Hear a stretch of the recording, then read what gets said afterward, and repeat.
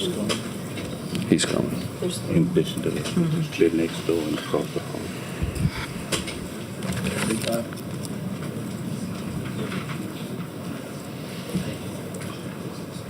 We're good?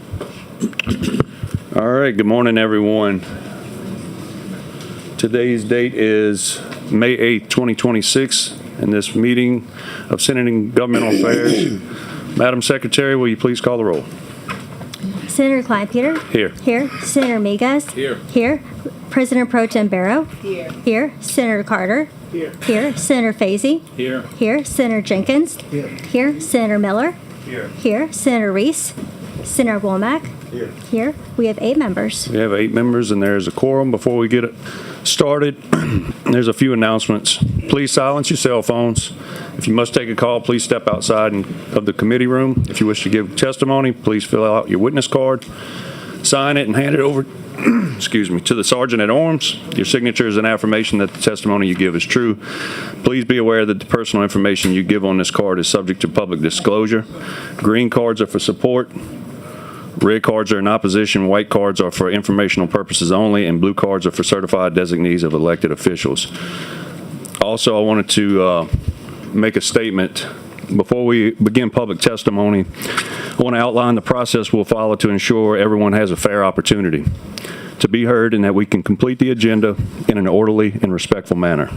Each member will present his bill. After the presentations, we will hear from the proponents, followed by the opponents. We'll ask that you identify yourself, which bill you'll speak on, and I ask that you please keep your comments to the point and refrain from repetitive testimony in an effort to allow maximum participation for all. Comments should be directed to the chair and relate to the bills before the committee today.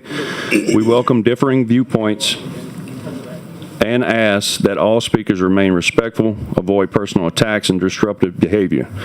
The members are here to listen. All comments will be entered into the public record and considered as part of our deliberations. If you have written materials or additional written comments beyond your comments today, you may submit them to the staff for inclusion into the record. For everyone here, we don't plan on voting on any bills today. We are here primarily for public testimony. I appreciate everyone's cooperation in helping us maintain a fair, balanced, and efficient public meeting.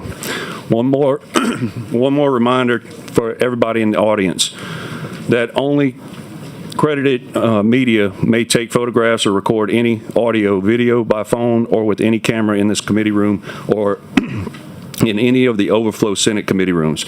If that is violated, we will ask that you stop, and if it does, you continue to do it, you will be removed. We will take up Senate Bill. First, I have a question. On the water. Senator Carter. Thank you, Mr. Chairman. I have a point of order. The reason why we're here today is because there's a suspension of ongoing congressional elections. And so I guess before we start the agenda, I'd like to hear from the Secretary of State or someone from the Secretary of State's office. Nobody is here from the Secretary of State's office. Well, as chair of the committee, I have some very important questions that I would like to be addressed. We have an ongoing election for Congress, and at the time the Secretary of State issued a statement declaring an emergency, I would like to know how many people have requested early ballots. Do you have that information, Mr. Chairman? How many people have requested early Senator ballots? Carter, I have not, but have you reached out to the Secretary of State before this meeting? I can't recall a meeting of the Senate Government and Affairs Committee where someone from the Secretary of State office has not been sitting off to the side. So it was my expectation that the Secretary of State would be in this committee meeting. We need to know, quite honestly, how many people had voted at the time the governor suspended the election and what happened to those ballots. Are those ballots being preserved somewhere? Are those ballots being counted? Can you tell me, Mr. Chairman, how many people had voted at the time the governor has suspended Louisiana's congressional elections? No, I cannot. Can you tell me whether or not those ballots that have already been cast, whether or not those ballots are going to be counted? No, I cannot. Can you tell me whether or not those ballots are going to be discarded? No, I cannot. Can you give the public any certainty that those ballots will, in fact, not be discarded? I can't comment on that. You can't comment on that? No. I'm not in that Roll. You would agree with me that at the time the governor suspended the election, that votes had in fact been casted in Louisiana's congressional elections. They may or may not have. And you can't tell the public as we sit here today the status of those votes? Nobody has came to me and said that they voted. So I don't know. I've not reached out to the Secretary of State to ask that. All we're here for today is public testimony on the maps that have been filed. But there's already an ongoing election regarding congressional maps that are in place. And my simple question is, what's the status of those votes that's already been cast? Are those votes going to be counted, or are they going to be discarded? Simple question. Senator Carter, I can't answer that question. Okay, after the governor issued his suspension, you would agree with me that the congressional elections have remained on the voting ballots across the state of Louisiana. You would agree with me, right? I can't answer that. I haven't looked at them. You haven't? Have you voted yet? I think that's, I don't have to answer that. Okay. Can you tell me that the votes that have been cast for the congressional elections, are those votes going to be counted, or are those votes going to be discarded? You've asked that question again. I've already answered I'm it. asking now about the votes after the governor issued his suspension of the current election. I can't My answer first that. question was about the votes that were already cast before he issued the We suspension. can go ahead and take a recess right now. Why? I only asked like 2 questions.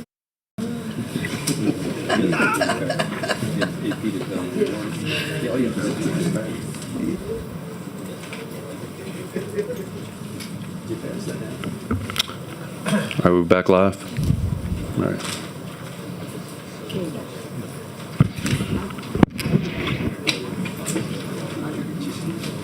Got off to good start.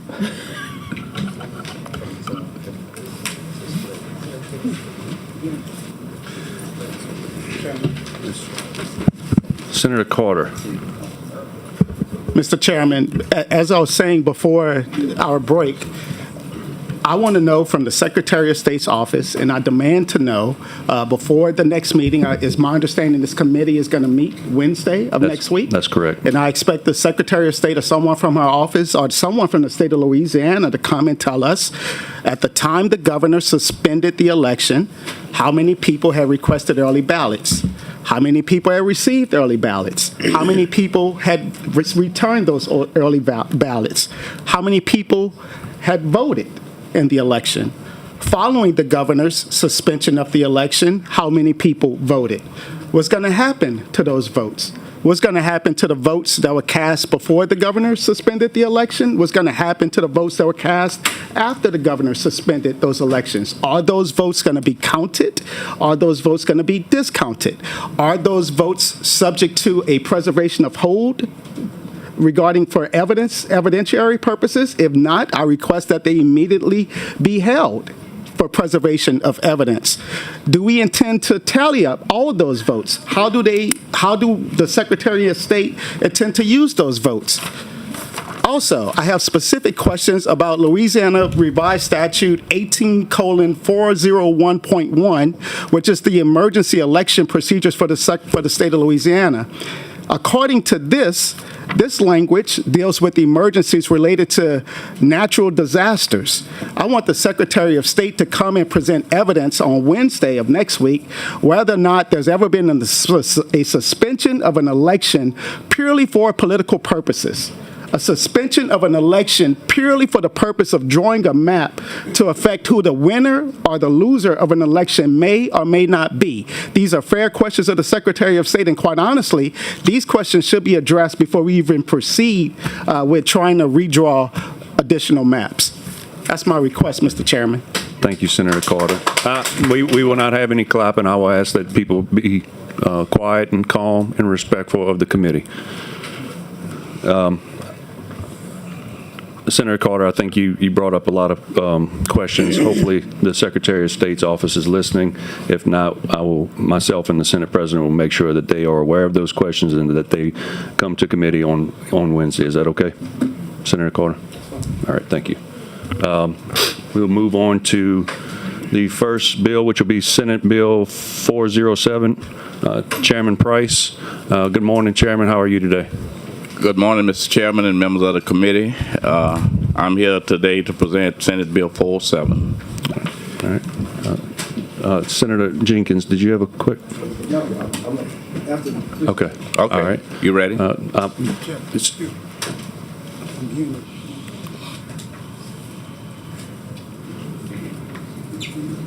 Is the feed online?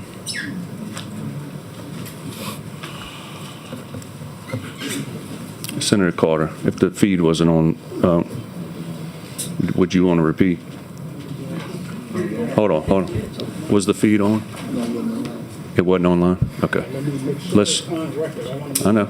I'm going to give you that opportunity. Can we verify if it was on or not, and if it's on now?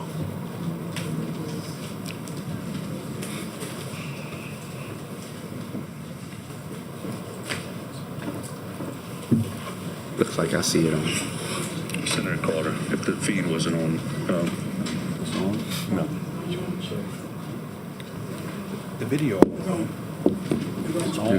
Was it on? Was it on before? TV's been on. Okay. It was on? All right. I don't know if it was on when you said it. All right. Just in case if it wasn't on before, Senator Carter, is that okay? You want to repeat? Listen. Hold on. Go ahead, Listen, let Senator me be Carter. clear, and I'm gonna follow this up in writing to the Secretary of State. At the next meeting of this committee, next Wednesday, we want to know, at the time this election was suspended, the current Louisiana congressional elections were suspended, how many people had requested early ballots? How many people had received early ballots? How many people had voted and returned those ballots? Are those ballots going to be discarded? Are those ballots going to be counted? What's going to happen with those ballots? Senator Carter, I don't mean to interrupt. I'm getting about 30 text messages from the public saying that they did hear you. Okay, good. And I also we'll follow up in writing to make certain we have that evidence preserved. Thank you, Senator Carter. I apologize for Senator Duplessis. Good morning. Chairman Price, if you want to move on. Yes. Thank you. Thank you, Mr. Chairman, members of the committee. I'm here today to present to you Senate Bill 407, which is a critical and necessary step to ensure Louisiana congressional district remain legally sound and geographically precise. It updates Louisiana's 6th congressional district using the 2026 precinct data to align with the 2020 census requirement for population equality. It established and set clear timeline for implementing the new district to redraw 6 Louisiana congressional districts based on the 2026 precinct shapefile. This ensures a stable transition by protecting current incumbent terms and mandating that all positions filled after January 3rd, 2029, we'll use the newly defined boundaries and voting district. The proposed law transition to the 2026 precinct shapefile validated by the legislature. It freezes district boundaries, ensuring that future local administrative changes do not disrupt or alter the statewide congressional map. Retain the 6th district structure and the existing minority district, but adjust specific boundaries. These technical updates ensure that the 6th district remains as equal in population as practical and as required by the 14th Amendment of the United States Constitution. Effective for the 2028 election cycle, explicitly protect current officials for their term. All incumbents will serve until January 3rd, 2029, at which point the new map will govern all subsequent election and appointments. At the table with me today, I have my co-author on the previous map that we presented during the 2024, Senator Royce Duplessis, and with the Legal Defense Fund, Ms. Victoria Winiger. Senator Duplessis at this time. Good morning, Senator Duplessis. Thank you, Senator Price.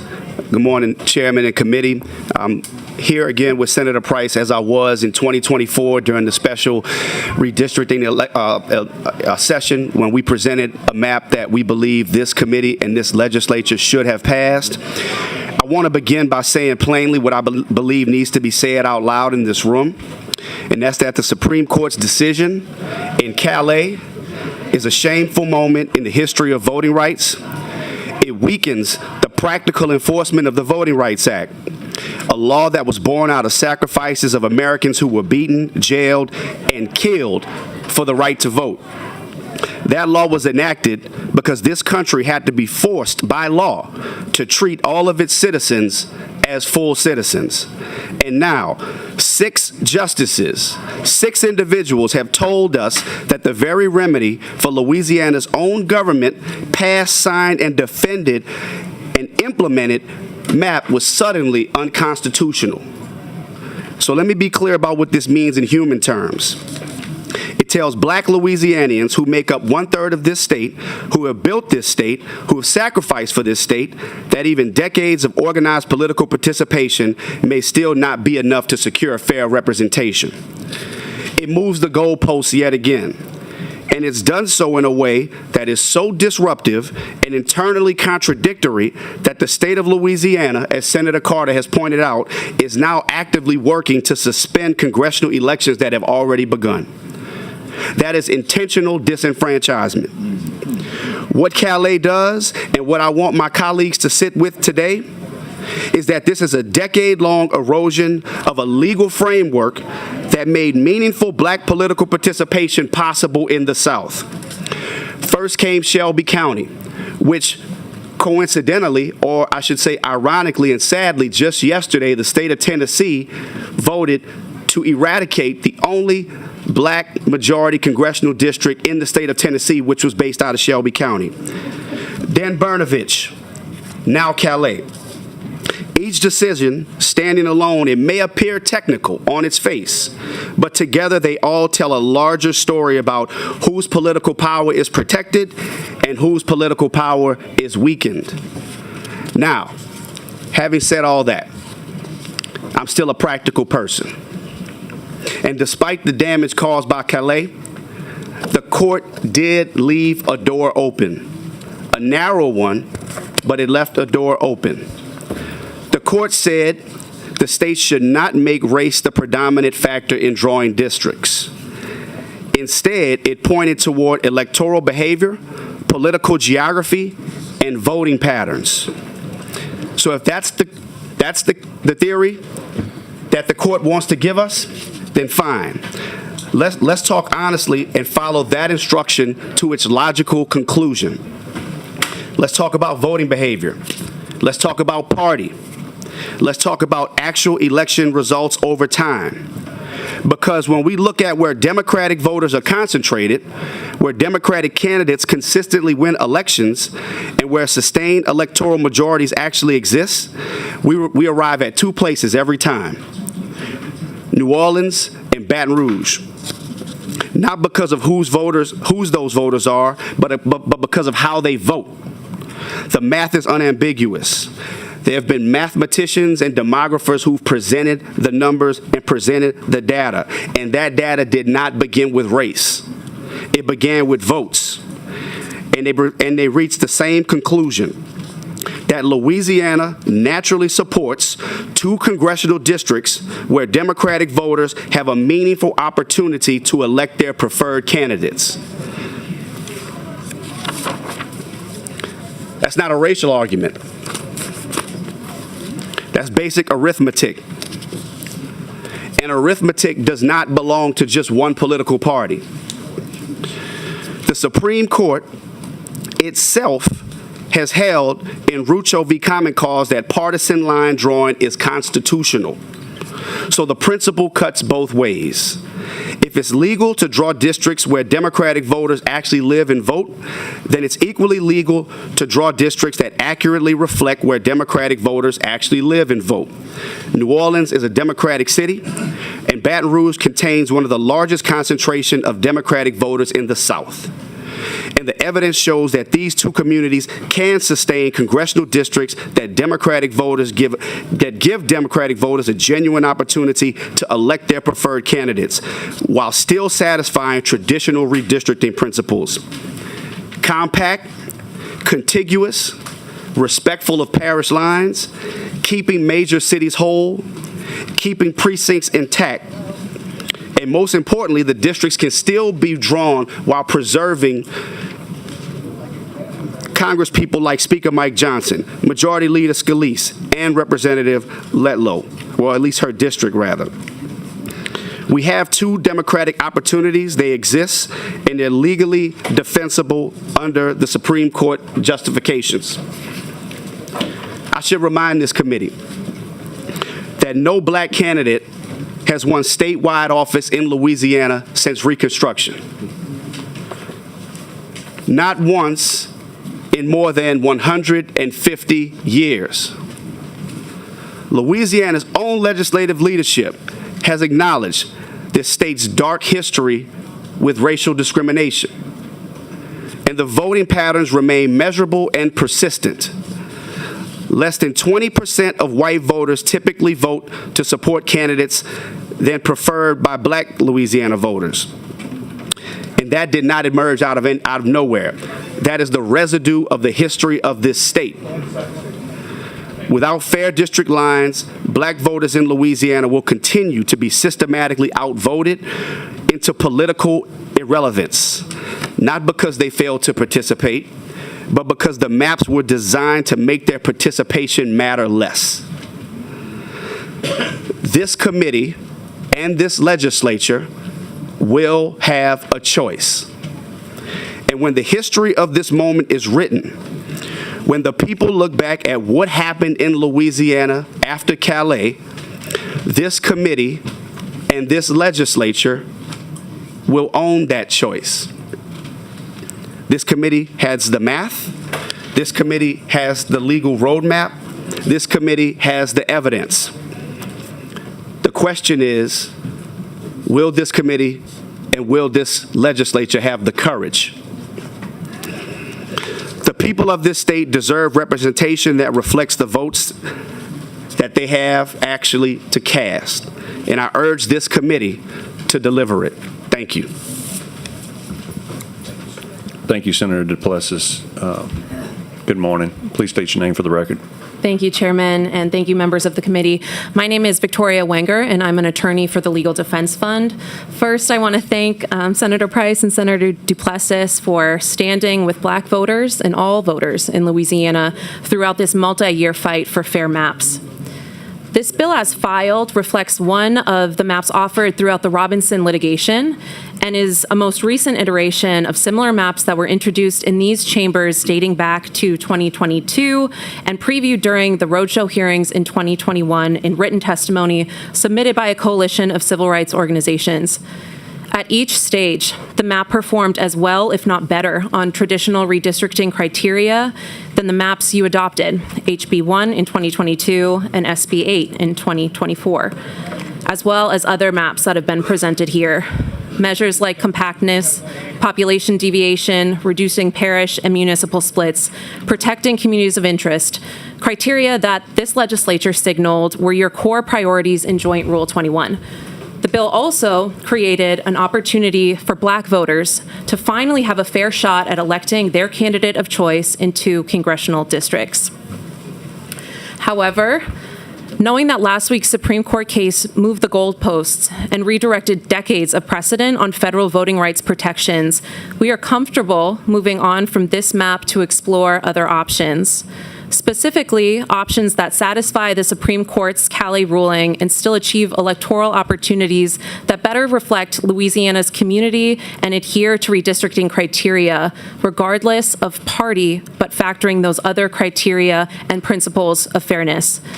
Had the option been available today to introduce a substitute map, that would have been our preference, to ensure a more transparent process for community to weigh in, for us to respond to feedback from this committee and other lawmakers, and to at least treat this process like a true deliberation, a fair, transparent, and democratic process. That was at least our hope. Despite the limitations imposed on today's meeting and the opportunities for community input, I at least want to highlight for the committee and community members here and in the many overflow rooms that there are maps that will comply with the boundaries the Supreme Court has articulated on the use of race in redistricting while still providing a say for black voters in the electoral process. Calais does not require you to abandon fairness. In fact, you cannot. The decision makes no mandates that you intentionally strip black voters of the opportunity to have an equal voice in the political process. As one potential option, A map was offered by math and science professors here in Louisiana and was filed in the Supreme Court as an amicus brief and was introduced for years throughout the prior litigation. It demonstrates that it is possible to create a fair and balanced map that neither sets nor achieves majority-minority districts, as the Supreme Court scrutinized, as a parameter, but still ensures Black voters have choices and are not automatically stifled at the ballot box, like other maps presented here would do without a doubt. The map was drawn without sorting voters by race or using race to draw the lines. I encourage you to read that brief and to consider that map or others that factor the needs of critical communities of interest with shared experiences across this state. LDF and the incredible groups of Louisianians, civil rights advocates, and the voters who we work with are eager and willing to work with anyone on this committee or in these chambers to come up with a solution to end this protracted mapping process and finally achieve a fair and lasting map for the state of Louisiana. Our message now does not waver from the many times that we have sat before you before. We want a fair process and a fair map. Nothing in the Supreme Court's ruling last week or the avalanche of events that has occurred since changes the responsibility you each have to all of your constituents and the citizens of this state to represent their interests, respect their communities, and defend their voting rights. That includes Black people. You have a committee room, a small one at that, full of people and even more, many more, flooded into multiple overflow rooms. I can hear them in the halls right now, and I'm sure they are echoing from their homes throughout this state, across the nation, and indeed the world. They are asking whether you will see Black people, Black Louisianians in this process. For many of them, they are asking whether you will see them. I promise you that beyond these chamber walls and beyond this state, all eyes are on Louisiana. The future of our multiracial democracy and our democratic principles and ideals that can preserve it will be marked by the decisions you make here today. Thank you. Thank you for your testimony. Senator Jenkins for a question.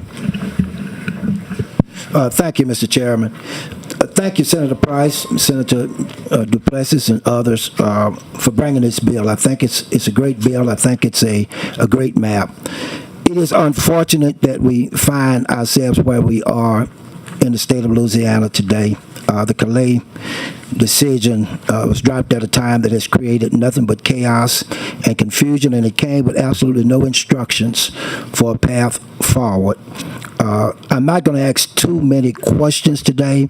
Mr. Chairman, committee, I really think today is a day to hear from the people of this state who have traveled far and near, so that we could hear from them. Usually when we're doing redistricting, we're able to have a road show where we go into different areas of the state and we're able to hear from people about plans. And now we've asked the people, given this short compressed time period, to come to the Capitol, and my hope today now is that we will get to a point where those individuals could come to the table and tell us what's on their minds and what's on their hearts. I want to ask a few questions about this particular Senate Bill 407. First and foremost, the Calais decision, do you agree, does not prevent Louisiana from drawing a 4-2 map? Is that right? That is correct, Senator. All right. It just simply says that it cannot be predominantly based upon race. I guess it's the recommendation that's coming from the Supreme Court concerning the existing map that we had. Is that correct? That is correct. And that existing map was a map that was passed by a majority Republican legislature, signed by a Republican governor, and the record indicate that it was based upon political reasons. Is that right? That is absolutely correct. And that's why it's mind-boggling to me that we are back here today with a decision from the Supreme Court saying that the map was based on race, when everything in the record indicated that this was a politically motivated map generated by the governor. This map that's a part of SB 407, is it based upon basic redistricting criteria? That is correct. And just eyeballing the map, just looking at it, it passed what I call the eyeball test because of the compactness. Basically, this particular map keeps most of the adjoining parishes together throughout the 6 congressional districts. Is that right? That is correct, Senator. And this map actually was more compact, had less split parishes, had less split precincts than the map that was finally passed. And does this map, Senate Bill 407 map, does it provide an opportunity for blacks and other minority groups to elect a candidate of their choice? That is the way it was designed, absolutely. Okay. And does this map, this 4-2 map that we're looking at here in Senate Bill 407, does it present a better representation of Louisiana's population, with that population, minority population, being 33% African American? That is correct. And, you know, I've heard the governor and others saying that they want to sign off on a new map that's going to be legally defensible. In your opinion, is this map legally defensible? I certainly think so, Senator. Does it keep together the community of interest that we often hear? Looking at this map, especially in the major metropolitan areas such as Shreveport, Baton Rouge, and New Orleans, we pretty much keep those community of interest together under the 4-2 map that's being presented in Senate Bill 407. Yes, sir. Does the map avoid packing minority voters into one district, which is what a 5-1 map would do? Does it avoid is correct. that? And does it avoid also diluting black voting strength by scattering black voters into a 6-0 map with six predominantly Republican districts? That's correct. And I believe I heard from the testimony, this particular 4-2 map would not pit incumbent members of Congress running against one another. That is correct. So it seems to me that this is the solution. This is the direction that we should be going. It would best represent our state with a 4-2 map. I just want to thank you again for bringing it. I think it's something we should have looked at the last time when we were reviewing this, and I'm hoping that this committee will take a good, strong look at this map and what's being presented. Thank you very much for answering my questions. Thank you for Mr. those Chair. questions. Thank you. Thank you, Senator Jenkins. We have Madam Pro Temp Barrow for a question. Thank you, Mr. Chairman, and I won't be too long because my colleague and frat brother actually asked many of the questions that I had on my sheet. I do want to ask you, Mr. Chairman, is this a map that was actually submitted once before, or one very similar to this? This is the map that we submitted before. When I submitted this map, Madam Pro Tem, it was compact. It was avoiding incumbents running against each other. Mm-hmm. So this was the map that we thought at that time was the best map to present to the voters so that we could have. It really fell in line of the demographics and what was expected in terms of what was outlined in terms of expectations when drawn to majority seats. Correct. So I guess with that in line, and this map wasn't even considered, right? I don't think it was even. It was heard in committee, but it did not. It did not come out. Correct. They gave us even an opportunity to vote on it. That is correct. So as we look at the new definition in terms of what Calais kind of outlines, this also still fits within those parameters. We certainly think so. This map actually, again, is more compact. It had less split precinct than the previous map. Yes. So it appears to me the District 2 and District 5 would be those two areas, 2 seats. That is correct. That's what I thought. I just want to say to the young lady, you made a comment that I just want to reemphasize. You said we want a fair process and fair maps. We are not asking anyone to give us anything. We just want it to be a level playing field, and we want it to be fair. So thank you so much, Mr. Chairman. Thank you, Madam Pro Temp. At this time, the board is cleared. We do have, I think, 4 congressmen here. If you Chairman Pray? Okay, we got a You short want me break. to? You can respond. We're waiting on them. There'll be a couple minutes before they get in the room. Okay. So what I'll do is close on this, and then the four congressmen is going to come in, and I'll introduce them. Members, I sat on Senate and Government Affairs for a long time, and when we were doing redistricting, we did the road show and went everywhere. At every stage of the redistricting process, community members have galvanized around fair maps that perform best on nearly every redistricting measure compared to the map that this legislature ultimately passed or aimed to put forward now. For once, we deserve an open and fair map and inclusive process.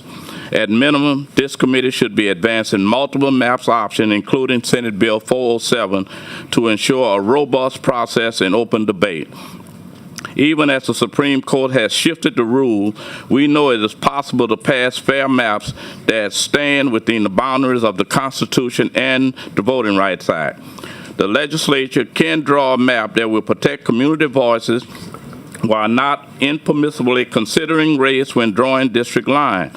Choosing an option that does both is the obvious choice for anyone who believes in the value of our democracy. Fairness must be the guiding principle in our redistricting process. I encourage you to center community needs as you draw district. Shared experience defined by socioeconomic status, regional cultural tradition, environmental factors, and more shape the lives and experience of Louisianians. The lines should unite us, not divide us for sake of discriminatory power grab. I implore you to stand up against the wave of divisive, suppressive effort nationwide to hoard power in the hands of the few. You must stand up for democracy.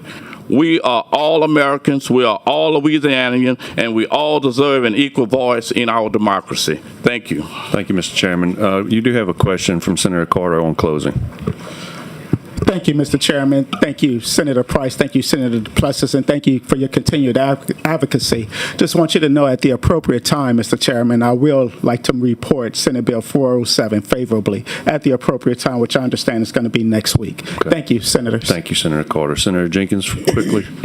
No, just for a point of order, Mr. Chairman, after the Congress members come in and speak, I know that the chair of the Louisiana Legislative Black Caucus is here, Representative Edmund Jordan.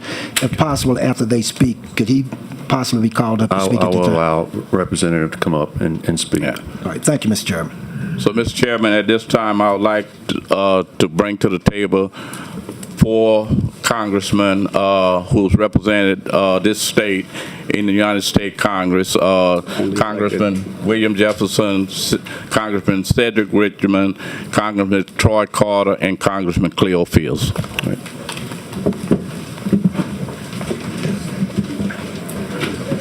What is going on over there? They had been more fun than we are. Maybe the left. We're hearing it. Oh, okay. 5 seconds later. They have to turn it down. I really did more calm. I'm saying calm. You're fine. You're fine. I played golf yesterday. They need some tension. Yeah, pretty much.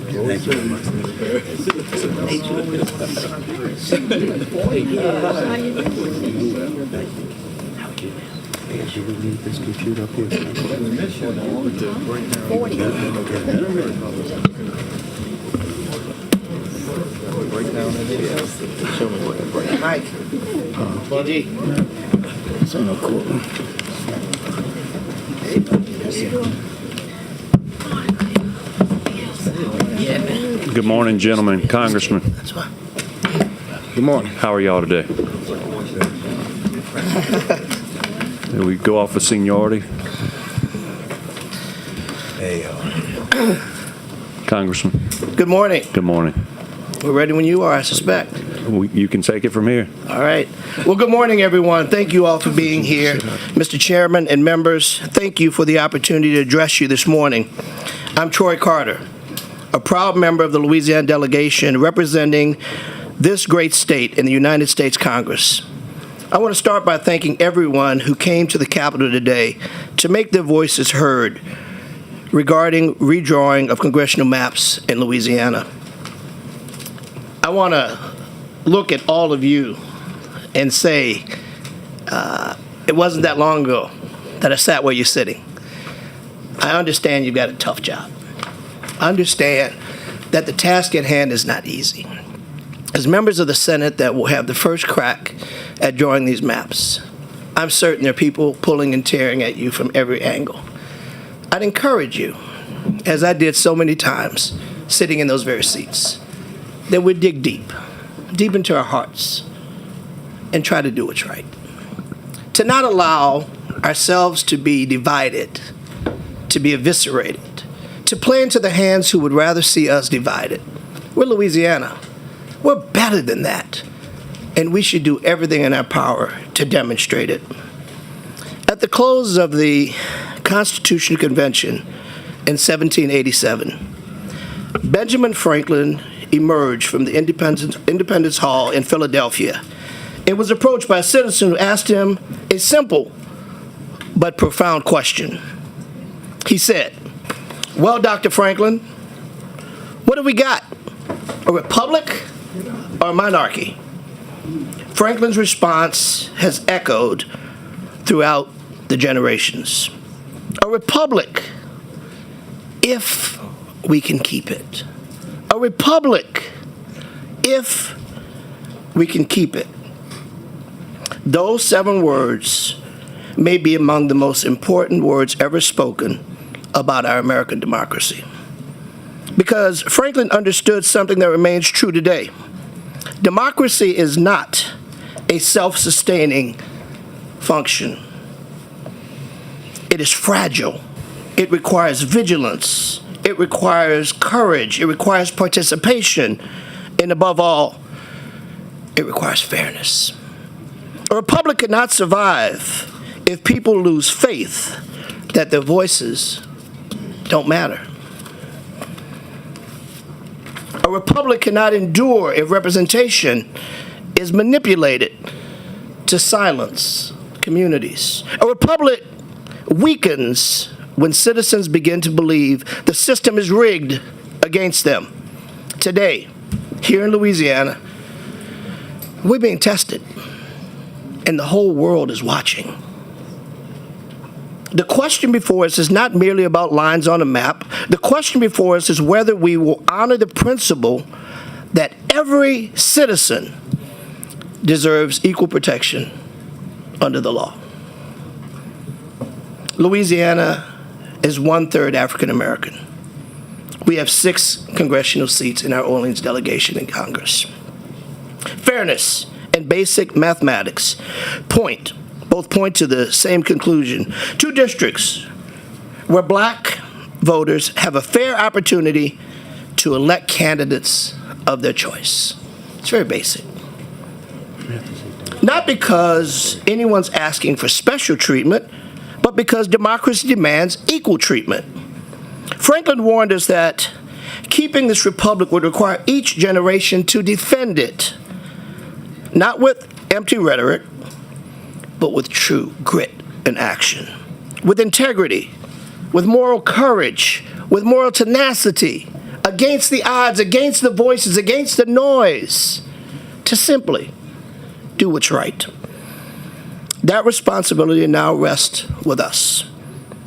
The decisions made in this legislature will say far more than who we are and how we draw districts.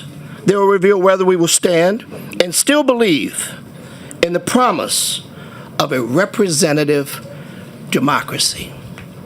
A representative democracy. The decisions made in the legislature are serious ones. Your jobs are tough. They're They're not easy. I understand that.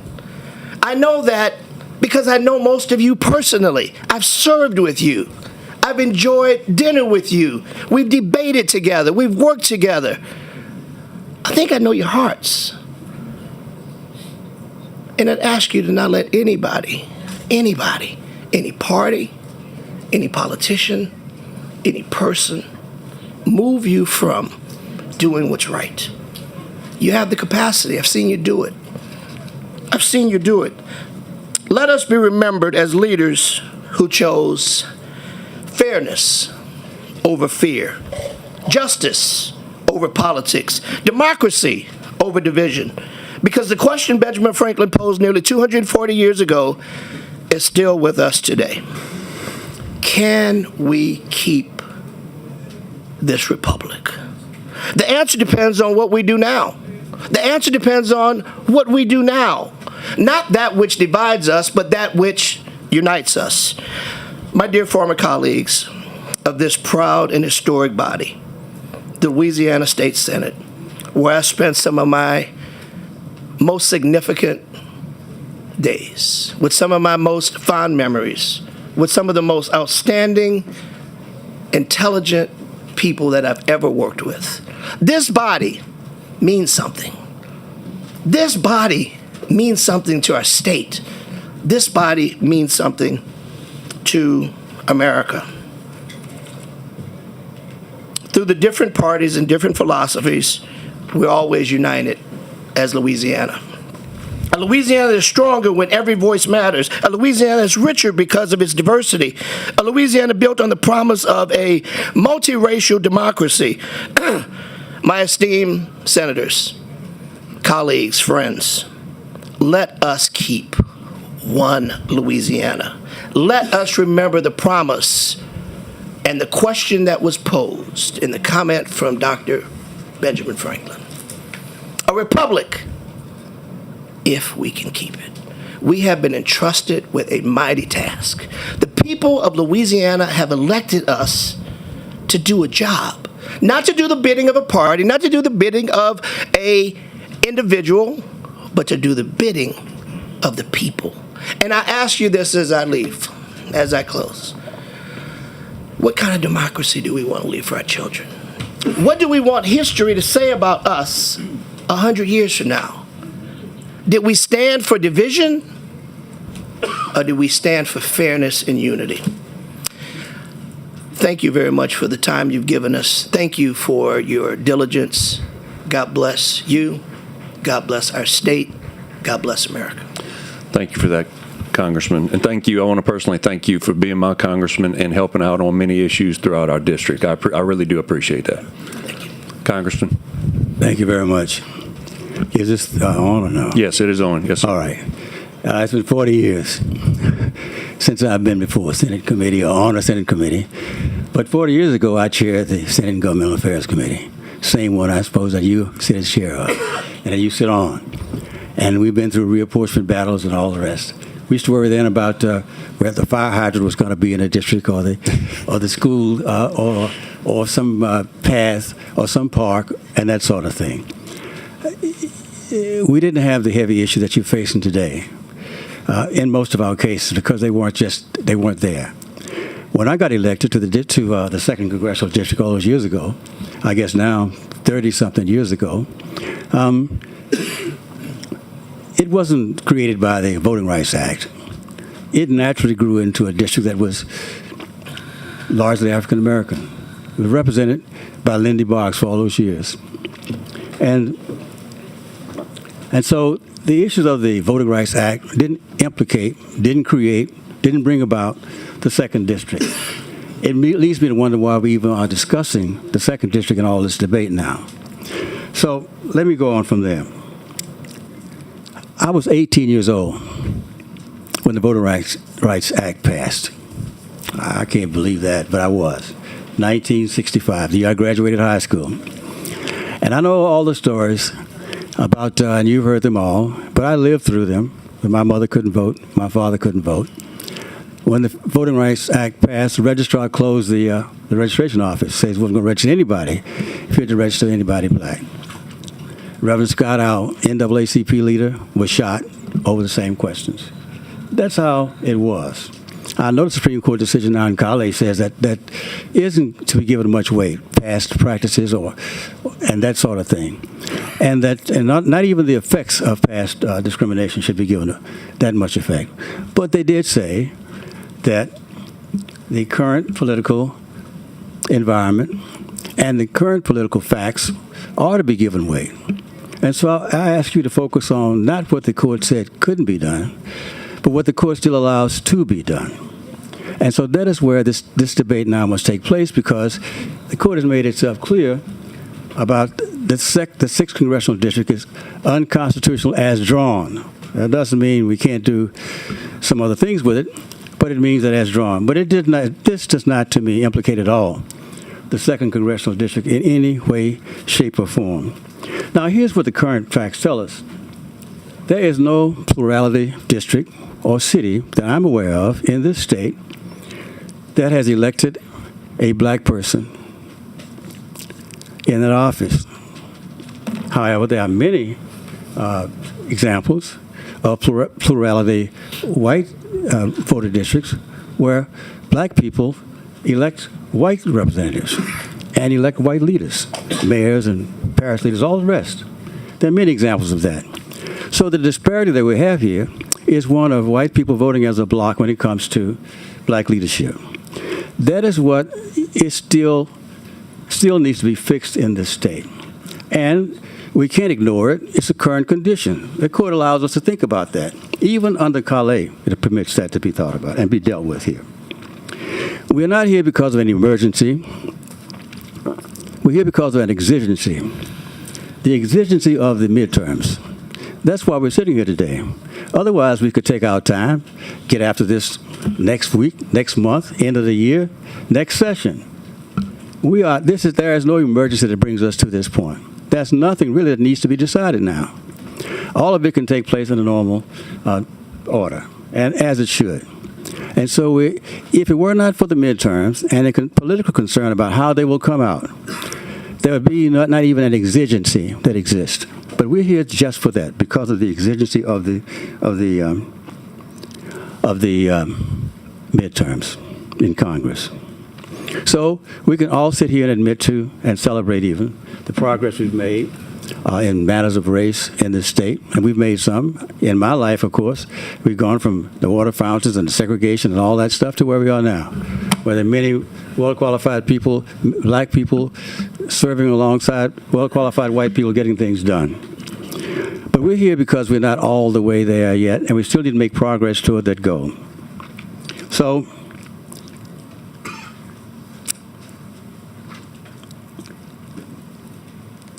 as one of the things that the court leaves for us to consider, of course, are the usual standards that we deal with in reapportionment, that I dealt with when I was here as a chairman and as a member of this committee, and that you can deal with now, all the way from contiguity, community interest, compactness, all those things. And also, the court says incumbency. Incumbency.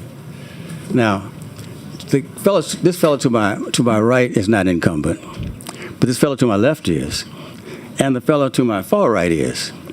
So if incumbency can be considered in this under Calais today, it doesn't prohibit that. It actually encourages it.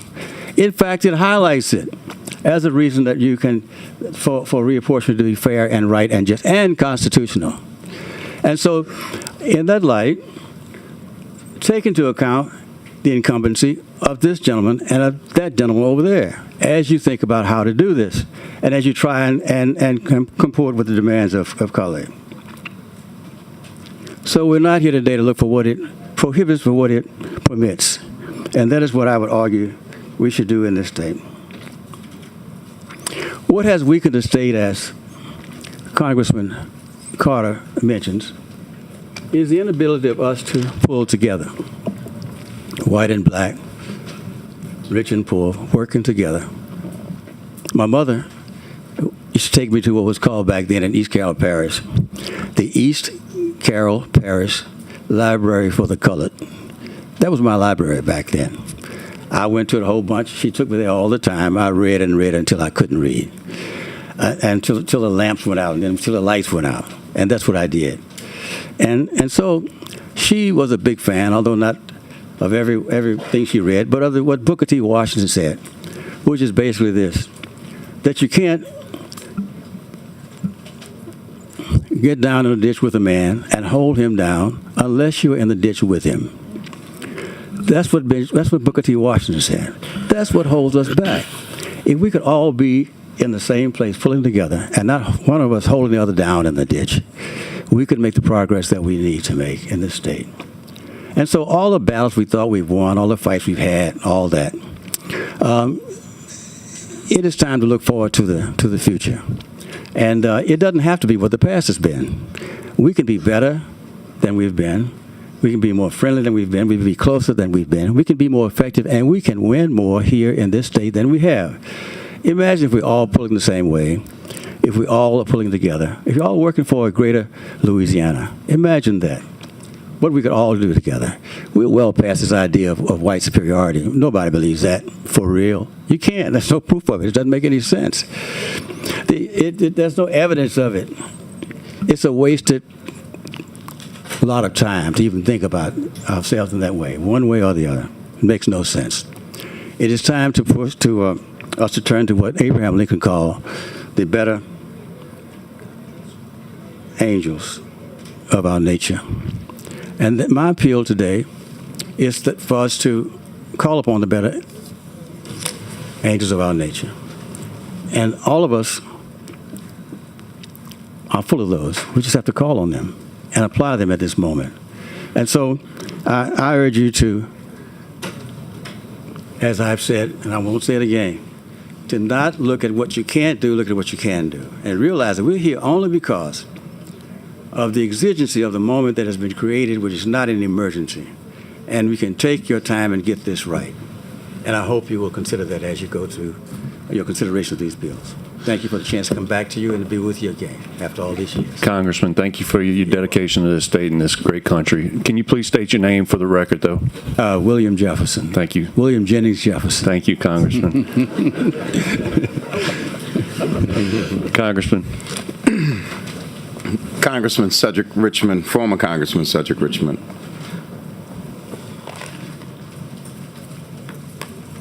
Let me just start by saying I have been where you all are, which is the Louisiana legislature. I've actually been where you all have not been, which would be to Congress and the West Wing of a White House as a senior advisor to a president. I say that to say I'm no rookie to politics, and I'm no stranger to the committee process. And I know, unfortunately, that there's probably nothing that I say here today that will change one vote from any of those machines. But I thank you for the courtesy allowing us to come. I thank you for the courtesy allowing me to express my First Amendment right to say how I feel. And it's a quote I use very often, that statesmen worry about the next generation. Politicians worry about the next election. We are here today because we are simply worried about the next election in October and November to determine the fate of the United States Congress. And I want to be honest with you all. When I came in today, I had no idea what I was going to say. I actually didn't have any real sense that it mattered. This is my first time speaking publicly on anything political since the night of the presidential election, when I went out to ensure this country that we had a candidate that adhered to the Constitution and believed in the peaceful transfer of power. Because I knew we had another generation of leaders on the Democratic side who were smart and deserved to be heard. That we had elected officials that I could trust to do that. And they have done a remarkable job around this state, our activists, our elected officials, both young and old, those new voices. But then it hit me earlier this morning that this is not a moment for the senior guys to come back. This is a moment for all hands on deck. And it's a moment for all hands on deck because we have so much to lose. And so we talk about what this means, whether we should have 5 Republican districts, 1 Democratic district, 6 Republican districts, 0 Democratic districts. Look, let's just be frank. And I want to talk to the citizens of Louisiana, because the facts I'm going to spout and tout, we already know up here. But right now, we're fighting to preserve 2 Democrats who are very capable and who deliver. And with both of them, we reduced the cost of health care, and we did a whole bunch of other things. But now, not talking to the elected officials, but talking to the citizens in this state. We have a 4-2 in terms of Republican Democrat. But let's be honest, we have the Speaker of the House and the Majority Leader, all which reside and hail from the great state of Louisiana. And with that, Louisiana still ranks 46th in health care. Because with this 4-2 delegation, we passed a $1.2 trillion cut in Medicaid. And we're a state where the people listening to me, black, white, in this state, we have a disproportionate number of people on Medicaid. We cut 100. This is with a 4-2 Louisiana delegation. We cut $185 billion out of SNAP. And that is feeding poor people in a state where we rank 50th in quality of life, 49th or 50th in the economy. And we have a legislature, or U.S. Congress, I'm sorry, not the legislature. We have a U.S. Congress that consistently acts opposite the best interest of Louisiana. Because if they acted in the best interest of Louisiana, we wouldn't be cutting health care. We wouldn't be cutting SNAP, food for poor people. We wouldn't continue to tell people the lie of we're going to do more with less, or that's rain you feel on your leg. Because you can't cut education and continue to tell people that education is the best way out of poverty. And that's what this Congress is doing. And the reason why I'm focusing on Congress, because that's what this is all about. We are here today because of who's going to control Congress. And the question becomes, who and what Congress has been delivering for us in Louisiana? And I would just suggest that the 2 gentlemen on the far ends of this table have always put Louisiana first, have always been bipartisan, and have always uplifted the people. Now, I know that there are probably a bunch of people at home cheering, saying, Cedric, go get them. Put the Republicans in their place. Remind them that we're all one people. Remind them that generations are counting on them to do the right thing today. Well, here's the other part of the conversation. These are to my Democratic friends. We cannot let perfection be the enemy of the good. We would not be here today if in 2016 we didn't say Hillary wasn't perfect enough. And sometimes you play Russian roulette and the gun goes off.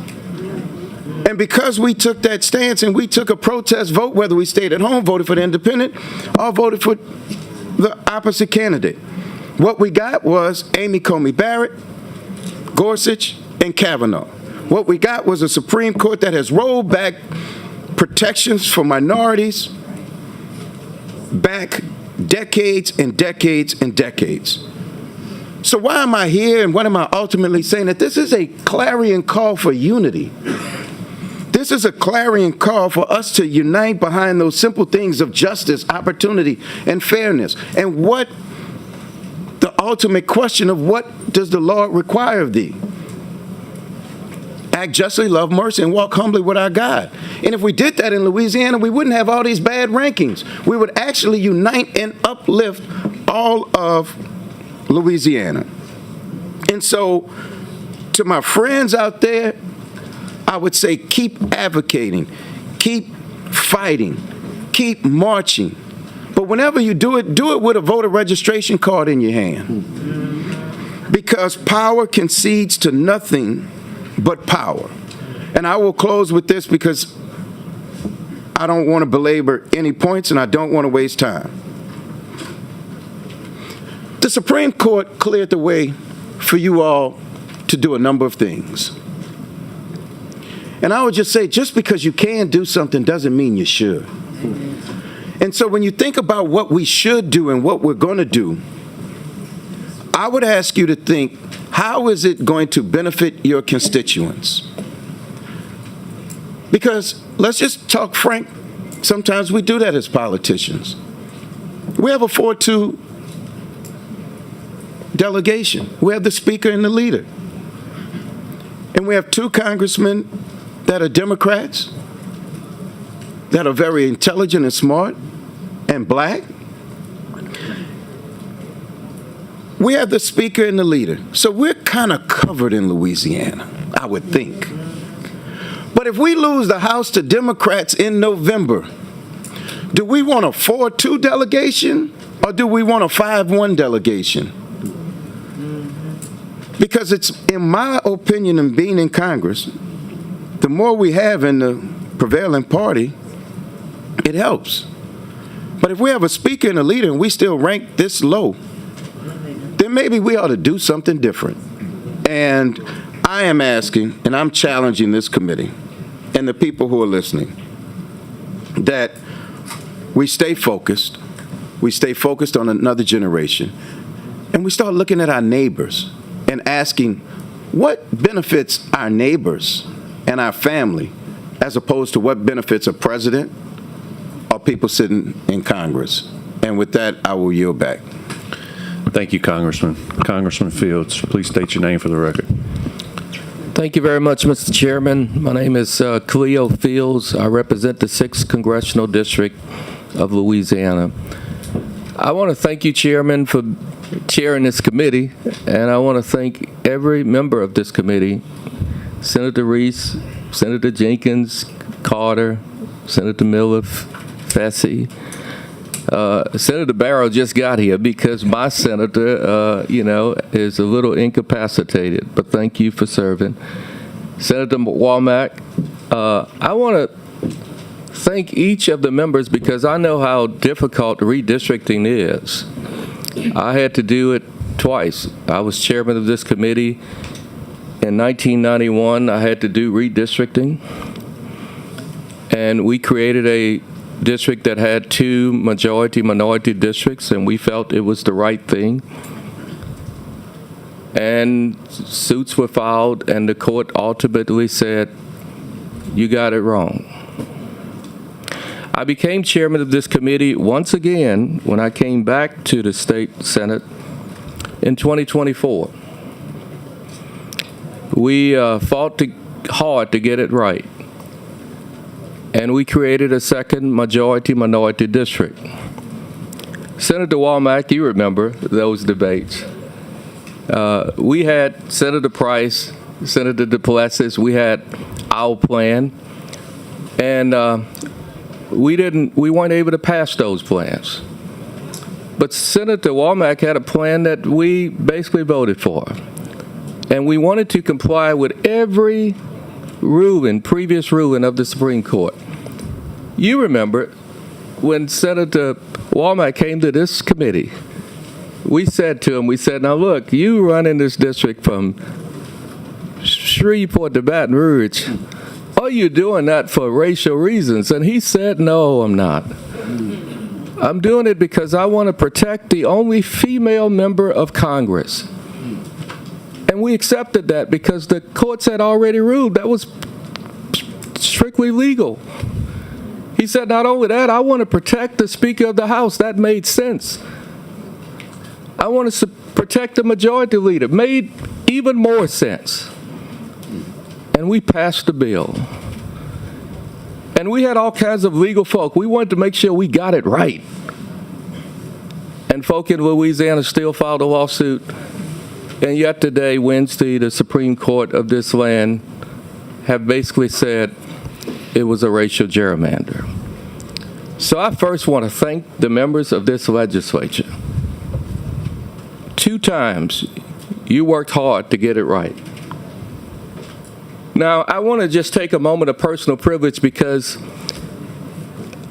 to me it is personal. You know, I've served with each of you, and I know your hearts. I know how hard it is to try to get things done and put a majority of the people together to pass a bill. But it's personal to me because the first time a person who looked like me ever served in Congress from this state was John Willis Menard. And we were proud of that fact. I didn't even know it until I was elected to Congress because I thought the first African American came from South Carolina. And then I did a deeper dive. He actually came from Louisiana, the 2nd Congressional District, similar to the district that Congressman Carter represents today. That was a proud moment. But when he got there, folk objected to his qualification. He won by 64% of the vote. And a gentleman from Ohio, Mr. Garfield, stood in the well of the Congress and said it was too early for a Negro to be seated in Congress. Let's save the $5,000 and let's send him back home. And they did. And so Louisiana went without representation. And then Charles Nash was elected 2 years after that. And that was a great moment for Louisianians. But since Reconstruction, Louisiana has elected 4 African Americans to Congress. And you're looking at all of them. 4. Despite the fact Louisiana's minority population is over a third black.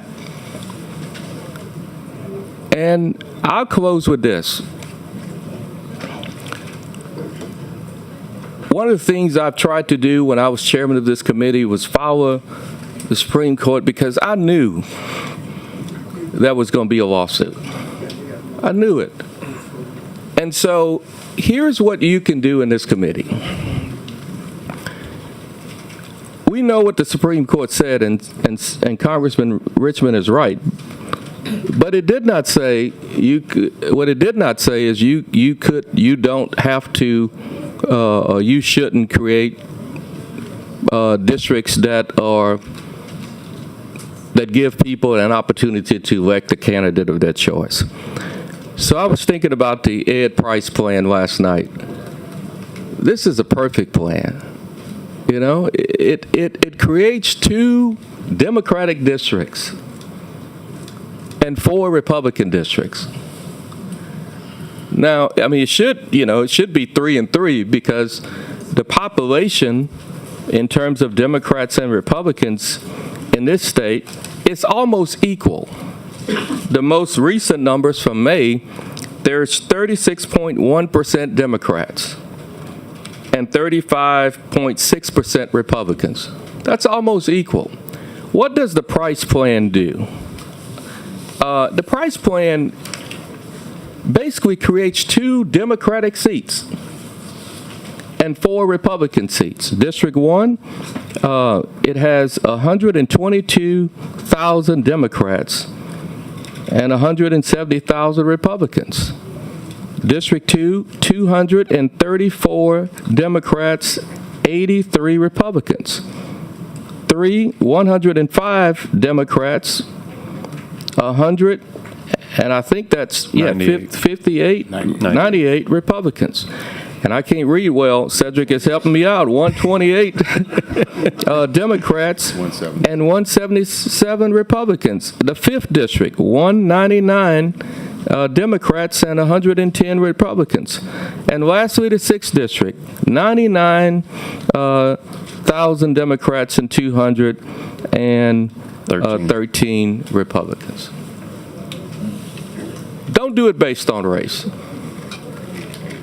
Don't even talk about race when you discuss your redistricting plan. Do it based on party. And I just want to thank you, Mr. Chairman, and I want to thank every member of this committee, and I want to thank the Senate. And I miss you all, and I know you'll do the right thing. Congressman, it was always a pleasure to work with you, and thank you for continuing to work with me and my district and the issues that we have. I really do appreciate that.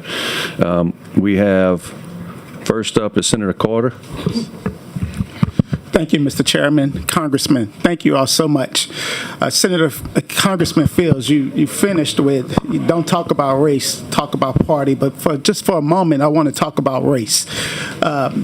You said something very profound, and I want to make sure it resonates. Since the 1870s, these are the only 4 African-American congressmen from the state of Louisiana. From the 1870s all the way through present, just you 4 gentlemen, that's it. And now this body wants to reduce that. We want to cut it. It's too many. How do we not be outraged? How do we not be outraged? We have over 4.4 million people in this state. A third are African American. This is a former slave state. Since the end of slavery, these 4 gentlemen have represented us in Congress. That's it. And now we want to reduce that. My public comment is anger. This upsets me. How do we not focus on race? This is embarrassing. Thank you for your talent. Thank you for your courage. Thank you for your skill. Thank you for your determination. And just know, the next generation, we will carry the torch forward. Thank you. Thank you, Senator Carter. Senator Jenkins for a question. Thank you, Mr. Chairman. I, too, just want to express my appreciation for these members of Congress and former members of Congress. It's good to see my Congressman Fields here today. I hope that this committee will heed your voices, your wisdom, and the knowledge that you are passing on to us, having been in Washington, D.C., and working with our delegation on the federal level. You put a face on what we are saying when we say that we need fair maps in this state and we need the opportunity to elect candidates of our choice. You put that face there. And so I'm hoping that we will recognize the wisdom of a 4-2 map, a map that represents everyone in this state.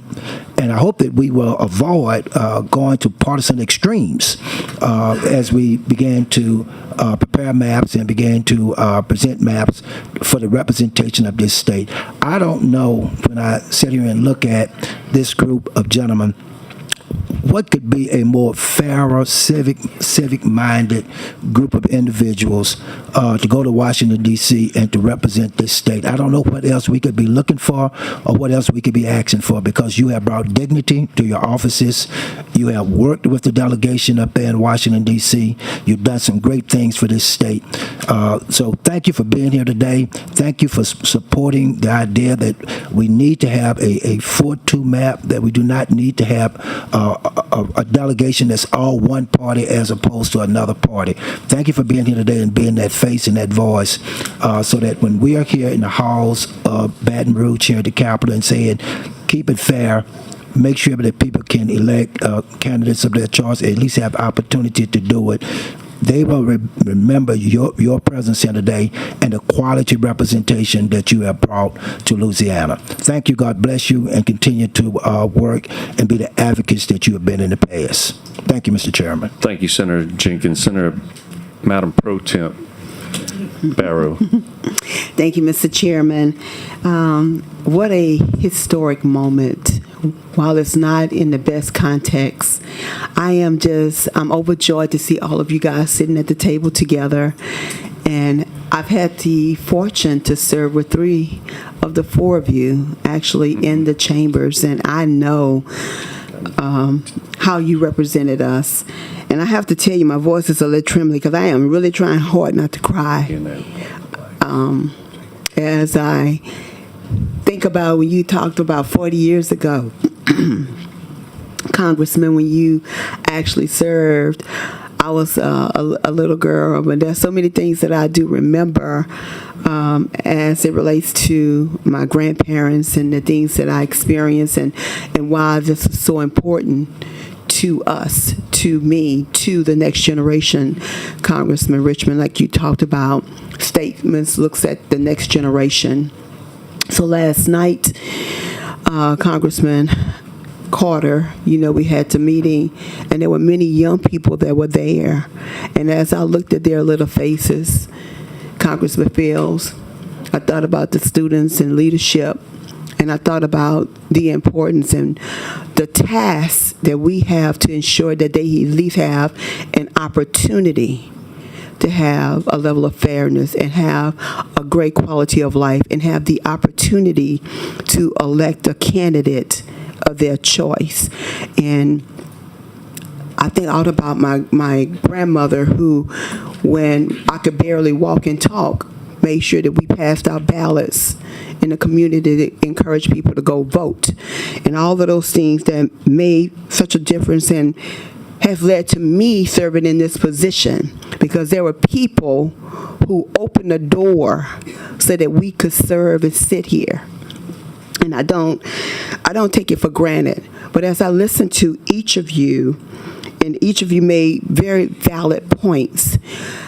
Congressman Carter, you talked about represented democracy and not monarchy. I believe we must absolutely not lose that in this conversation. Congressman Jefferson, you talked about community of interest, making sure that incumbency was taken into consideration. This is what that map does. Cedric Richmond, as always, I've always loved serving with you. You're so funny. But you talked about being a statesman and not worried about the next political election. Doing what's right. All hands on deck. We cannot afford nobody staying at home and not doing their part. We all have a part to play. And this being the clarion call. And then you, Congressman, serving as my congressman, who talked about let's do the right thing, let's do what's fair. And you're right. We do serve with some people who do know, and I believe that their heart is in the right place. This map truly exemplifies everything that each one of you just stated. It complies with the outline of Calais. And in my opinion, it's nothing less than being the best map that should be presented, to give all of our people a choice to elect a candidate of their, an opportunity to elect a candidate of their choice, and to ensure that we have fair representation. It's very clear. It's contiguous. It's compact. It makes sure that we allow for incumbency. It does all those things that are outlined. And with that said, I just want to say again, thank you. It saddens me just like it does Senator Carter when he made that comment. When you said that, Senator Carter, it just made it just so real, right? All those years, in one generation, all four gentlemen that have ever served are sitting before us. That is a sad indication. On one hand, like I said, it's historic, but it's sad that we, in my lifetime, less than 60 years old, all four are sitting before me. But I thank y'all for being here, and I thank you for holding the blood-stained banner for the next generation. Thank you, Mr. Chairman. Thank you, Madam Pro Temp. Congressman, thank y'all for coming today. Thank y'all for y'all testimony, and thank you for serving this state and this great nation. Thank you, members.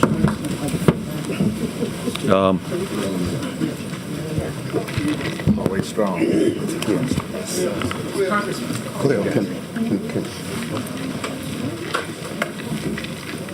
Give it a moment for the congressman to get out, and we will take up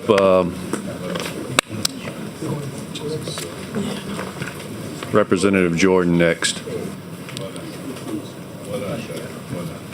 And for those in the overflow room and in this room and those watching, we will take up Senator Morris's bills and let the committee question those bills, and then we will go to public testimony on the red and green cards.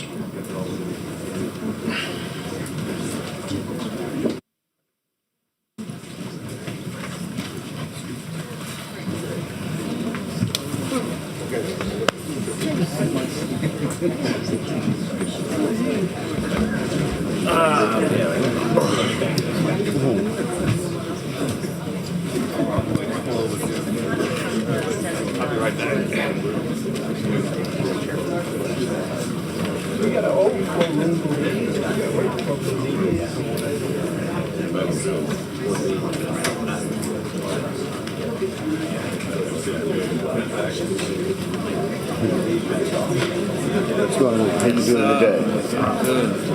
All right. Let's go ahead and get some order in the room. Everybody quiet down. Representative Jordan. Who's in the room? You're up next. No. I will give Representative Jordan his time to testify. And then, again, for those listening, we will take up Senator Morris's bills, and then we will go to public testimony. Thank you so much, Mr. Chairman and members. Edmund Jordan, State Representative, House District 29, and I also have the honor and privilege of serving as the chair of the Louisiana Legislative Black Caucus. I am very humbled right now to even be able to follow what I consider four great leaders. And I say that, and I see another great leader in General Honoré in the room, because I think at this time leadership means something. You know, when I came up here, I didn't know exactly what I was going to say, but I will say this. Let me just speak a little bit, and I'll come back to leadership in a second. But we're talking about creating these maps. We're talking about what Calais has said, and I think former Congressman Jefferson said it somewhat best. Let's not look at what Calais said we couldn't do. Let's look at what Calais said we could do. And if we're going to do a partisan gerrymander, I guess we'd have to go look at the Rucho versus Common Cause case that said that partisan gerrymandering was permissible and it was not a justiciable issue for the federal courts, which means it's not really an issue that the federal courts should hear. But what also was said in that decision is that partisan gerrymandering is incompatible with democracy. And that's the majority opinion. That's not in the dissent. That's in the majority opinion. It says that it's incompatible with democracy. But it's an issue that's left for the states. And so it is interesting to me, even under Calais, if you bring this map that Senator Price is moving forward with, and we're doing it purely for partisan purposes, it's not even an issue for the federal court to hear. It shouldn't even be with them because it's not justiciable. You would have to bring your challenge, if there were challenge, in state court. I think Senator Fields, or Congressman Fields, former Senator Fields, said it best as well when he said, when we're talking about partisanship, we're almost at an equal balance, 36% Democrats right now, 35% Republicans. But how do we get there? I think we need to look at that because the percentage of Republicans are rising. But again, how do we get there? Since 2020, we've purged over 445,000 people from our voter rolls. Most of those people are Democrats and African Americans, disproportionately. If we added those people back to the rolls, the percentage would be much higher in the favor of Democrats. So I do say a 4-2 map is the baseline. It's the bottom of where we should be. It's the least we should get. It should be, in my opinion, if we're going to do it, a 3-3 map. But nevertheless, we presented a 4-2 map. And we're fine with that. But I guess the thing that is most discouraging to me in all of this is, again, going back to the issue of leadership and freedom. Freedom is somewhat being autonomous, being able to do what your will says you should do. And I will tell you, I'm not going to certainly speak for the Senate because I haven't spoken to a lot of senators on this issue, but I have spoken to a lot of House members on this. And, you know, folks say, well, I know where your heart is. I say I know where your vote is. I'm not going to question your heart one way or the other. That's between you and your God or whoever you believe in. But I will say I know what your vote represents and what it says. And if you tell me I really don't want to do this, but I have no choice, are you really free? Are you really showing what your autonomy is, what your independence is, what your leadership is? Because I can tell you, in the last few weeks, I've never seen a place that's supposed to be so full of leaders, so full of followers. And so I had to think about this, and it hit me Tuesday. And the thing that came to me was, we place a different value on freedom.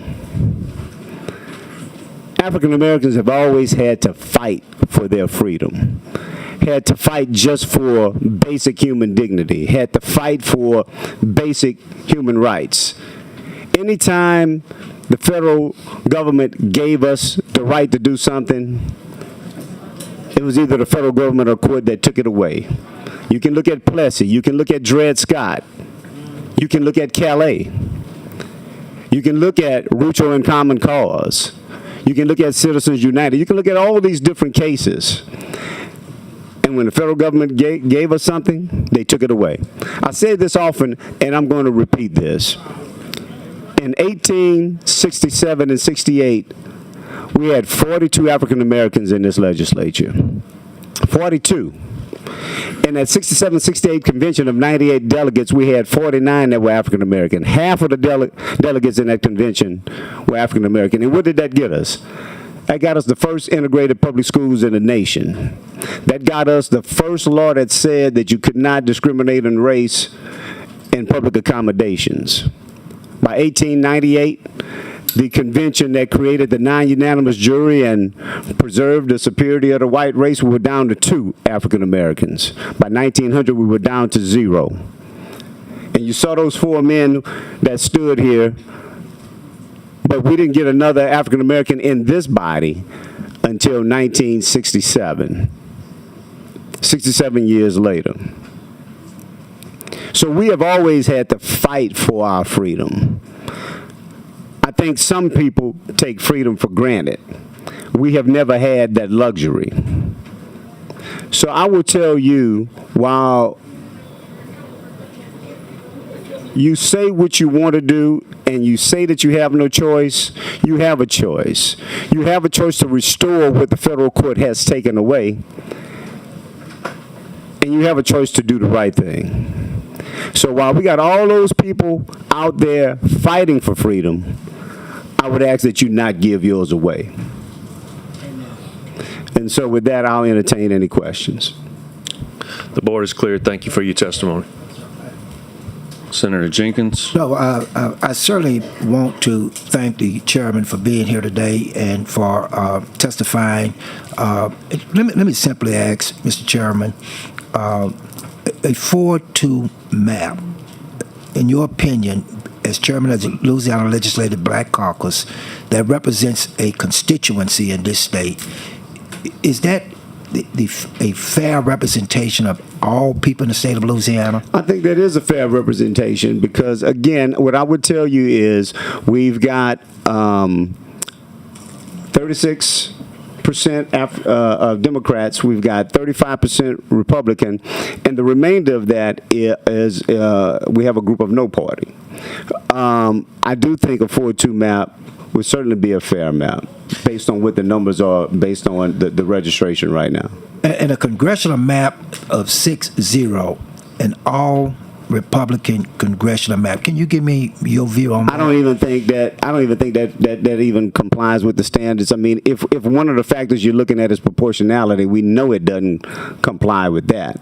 To get 6-0 in a state where Democrats are the majority of the registered voters. Even if you said some of those vote Republican, let's just take that for example. It is certainly not by far 100%. So that's basically what you would get with a 6-0 map. And even with a 5-1 map, the percentages are so far off that it doesn't make sense for me from just a mathematical standpoint, or I'm hoping from a legal perspective either. And since the rendering of the Calais decision, are we hearing from constituents, and can you kind of share with the committee the feeling of constituents as far as confusion and chaos and those type of issues? I think the constituents are feeling a lot of chaos, a lot of confusion. You know what? They're feeling resentment, desperation, and somewhat to Senator Carter's point, they're angry. Again, you see the people outside. They're not motivated by joy to be here. They are here because they understand what's at stake and what's at risk here. You know, we cannot go back again, like I said before. This is the first step of taking these seats from Congressman Carter and Congressman Fields of going back to 0. Even though that is in a legislative perspective, the first step is Congress, because that's what's going on right now. And I do think the fact that we're even talking about this and suspending elections and all this confusion that is related to that. I had someone call me yesterday and saying, are we still voting on anything, including the amendments? And I'm like, no, the election has continued. The real fight is that we want the Secretary of State to make sure every vote is counted. And so we have a suit to do that, and we're going to continue to fight for that. But there's a lot of confusion in the air, but I think just a lot of despair, desperation, and anger.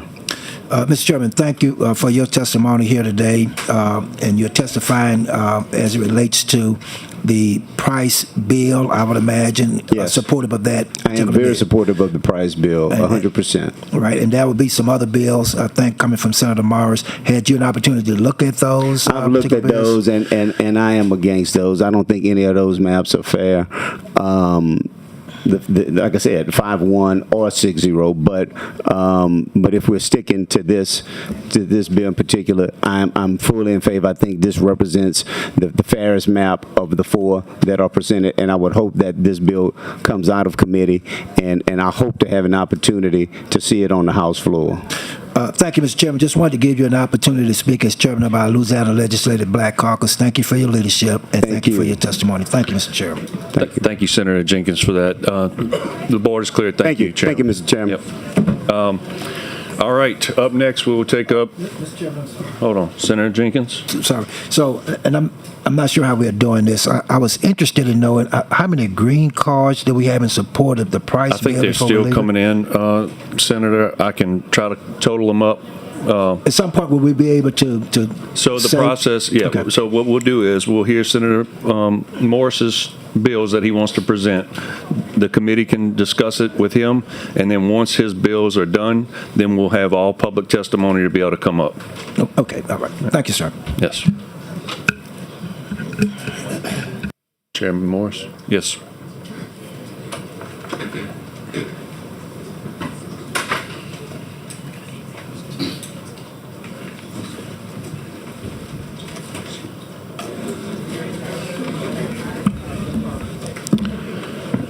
Good morning, Chairman Morris. Good morning, Mr. Chairman. What instrument would you like to bring up first? If we could, I'd like to bring up Senate Bill 121. Senate Bill 121 will be discussed.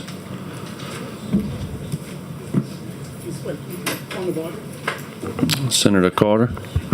I just want to make sure I understand the process. He's going to discuss all 3 bills and then ask questions. Are we going to take them? I would rather he present all 3 of them, then let us ask questions. I'm I'm fine with that. We can present all three bills and then we can ask questions. All right, good. All right. Senator Morris on SB 121. Thank you, Mr. Chairman. Members, as you all know, we are here because the current configuration of our congressional maps have been declared unconstitutional by the United States Supreme Court. And moreover, the election that was scheduled to have occurred later this month has been postponed because there is a court order directing that we cannot have an election under these maps because they are unconstitutional. I filed 3 separate bills to create 3 separate possibilities for congressional maps. And I'll go over each one of them. These maps, and I'll explain why I filed each one like I did. And I fully expect them to be changed somewhat, maybe changed a lot as it goes through the process.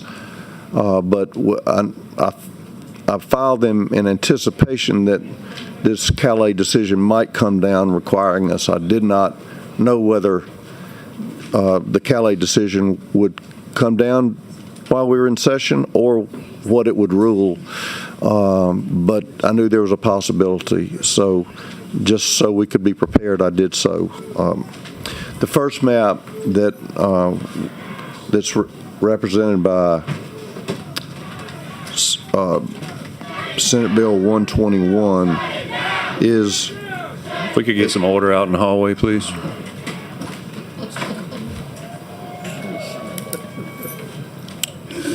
The 2022 is exactly like the 2022 map.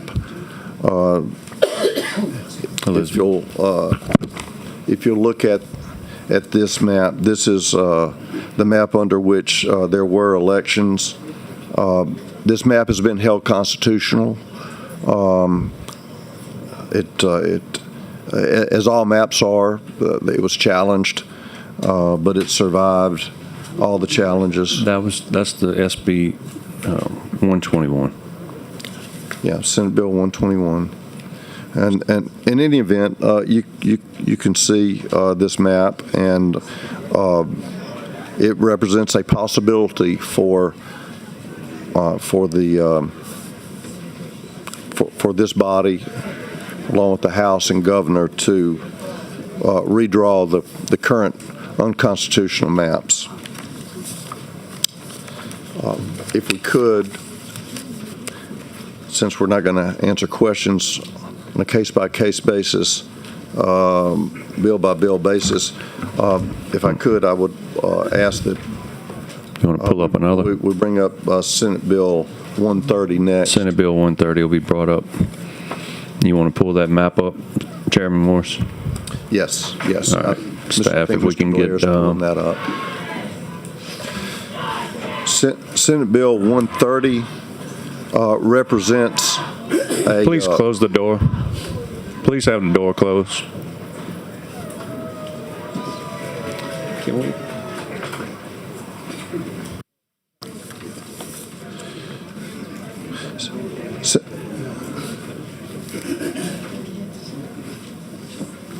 Senate Bill 130 represents a slight change in what the previous map that you saw in Senate Bill 121. The reason for the changes on this one are that it's been stated that there should be 2 complete coastal districts, and rather than have 3 coastal districts, which have a certain community of interest that concentrates the map into 2 coastal districts, which you can see, which are District 1 in light blue and District 3, which is in gray. And again, I believe this map would probably pass constitutional muster inasmuch as it is very similar to the bill, the map reflected in Senate Bill 121.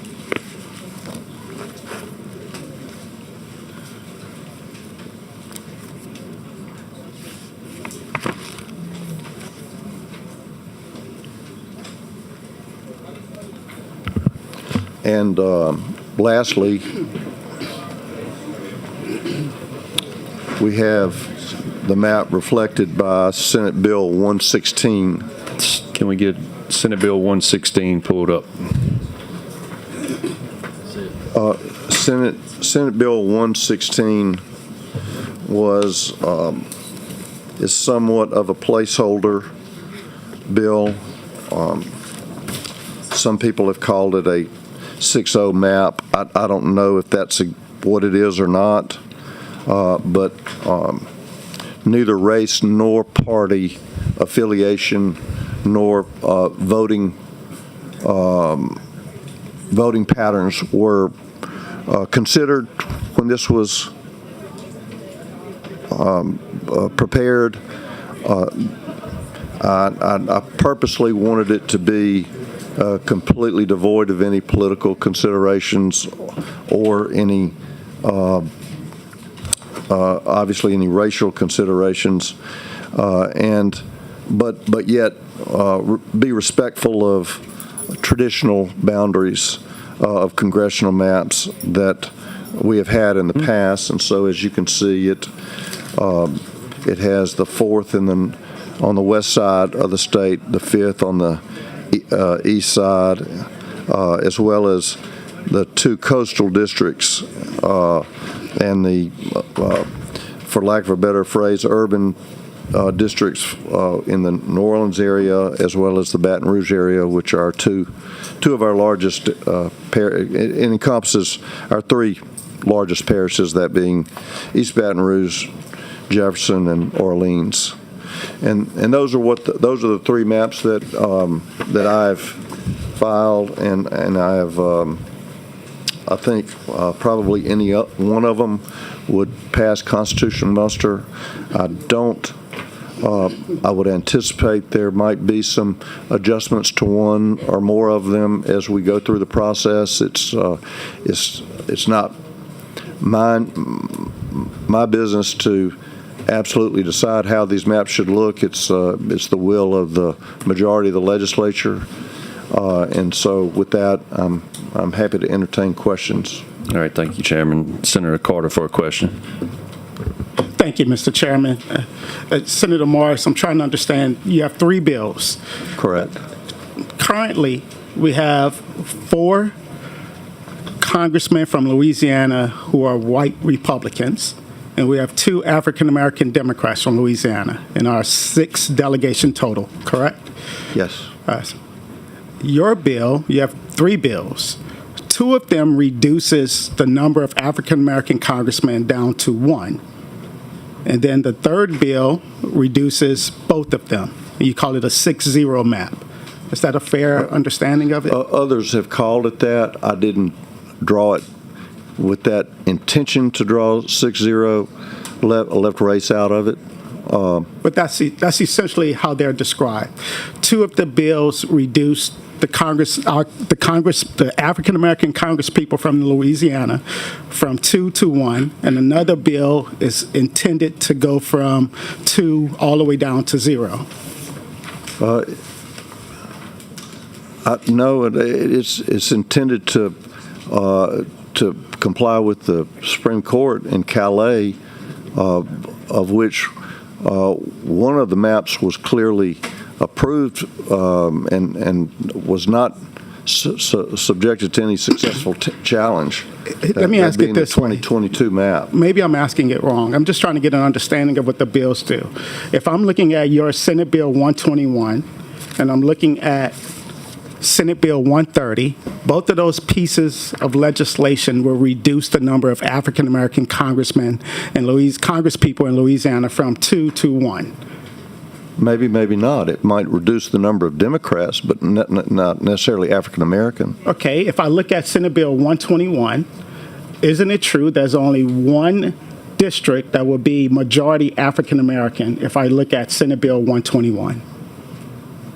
I can't remember I can give you a copy of it. The racial makeup, but that may well be the case. But And also, if I look at the other bill, if I look at that doesn't prevent an African American from winning any one of those seats. Okay, well, let me ask it differently. If I look at Senate Bill 121, you would agree with me there's only one seat that's majority African American if I look at Senate Bill 121, correct? I'll take your word at that. And yes. if I look at Senate Bill 130, there's only one congressional seat that's majority African American. Do you agree with me? I do not doubt that. And then if I look at the other map that you presented, Senate Bill 116, there's not a single majority African American congressional seat in the state of Louisiana. Isn't that true? I'll take your word for it. Probably is. And so that would, so if we were passed, if this body would have passed Senate Bill 116, there would be no majority African-American congressional seats in the state of Louisiana. And if either your other two bills were passed, we'll be reduced to just one majority African-American congressperson in the state of Louisiana. Right? Perhaps, yes. I asked you earlier whether or not the people need to be concerned about your legislation. Isn't it true you have legislation that has reduced the number of judges for the greater New Orleans area at the appellate court level? I believe you have legislation that's reduced 2 judges at the Fourth Circuit. Yes. I believe you have another bill that's pending that reduce a number of judges at the district court level. I believe it's at least 5 to 7, perhaps even more district court level judges that you're seeking. You have legislation to eliminate at least 5 to 7 district court judges, if I'm not mistaken, right? Yes. Congressman, Senator, I may just, on behalf of the chair, encourage us to stay on these 3 map bills. It is, because we're looking at the intent of the author, and the author has authored legislation that has, one, already eliminated, is intending to eliminate 2 appellate seat judges from the city of New Orleans, and now we have legislation that's intended to eliminate 5 to 7 district court judges. And I would like to also, my next question is, isn't it also true you've already passed legislation that's went to the governor, that's been signed by the governor, that eliminated the seat of Clerk Calvin Duncan? Isn't that also true? Well, we consolidated the clerks because So now the parish of Orleans had 2 clerks and every other parish had 1. And so now you want to reduce the number of... It made sense for everybody to be treated the same. And so now you want to reduce the number of African-American congressional representation in the state of Louisiana. That's what either one of your bills are intended to do. No, that's not the intent. That's not the intent, but that would be the outcome. Maybe not.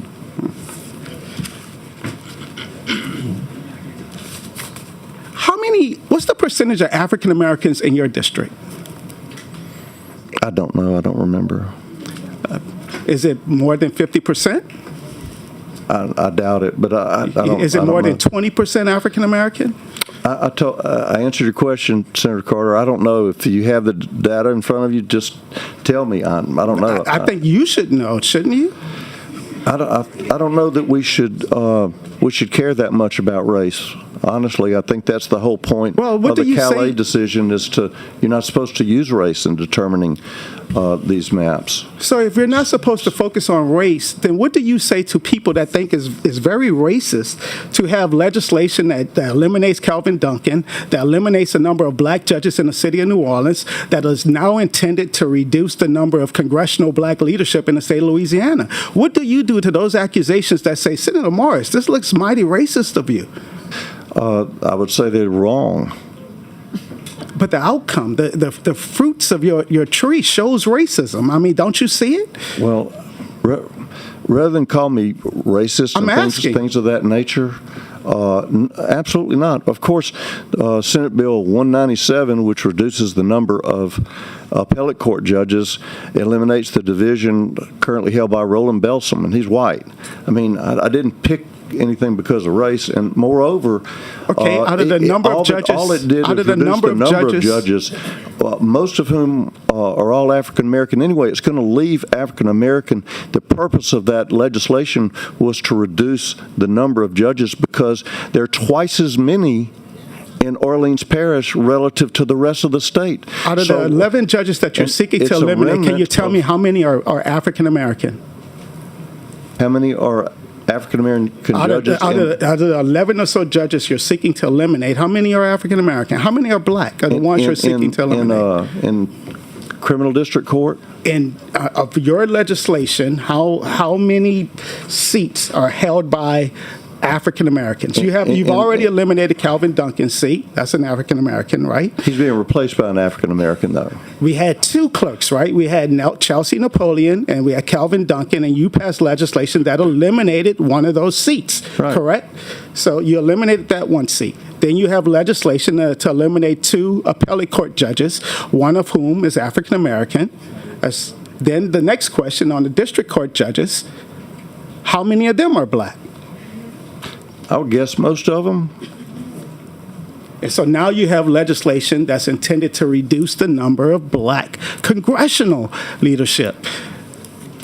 You think it's just pure coincidence that you don't even know the percentage of African Americans in your district, but yet you go around the state trying to eliminate positions of leadership held by African Americans? What do you respond to people that think that you have something personally against African Americans? I can't help what people think, but I know this. Perhaps they're looking at your actions. May I answer the Senator, question? I'm going to have to intervene again on behalf of the chair. Well, I'll waive my questions. I want to hear from the public. And I think that's what we want to do, is give fair opportunity to hear from the public as well and center our comments on these bills that are available for discussion today. Senate President Pro Tem Barrow. Thank you, Mr. Acting Chair. I just have a brief question because I do want to hear from the public, and they have come here, and I want to make sure that they have an opportunity to ask their questions and make their points. I am going to ask the questions about Senate Bill 116, which is the 6-0 district. So you said this district was drawn based on partisanship? No. No. So what was it drawn on? Or what was it based on?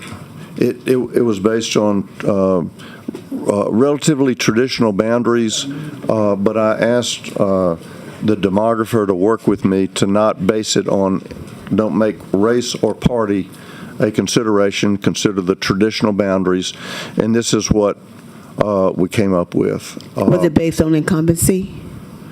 To a degree, but more not necessarily incumbency as much as traditional boundaries. But you know, as I stated at the outset, these are ideas that I've put forth. Okay. I think any one of them would probably pass constitutional muster, which is has to be a consideration of ours, in as much as the current maps are unconstitutional and we cannot have an election on them. And so the body has to come together and decide at some point how what the ultimate map will look like. Obviously, only one of these can actually become law. But so I think I presented some ideas that would. The Lord is telling you something, Senator Barrow. I think He's telling you something because you were speaking. Joint Rule 21 in our rules, does it fall within the lines of those boundaries in terms of what we are constitutionally bound to do, according to our joint rules? Joint Rules 21 regarding redistricting criteria. And your question is? Does this fall within the guidelines and bounds of that? Because you kind of stated that a few minutes. I would think so, but if it doesn't, we can certainly tweak it, and I anticipate these maps will be modified during the process. It doesn't, but again, I'm going to stop right here, Mr. Acting Chair. I do want to make sure that we give time for our constituents to speak and sound like God is already speaking to us as well. Thank you. Thank you, Madam President Pro Tem. Senator Jenkins. All right, thank you, Mr. Acting Chair. Senator, and I was listening to your comments earlier, but I want to start with your Senate Bill 116, if I can. Do you honestly believe that Louisiana should be represented by a map that creates absolutely no Democratic seats or no seats where blacks and minorities can elect a candidate of their choice? I think they can elect a candidate of their choice. But the state is majority Republican, or it votes majority Republican. They voted heavily for President Trump, so I would expect that there would be more Republican and conservative people elected, regardless of their race. No, we heard numbers different from that in previous testimony, first of all.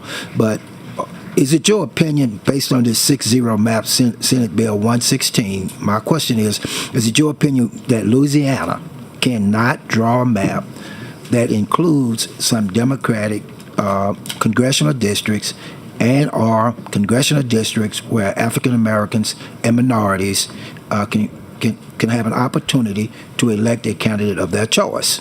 I would say that we cannot draw a map based on race. I'm not talking about race right now. Right. Well, you mentioned that's what you said. You said we can't elect a black person or by race. No, you're not correctly repeating. Okay, I'm sorry. But if you would repeat the question. I'll be happy to repeat it for you, and it's really a yes or no question. You got a Senate Bill 116 that's 6-0.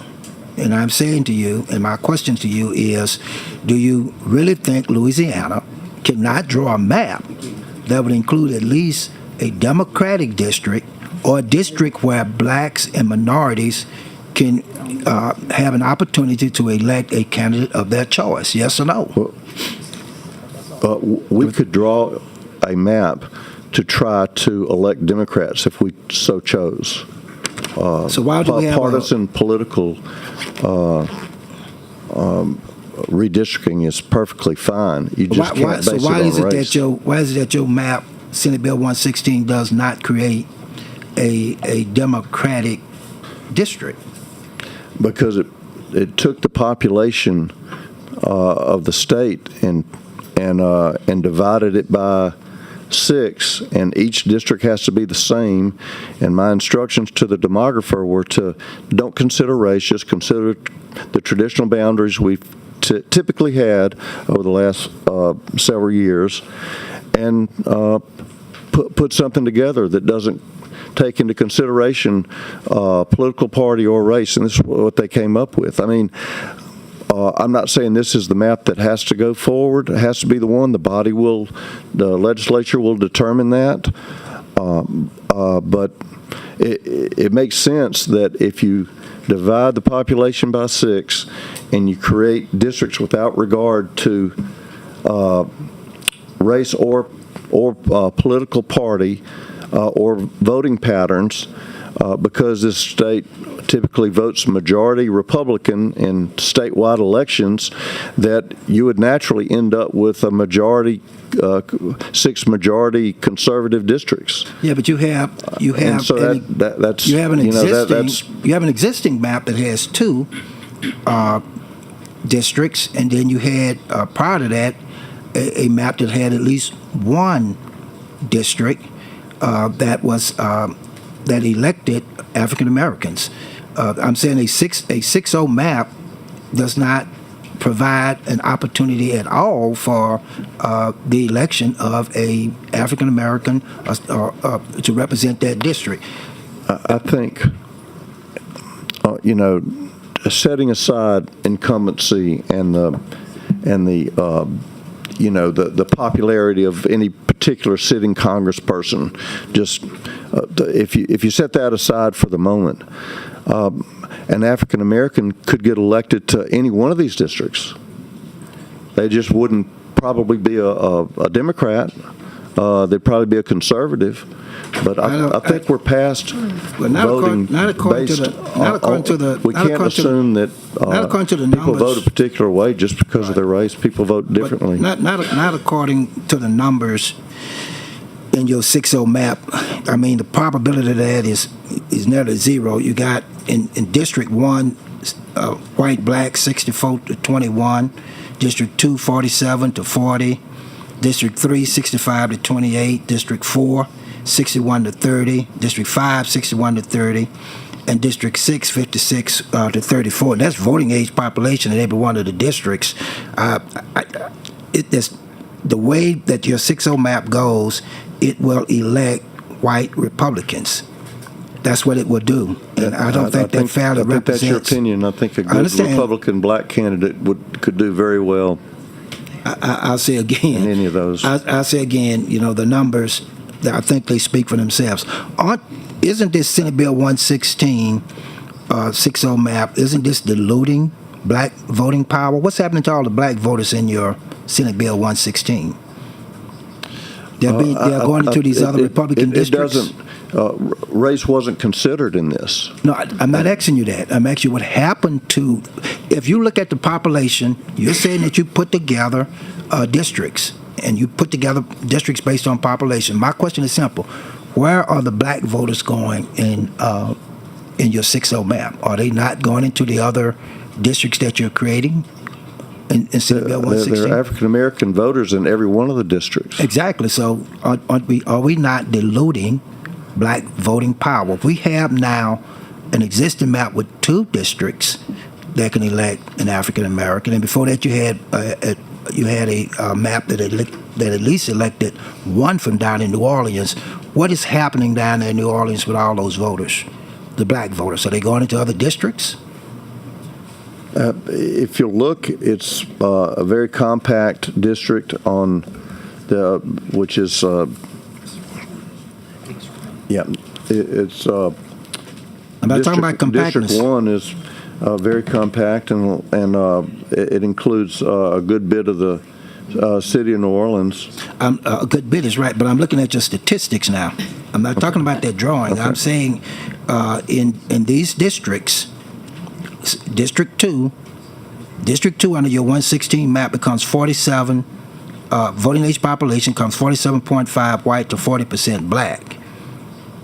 District 6, which currently has a black congressman, becomes 56% white, 34% black. Are we not diluting black voting strength by sending these black voters into these 6 Republican districts that you're creating? Isn't this extreme partisanship we're dealing with? If you assume that they voted, African Americans have voted as a block and don't have any independent idea of who to vote for, I guess you could argue that. But this map, it just simply didn't take race or even partisanship into account, which is perfectly legal to draw maps for partisan advantage. Well, hold it now. When we talking about trying to have race-neutral maps, that works both ways. We shouldn't draw lines that favor, white candidates. So it works both ways. It appears to me, and my big concern with your Senate Bill 116 is that you're diluting black voting power that already exists in some of these districts, and you're sending them into districts where they would not really have a strong voice for election. And I really think this 6-0 split is really some extreme partisan gerrymandering that favors white Republicans, and I don't think that it will. I don't think that it will meet can be defended in any kind of a legal challenge, in my opinion. Same thing here with your Senate Bill 121. Are we not once again, by creating just that one district where a minority can be elected, are we not now doing the reverse and packing everybody into one district and making sure that the other 5 districts is diluted? Well, this map worked for a few years. It's exactly like it was before, and it was challenged, and the district was upheld. So I thought the legislature should have an opportunity to look at this map to see if we want to readopt it as we had before. Yeah, but we had a thing called a census that came back and told us what the population was, and we did some more redistricting, and we came up with a second black district. What I'm saying now, if we only have one district under your Senate Bill 121, aren't we now doing the reverse of what I just talked about a few minutes ago, diluting everybody and packing everybody, when I say everybody, all of the minorities into one district? This Senate Bill 121 reflects the map that was drawn after the 2020 census and that we adopted and that elections were held on, and it was challenged, and it was sustained as a constitutionally appropriate district. No, we have a map. We have an existing map that's 4-2 now. Right, which is why I'm declared asking. unconstitutional, and we have also have a court order telling us we cannot have another election under that map. No, I understand what the court order is all about. My question is, why can we not draw a 4-2 map now? There's no court order that said we cannot draw a 4-2 map. The court order says just don't lean too much upon race. Aren't we leaning on race if we're going to pack a lot of black folks into one district and keep 5 districts available for Republicans to be elected in? Or we're not? I mean, that's against the rules too. That was not my intent. I just offered up the map that we passed in 2022 that sustained a constitutional attack and was through the process. It didn't go to the Supreme Court all the way like Calais case did, but it was. So why wouldn't we consider a map that was sustained by the courts and that we passed before? Did you attempt to draw a 4-2 map at all? I didn't look at trying to. I didn't try to gerrymander for purposes of race. I mean, gerrymandering works both ways. I don't know why when we start talking about racial gerrymandering, we always want to talk about black folks. You can't do it for white folks either. Right, I can't make it any more simpler than that. Agreed. All I'm asking is, did you try to do a 4-2 map at all? I didn't consider race, no, to try to. I'm not. I tell you what, I'm not going to get into a debate with you. It's clear that you, from your answer, you did not even attempt to try to draw a 4-2 map for Louisiana. That's what I'm hearing here now. If you're asking me by 4-2, if you're asking me whether I intentionally tried to draw a map, whether you call it 4-2 or whatever, to elect 2 Democrats, no, I didn't do that, and I wouldn't do that. Okay. Well, I would, if you know, assuming that I'm not the dictator here, right? I just file these bills. It's up to the legislature to decide as a group how to do this. But for me personally, I would favor a map that favors Republicans. Because that's perfectly legal to do. Right. Well, look like you're favoring partisanship over people being represented fairly in this state, based on that answer that you just gave. Every one of your maps, and I've looked at the numbers on every one of your maps, Senator, and every one of these maps reduce black voting power in every one of your districts. And I think that that's a problem. And I don't think that that's defensible. I'll be honest with you. But I guess we'll be debating that some more as we go forward. I would encourage you maybe to look at the numbers on your maps and see if what I'm saying is not correct. And if I'm not, you correct me. But every one of them dilutes existing black voting power. And I don't think that the Supreme Court allows that to happen either. Thank you for answering my questions. Thank you, Mr. Chairman. Thank you, Senator Jenkins. The board is cleared, Senator, on you closing. I mean, we're just hearing testimony next. Thank you, Mr. Chairman. Thank you, members. I appreciate most of your questions. Some of them made implication about me personally, and I do take serious objection to that. I'm friends with everybody on the committee. We had dinner. I had dinner with Senator Jenkins and Senator Carter the other night. We had a good time. We joked with one another.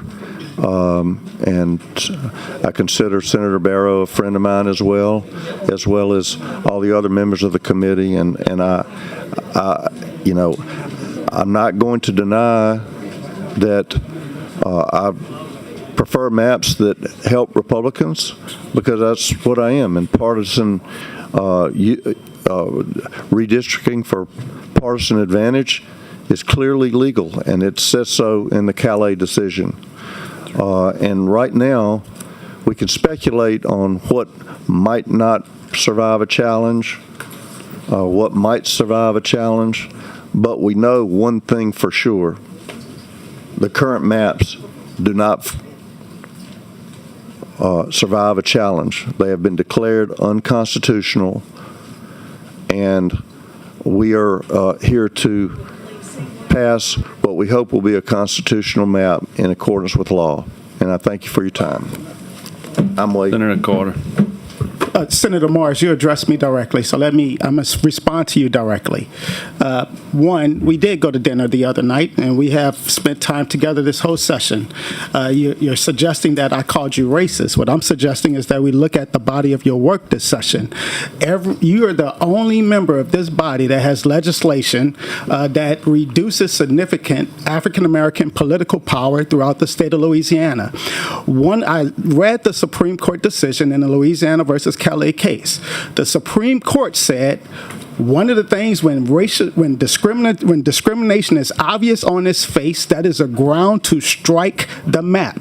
My suggestion to you, to the courts, to review your body of work. The court said, look at the totality of the circumstances.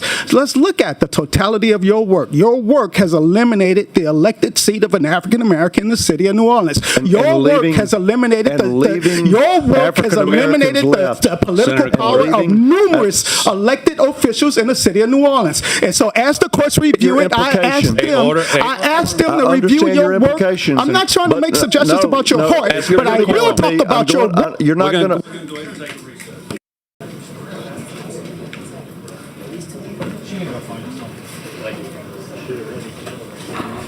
Just let me know when we're live.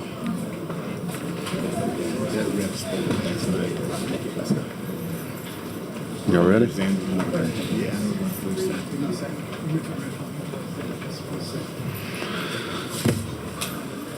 All right, we're back live. May 8th, 2026.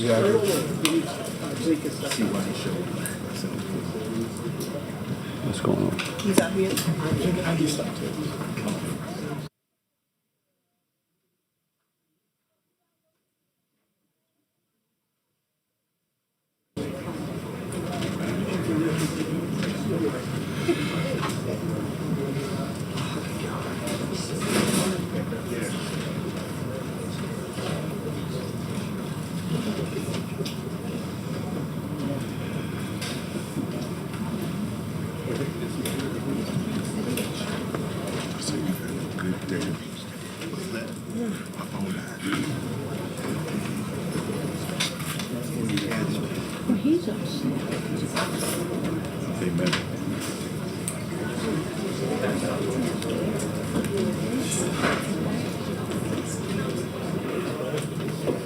All right, we will move on to in support of Senate Bill 407, the green cards. There were many green cards.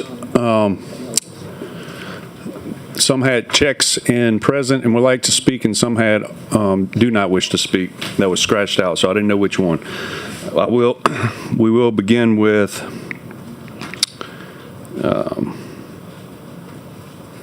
I think we have the general in here still. Is General Honore still here? Yes.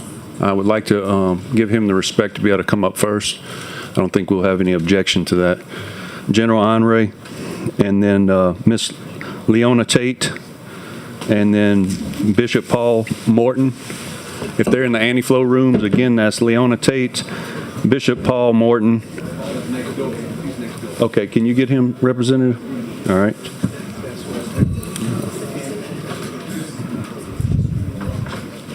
And then after them to speak was Bishop Brandon Boutin and Gary Chambers.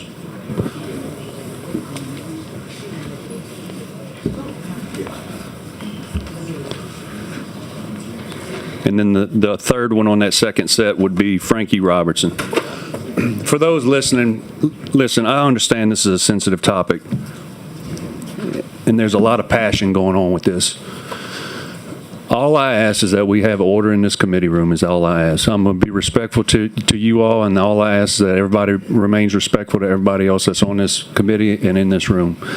I ask that we can completely control ourselves to where nothing gets out of line, give you testimony, but I do want you to be aware that we have had people travel throughout this state to come here to testify today. I don't want to limit, but we have to limit testimony to 6 minutes, which we discussed as a committee, to see if that's what we needed to do. But as you can see, I think just in this, on this Senate Bill 407, we have almost 60 cards in support to want to talk. So if people come up, all I ask is that you get to the point and try not to be repetitive. So we will do general. Normally I would let you go first, but we have a lady here, if you don't mind. Madam, would you please state your name for the record? I'm Leona Tate, chair and members of this committee. On November 14 in 1960, I, along with 2 other 6-year-old girls, walked through an angry mob to integrate McDonough 19 Elementary School in the lower 9th Ward of New Orleans. I was one of the McDonough 3, along with Tessie Prevost and Gail Etienne. We became part of history because our parents believed that we deserved an equal education, that we deserved dignity, and that we deserved a future without the chains of segregation. I went through something no child should go through to desegregate our state. And now, 65 years later, I'm watching as lawmakers attempt to go backwards and segregate us once again through disgraceful voting maps. Many of the supporters of this action seem to think the people believe them when they argue this is not about race. Let me be clear. None of us believe that.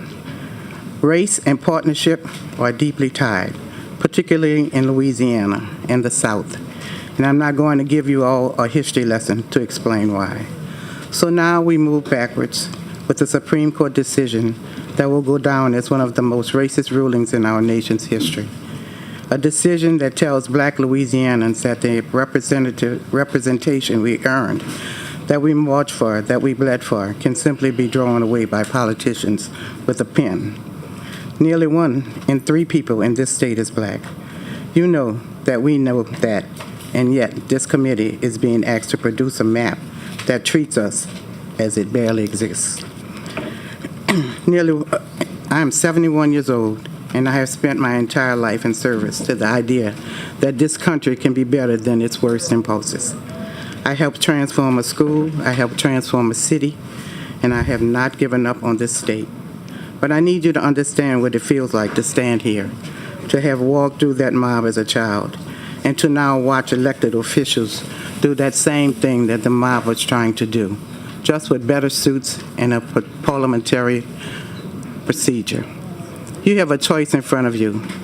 You can draw a map that reflects who Louisiana actually is, a state where Black voices belong in the halls of Congress, or you can draw a map that tells my grandchildren that your votes don't count, that their faces don't matter, that the progress I helped build with my own 2 feet as a 6-year-old girl can be erased at will.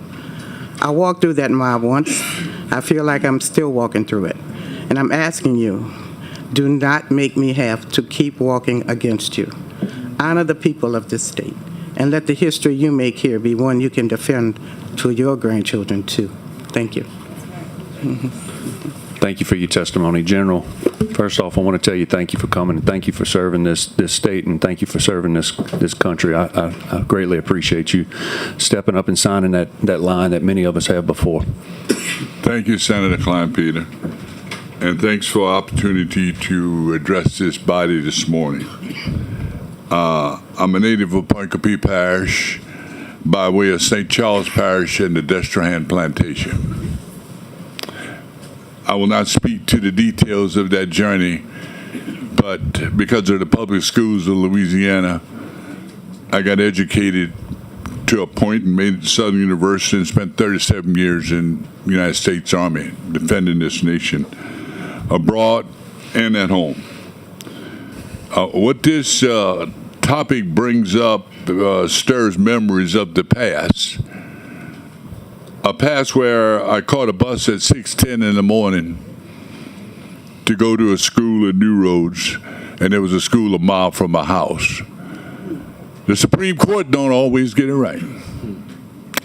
Because at that time, it said separate but equal was good enough.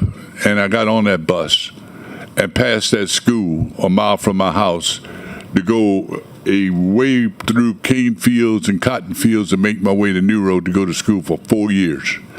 Because the Supreme Court said separate but equal. They don't always get it right. And they didn't get it right until the issue was redressed years later. I graduated from high school in '66, and the mantra is we'll be judged by the content of our character, not the color of our skin. And the state constantly made improvements. And I was proud to come back to this state in 2009 to move back home, to volunteer here, to be a part of a place to help improve the state, to be a part of the commerce in the state, to be a part of communities.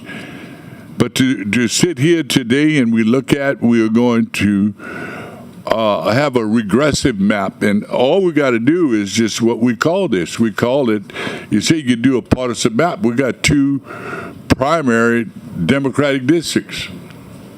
Call it that. It is what the people of Louisiana and what this body call it. You say you can do it for partisan reasons. You got 2 Democratic districts that have been drawn that is working today. 2 Democratic districts. Call it 2 Democratic districts. Partisan reasons. You want to keep 2 Democratic? Why do you want to keep it?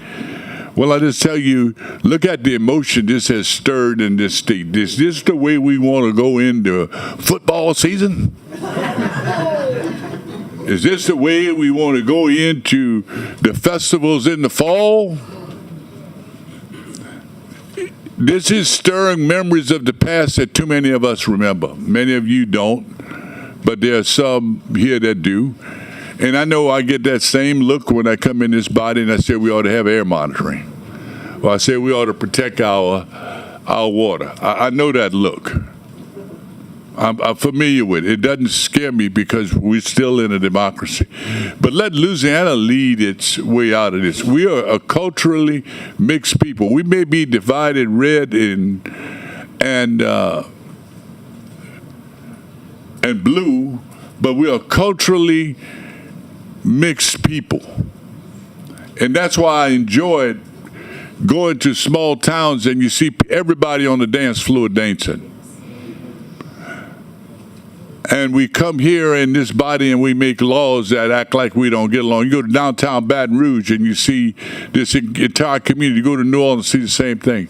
But we come politically and we've been divided by a national party that said this is what you ought to do. This is not Louisiana. I appreciate the time to speak, but the Supreme Court didn't always get it right. Let's remember that. And hopefully this legislature will end up with representation with 2 districts by Democrats. Thank you, sir. Thank you, General. Senator Carter, did you want to wait? Okay. Bishop, please state your name for the record. I am Bishop Paul S. Morton, and I am the founding bishop of the Full Gospel Baptist Church Fellowship. Of course, being a preacher, I understand clearly the Bible when the Bible says, "Judge not, that ye be not judged." So I'm not here to judge anybody, but the Bible does tell me the only way that I can know you is by your fruit. By your fruit we shall know you. You could talk, you can act like you're not this, act like you're not that. The only way that I can know you is by the fruit you produce.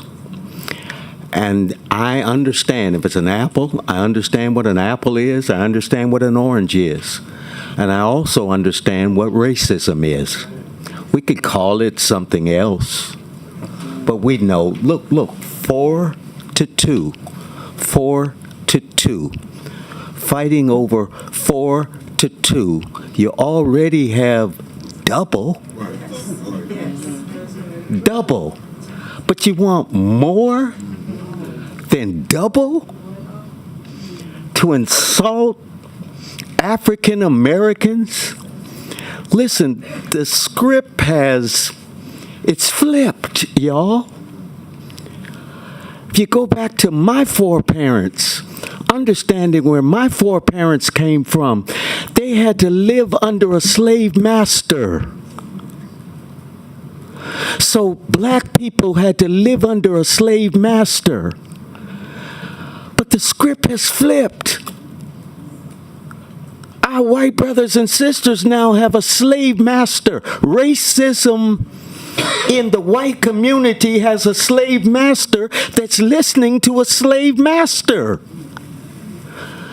That's making you change things that you believe in. You know it's wrong 4-2 and you trying to make it a 5-1 or 6-0. Come on. Louisiana has to wake up. There is too much racism in this state. And we're tired of it.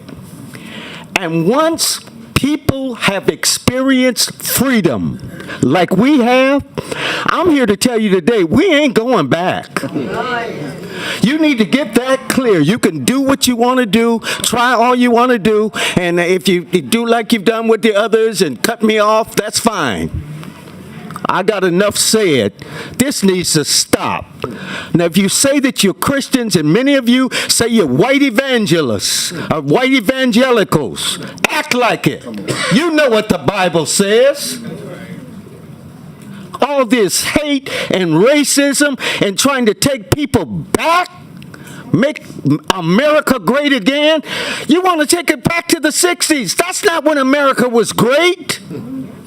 America is great when everybody's included. Yes. I'm finished. Come on. Come on. Senator Carter for a question. Thank you, Bishop. I just want to make it for the record that that's my bishop. I grew up underneath you, Pastor. Yes, sir. Yes, it is me, my whole family, my mom, my dad, my sister, and I'm so glad that you brought the word today because you can tell. You brought a powerful. You were powerful today. I'm sorry they cut you off, but you was powerful. Listen, and it's back on. All right. Yes. You know, yes. Listen. You could tell the fruit. You could tell the tree by the fruit of by the fruit of that tree. Excellent. Thank you, Pastor, for that word. And in general, you mentioned something. It's almost football season. Oh yeah, they're gonna celebrate diversity when they roll out the LSU football team. They're gonna roll out diversity. They want to eliminate diversity and inclusion in our congressional representation. They want to eliminate diversity and inclusion when it comes to teaching it at our universities. But when they're trying to assemble a football team that can compete, or when they're trying to assemble a basketball team that can compete, oh, they want diversity and inclusion then. Thank you. Senator Barrow, Madam Pro Temp. Sorry. Oh, Thank you, Mr. Chairman. Again, more notable individuals sitting at this table. While this is a really defining moment in history, it is not a great moment to celebrate. It is a great moment to have all of you giants representing here in your respective fields. We have a general of the faith, Reverend Paul Martin. And look, even though you're not my bishop, you've always been my bishop. I've been watching you from afar for many years. A general of armed services who served his country well, who was really the armor bearer, who carried us through in Hurricane Katrina and brought us out of pure chaos. And then the general of civil rights, integrating the schools, setting the standard, letting it be known that A, we can learn like everybody else, B, we are more smart and intelligent, and that we can carry our own weight when given the opportunity. I just want to say thank each of you for being here. Thank you for being a part of the conversation, making sure that our young people understand that this cannot be lost, that we are setting the standard for them to walk through the door. We have to make sure that this door remains open, and that every young person coming behind each of us, all of us in this room, have the same opportunity that we have had, and better opportunities. Because the truth of the matter is, not only will they do well as each one of you have done, because it's already given. You have the fruit that already shows how each one of you have already made your contribution, not only to this state, but to the country, and the importance that it's made to every citizen. And one of the things that you said, Pastor Martin, America is great when all are included. And that is the message that we need to be stating. American is great when all is included. So thank y'all for being here today. Thank you, Madam Pro Temp. The board is cleared. Thank y'all for y'all testimony. Next up, I think we called Bishop Boutin. Is he here? Okay. And then Gary, Mr. Chambers, you're here. And then Reverend Theron Jackson from Shreveport. Are you here? Thank you, Jim. Thank you. How are y'all? Yeah, we gotta be seen. Give me the one. I didn't even get it on my shit. Thank you. What's your name?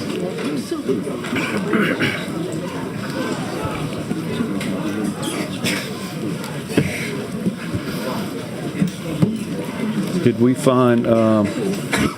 find Reverend Jackson? Okay. All right.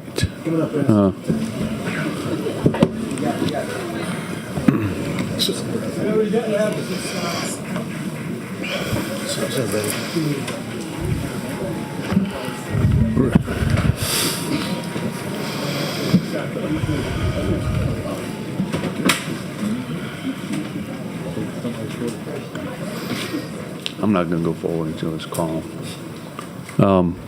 Reverend Jackson, you're from Shreveport?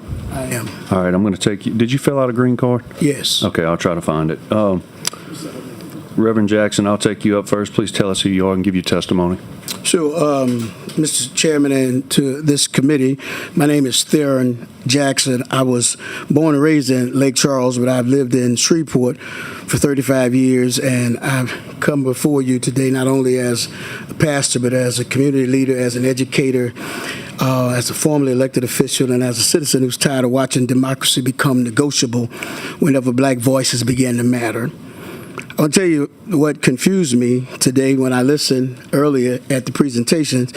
I was confused because the map that was before the Supreme Court, I understood that Republicans voted for that map.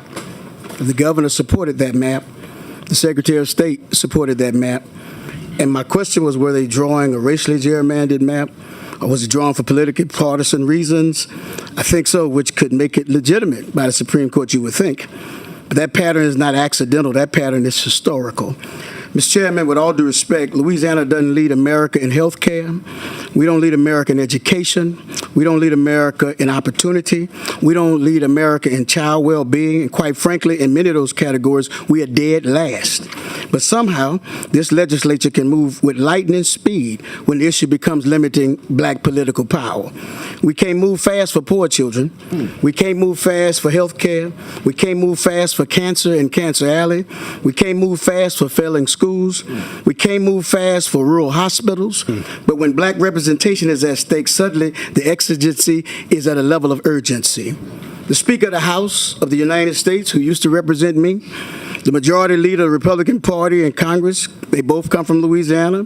You serve in a majority white Republican Senate, down the hall from a majority white Republican House with the white Republican governor. And this state is near the bottom of the nation in nearly every quality of life metric that actually measures human flourishing. So the question before us is not whether Louisiana knows how to exercise power. The question is who benefits from that power.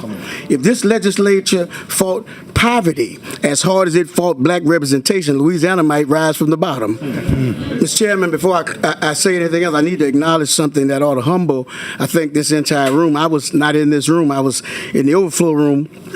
But sitting there today were all 4 black congressmen elected to the state, from the state of Louisiana since slavery. Think about that. Since slavery, since lynching, since poll taxes, since literacy tests, since black people had to guess how many bubbles were in a bar of soap just to register to vote, since people lost jobs, homes, and lives, and their lives, I should say, for trying to participate in democracy. And now we saw today all 4 sitting here. That shouldn't merely be politically observed. That ought to be morally convicting. And yet at the very moment that we see that Louisiana has finally begun to reflect more representative democracy. The machinery of power begins moving at a remarkable speed to redraw, reduce, and restrain that representation. It seems that some leaders have become more committed to maintaining the map than improving their state.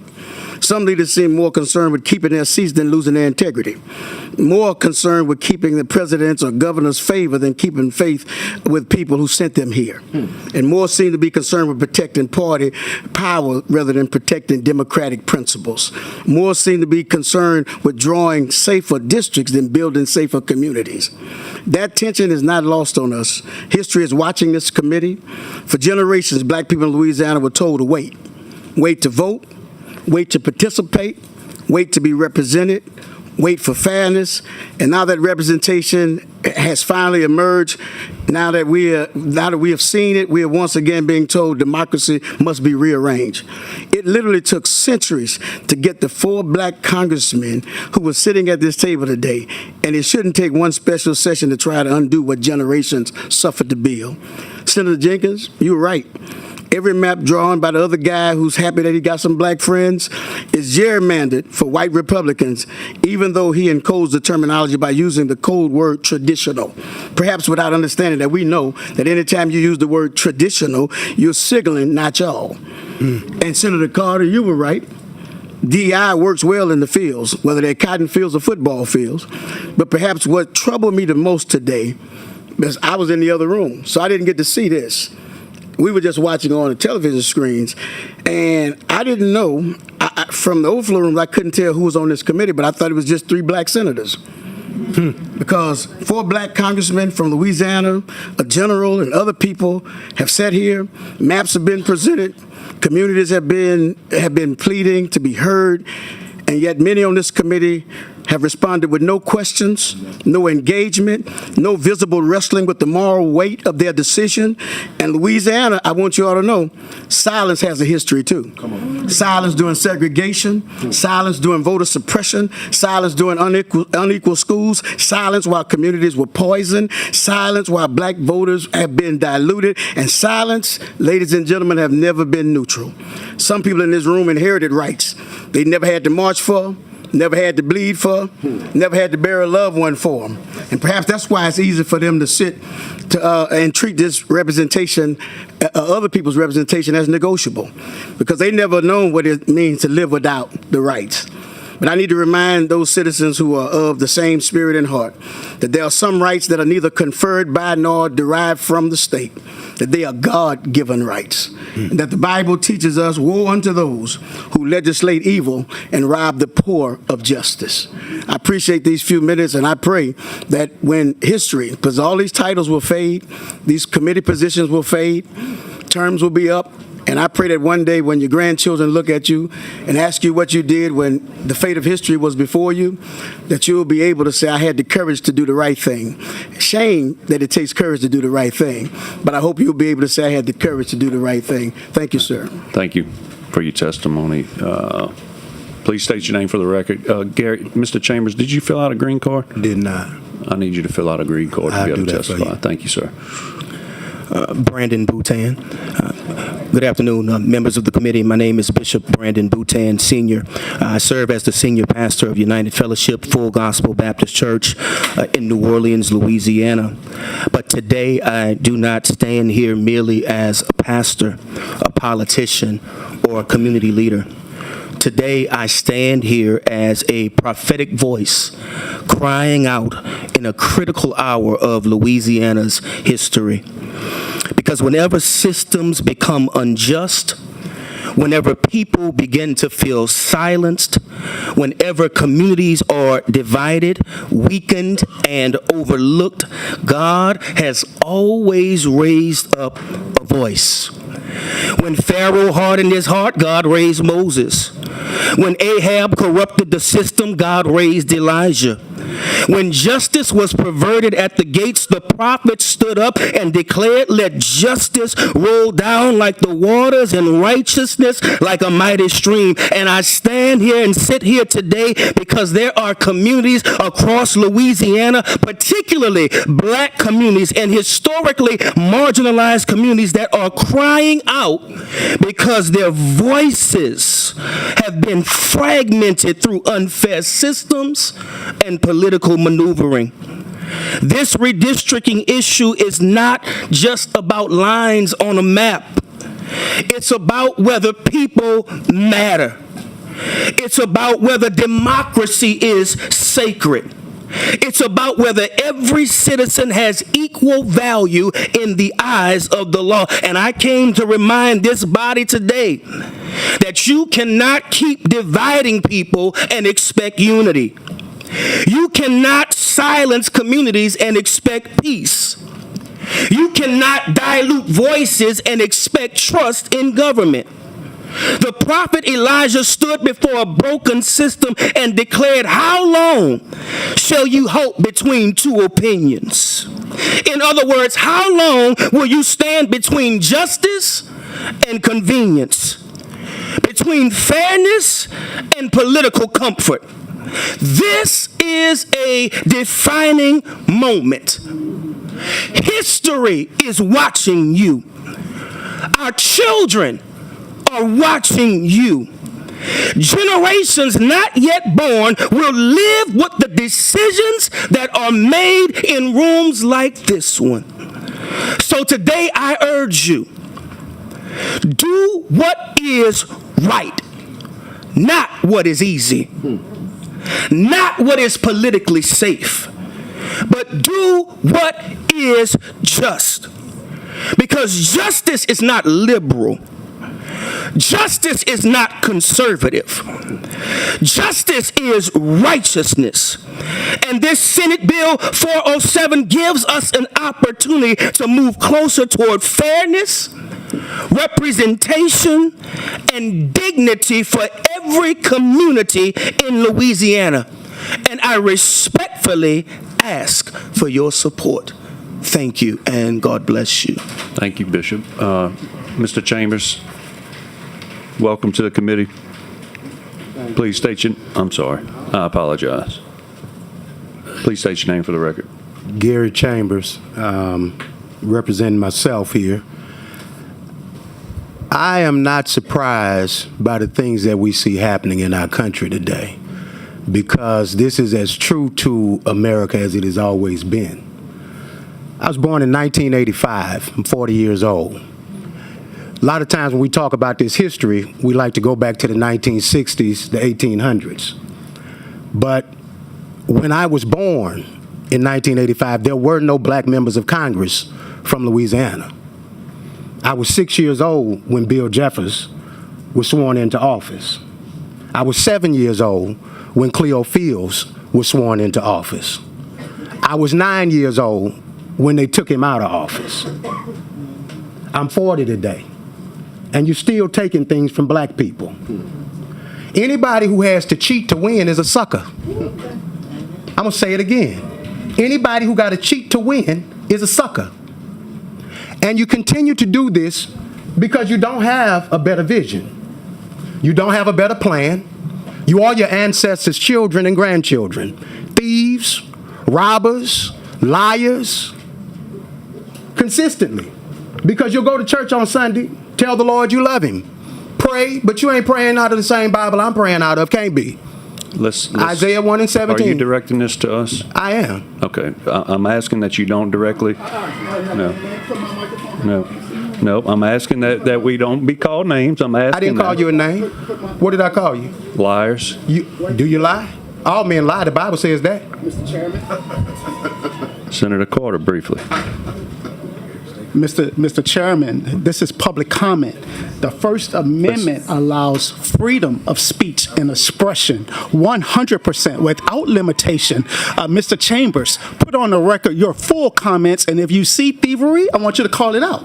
If you see something else, I want you to call it out. As your First Amendment protection is going to be protected in this building, I'm not going to be go called ahead on names. and speak. I'm not going to be called names.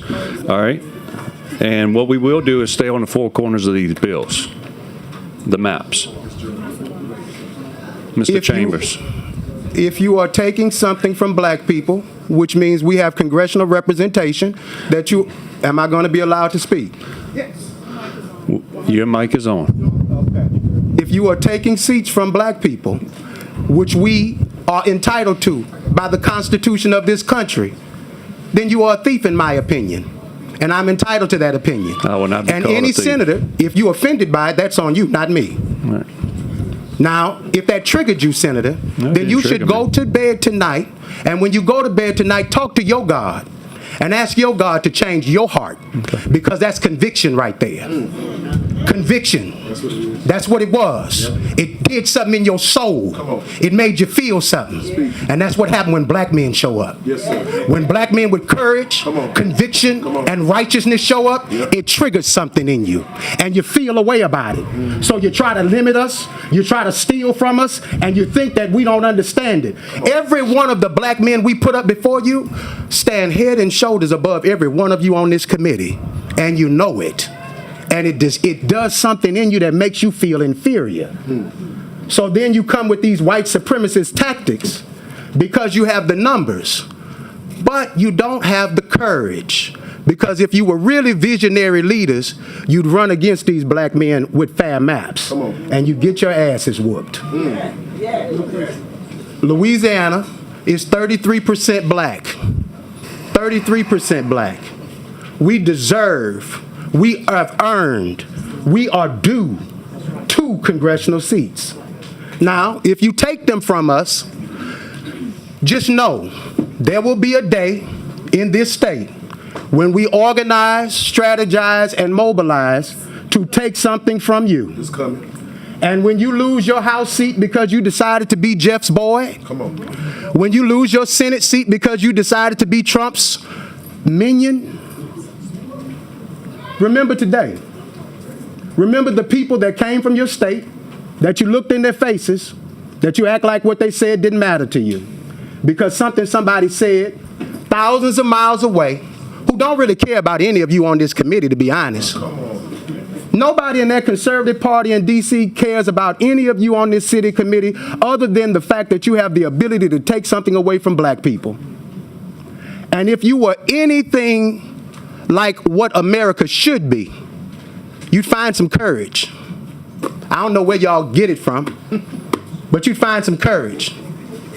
You could talk to some of your black colleagues. They could tell you where the well is.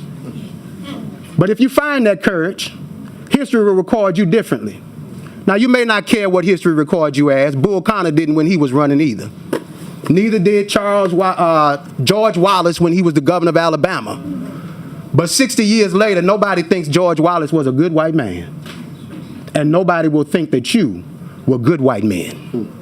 They will think that you all were puppets who played a role for a president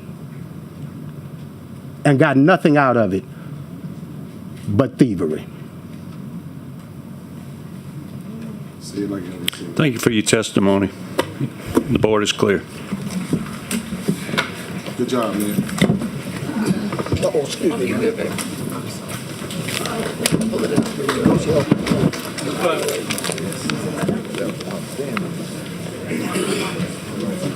You can't take the heat. All right, up next, we will take Frankie Robertson.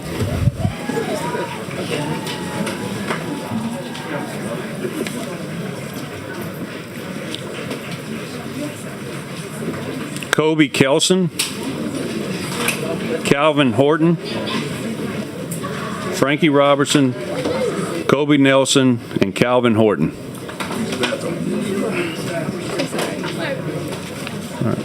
And then after, get to you in a minute. Probably wouldn't let back if you said he was going to let y'all back. I was scared of that. Yes, ma'am. You need to get by. Can you please go there? Whenever I get to it, I'll get to it. Yes, sir.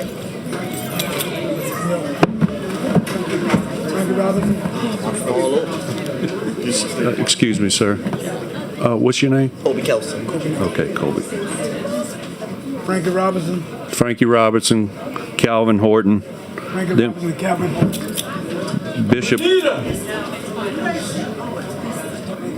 Bishop Carl, did Harvin speak? Bishop Harvin? Deidre Meredith? She's gone. She left for the day? Okay. Dr. Epps?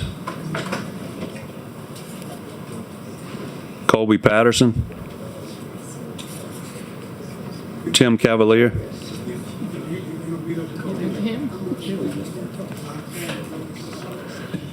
Ken, I don't even, Kayumi, Samara Smith, Dr. Epps? Yes, I did call you. Thank you.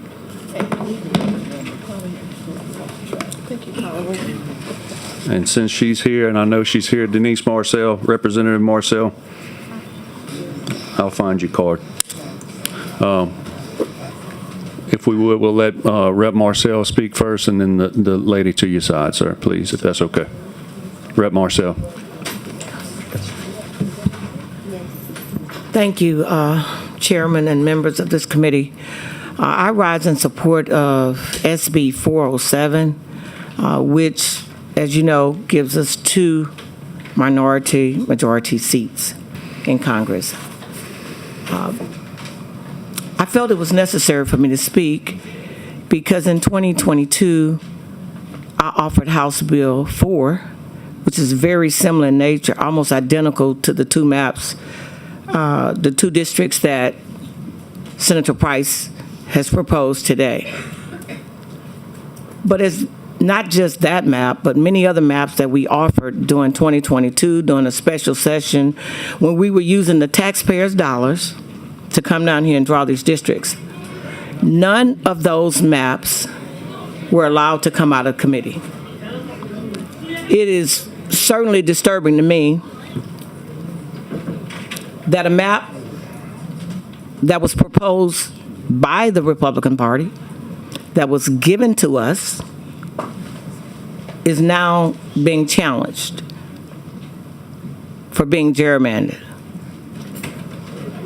It seems to me that we were set up for failure. We had maps that would have withstood scrutiny, but because we're not in control in any of the committees, and I want the public to hear me well, we don't have the controlling vote in any of the committees. None of those maps were allowed out. So today we're looking at 407, which again offers us 2 congressional seats for minorities. Similar maps that we offered before. But we're also looking at maps that were presented with 6-0. I sat here and my colleagues have had to grab me several times in the back because I'm very emotional about this. I'm emotional because James Cole Sr., my grandfather, was one of the founding members of the First Ward Voting League in Eden Park. When they registered people to vote,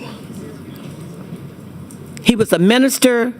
He got together with Gus Young and all of those people who organized to get people to vote. I'm passionate about this because here we are in 2026, rolling back the very things that my grandfather walked all over the city of Baton Rouge to register people to vote, to get representation for us. When this came out, I could not help but to think about the very first time that I came into the house and they allowed me to pray. And they allowed me to speak. You can go back and watch the tape. And I said I was very proud to have been elected to be in the state capitol, where my grandfather worked on the state capitol, where my grandfather marched for us to have voters' rights. I was very proud. I really thought that this body really meant what they said when they get up every time before every session and they pray. Right. I really thought that people were good and honest people, that they were going to do what the Constitution says, for everybody to be equal, for protection. But that's not what we're looking at today. Let's just call it what it is. It is pure racism to want all white representation in Congress. That's exactly what it is. It ain't nothing else. You can color it, call it something else. You can draw something else. But a pig is a pig, even if you put lipstick on it. And that's what this is. We're better than this. We're taking orders from people on a national level to give them more seats. This is about control. It's about control. And we gotta do better than this. Yes, I'm offended. Yes, I'm hurt. Because we don't think this is serious. Because if we did, every member would be sitting here. I'm just like the minister who sat here earlier. Nobody has asked one question about a map. Because you already have your marching orders. That's the bottom line. That's the bottom line. You have your marching orders. I just came to say, what side of history you're going to be on when this thing rolls out. The nation is watching us. The nation is watching us. And then we want to be an example of how do you take stuff from people. I know Gary Chambers said he and called them thieves. I mean, when you steal, that's kind of what it is. And we want to be that. That's who we're going to be known for. Louisiana's at the bottom of every list. But we're in control in the White House. Y'all are in control in the White House. Y'all are in control in this house. But we're at the bottom. We could be doing some other things like putting money into education, health care, the things that we need in this state, employment, or try to figure out how we can get these gas prices down. But no, instead, we're trying to take seats from African Americans. And I stand opposed to every map that does not have 4-2 representation. Thank you. Thank you, Representative. Please state your name for the record. I am Dr. Epps. I am Dr. Sydney Epps, an educator and statistical researcher, a commissioner in charge. History shows us that the most dangerous weapon of an invader isn't the sword, but the pen. We should have seen this coming. This wasn't a sudden shift, it was a calculated consolidation. I saw the first line of this strategy at the ballot box as a former third-party registrant. I was recently forced to change my party just to participate in the democracy I helped build.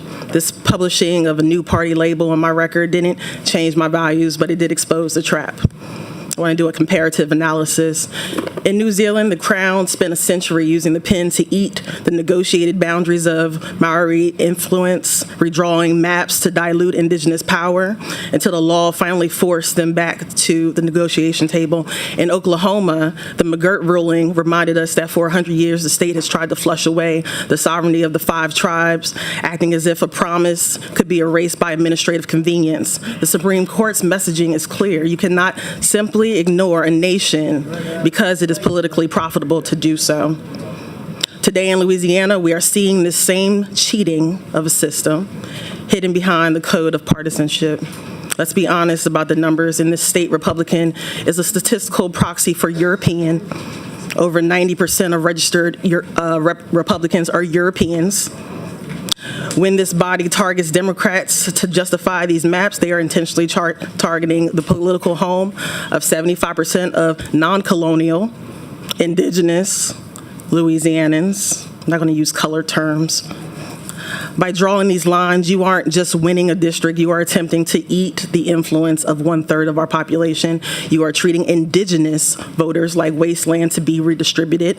Understand that people know when they cannot win without cheating. They have never been able to win without deception. This is a deliberate attempt to curate a specific persona of the apt voter, and frankly, it is the same persona we saw 250 years ago. Despite the world moving forward, these occupying forces haven't moved an inch towards evolution since they arrived.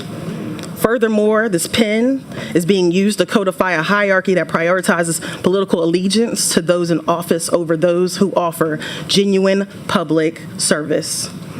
We see significant resources diverted to punitive measures, while the educators who have dedicated their lives to the classroom are left in economic precarity, forced into secondary employment just to survive. We should expect this level of dysfunction from those who prioritize positional control over progress. This system will not conclude through incremental adjustments. It requires a fundamental displacement of those who currently occupy these seats. We cannot continue to perform surface level maintenance on a structure that is fundamentally compromised at its core. You can use your pen to move the boundaries today, but you cannot escape the boundaries of justice that are coming for this map. Finally, decolonize this land. We are the world majority. They will never change. Remove them from competition. They do not qualify to compete. Thank you. Thank you for your testimony. Please state your name for the record, sir. Colby Kelson. Greetings to the chairman and the distinguished members of this great committee. My name is Colby Kelson, and I appear on behalf of young black men in the state of Louisiana. I appear on behalf of the brothers of the Omega Psi Phi fraternity of the state of Louisiana, urging this body to pause and consider. You see, I'm a product of the Iberville Parish school system. I'm a product of the river parishes. I'm a product of the Louisiana school system. I'm a product of the Louisiana Leadership Institute. I'm a product of Southern University. I'm a product of the Louisiana Legislative Black Caucus. I'm a product of everything black in the state of Louisiana. I'm a product of black leadership. And I'm a product of fair representation.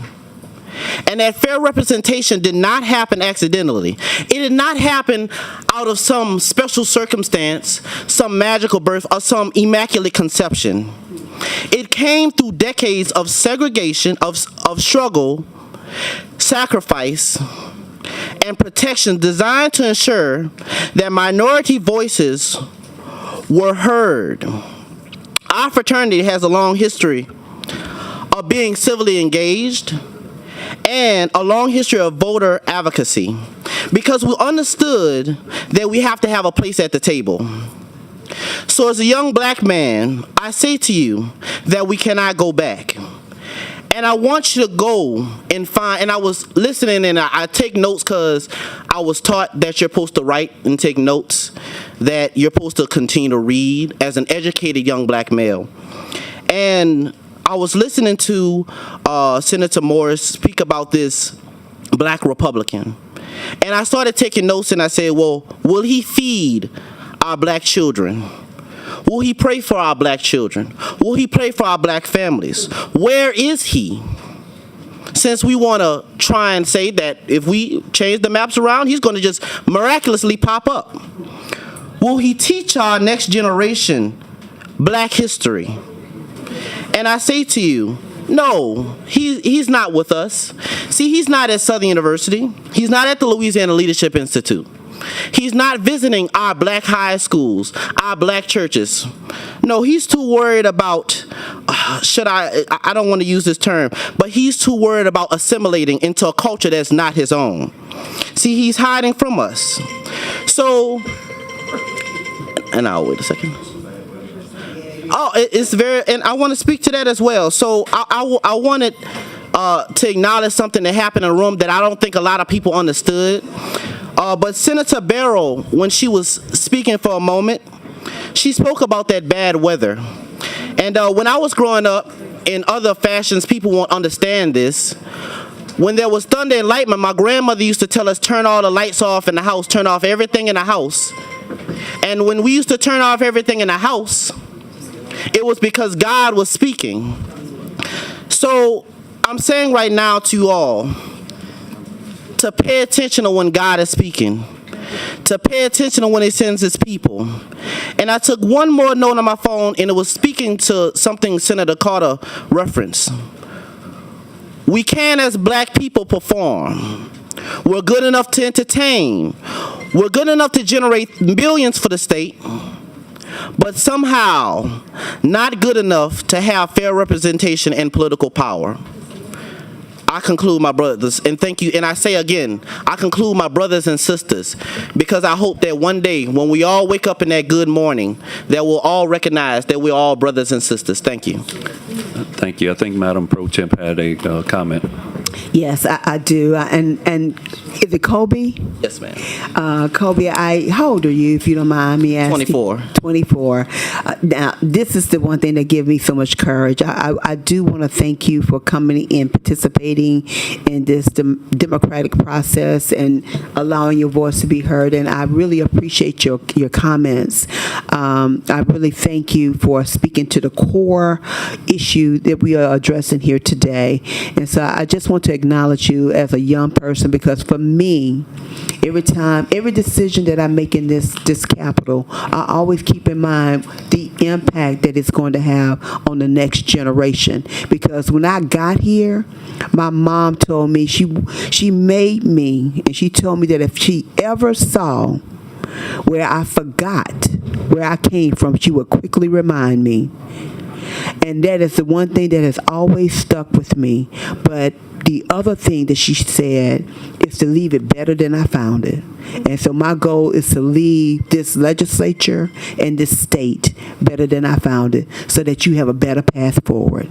So thank you, and I want to thank you ladies as well. If I could speak to one thing she said before I leave this table. It makes me extremely emotional because I got a scholarship from the Louisiana Legislative Caucus to be able to go to Southern University. My professors, I see Dr. Samuel sitting back there. That was my professor at Southern University. If it were not for you all and the work that you all doing and us having a seat at the table with Congressman Cleo Fields, and in the 6th grade, I went to Louisiana Leadership Institute and didn't have any money to find a way to get there. So if it were not for you all, were not for black people in the room, I wouldn't be here right now. I wouldn't have anything. Thank you, my sister. I appreciate you. Thank you. Thank you all for the testimony. The board is clear. Who came into the room that I called? You put it aside, my brother. Oh, Lord, I'm sorry. I ain't see you right here. What was your... I speak. I was familiar with that. What's... Did I call your name? I did. Please come sit down at the table, please. What's your name, sir? Darius Lannis. I feel safe, you know. Darius Lannis? I said on the green card. Is he? Who is he testifying behind you too, Mr. Lannis? Yes, he is. What's his name? Testify now. No. Oh, no, I'm sorry. You want to? Clark. I don't think you're going to call on me something.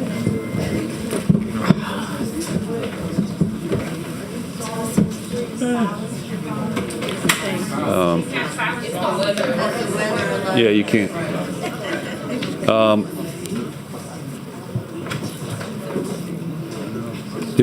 Was that Colby Patterson? And you are? Okay, come on up to the table, please. I thought so. He was Colby as well. Yeah.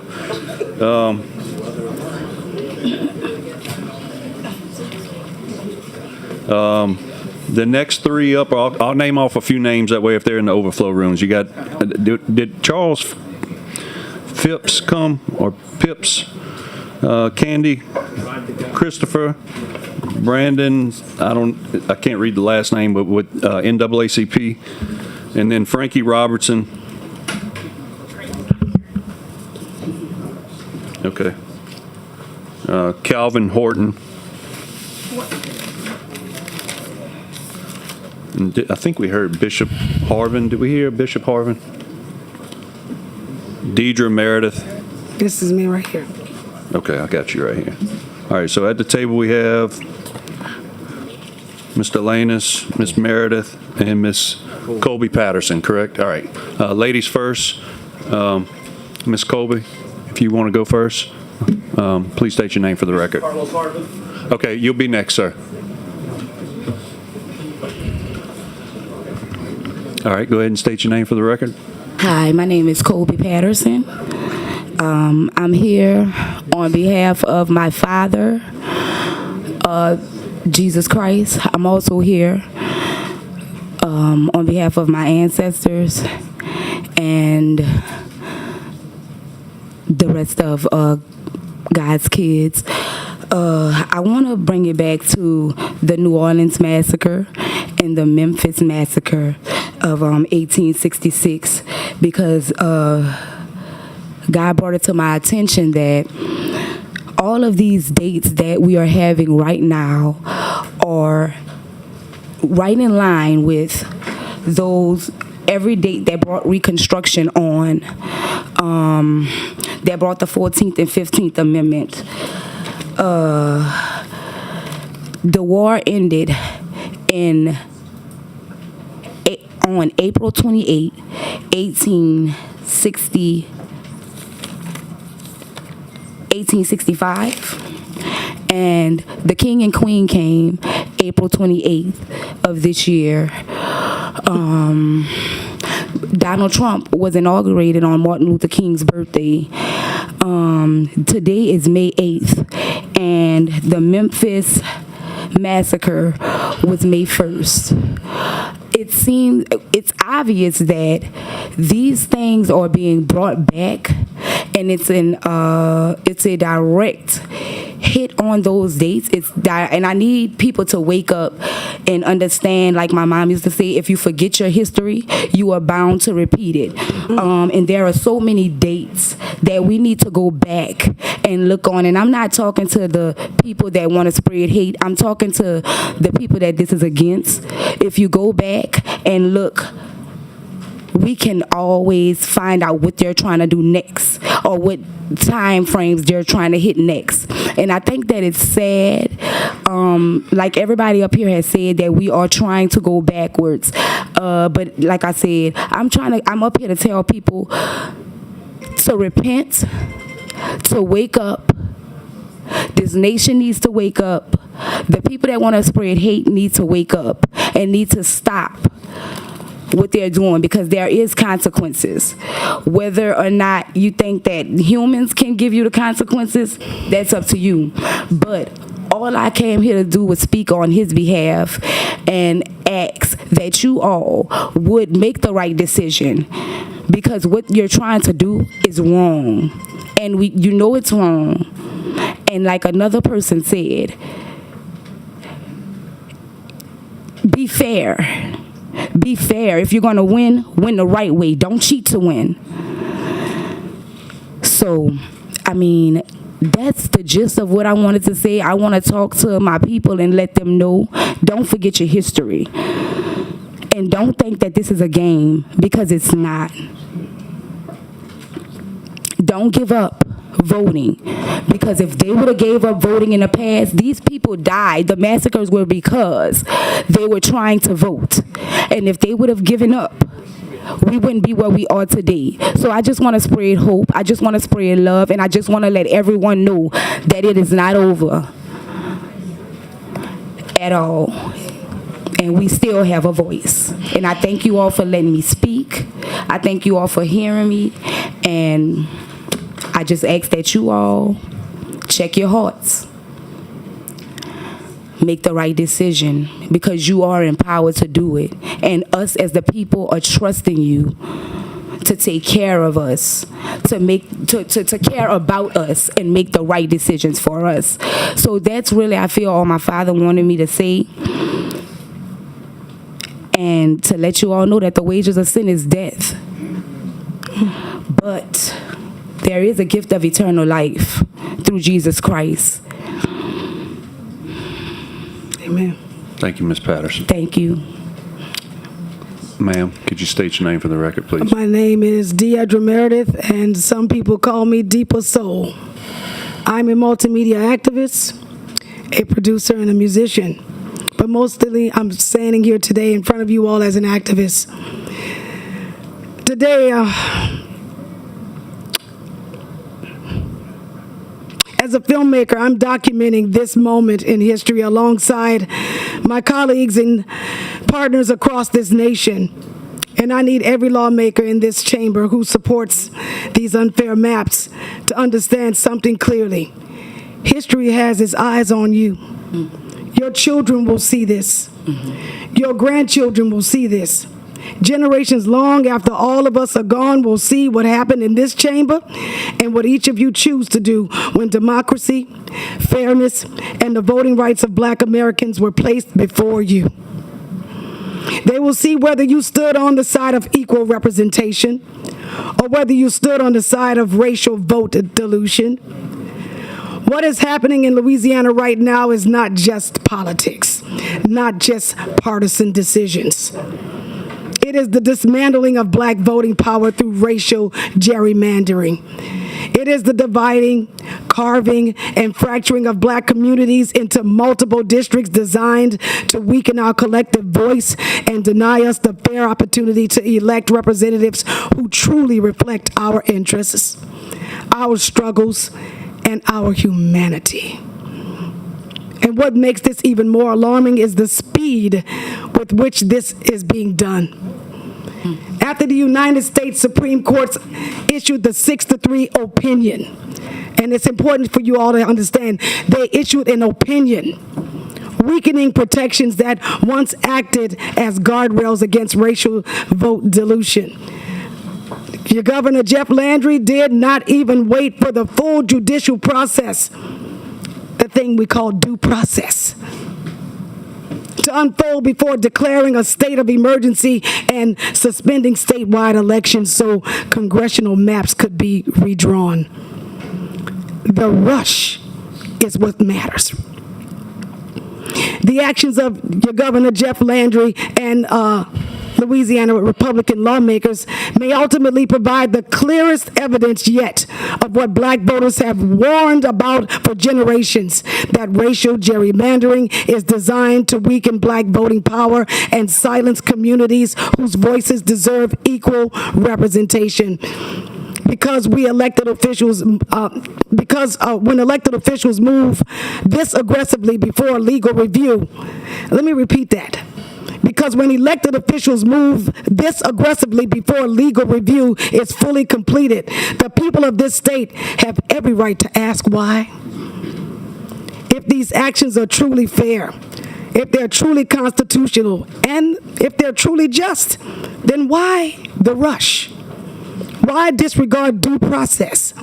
Why the urgency to redraw maps that weaken Black political power? That rush itself becomes the evidence. And the responsibility for this moment does not stop in this Capitol. The 6 Supreme Court justices whose decision weakened key protections of the Voting Rights Act cannot ignore what is now unfolding in plain sight.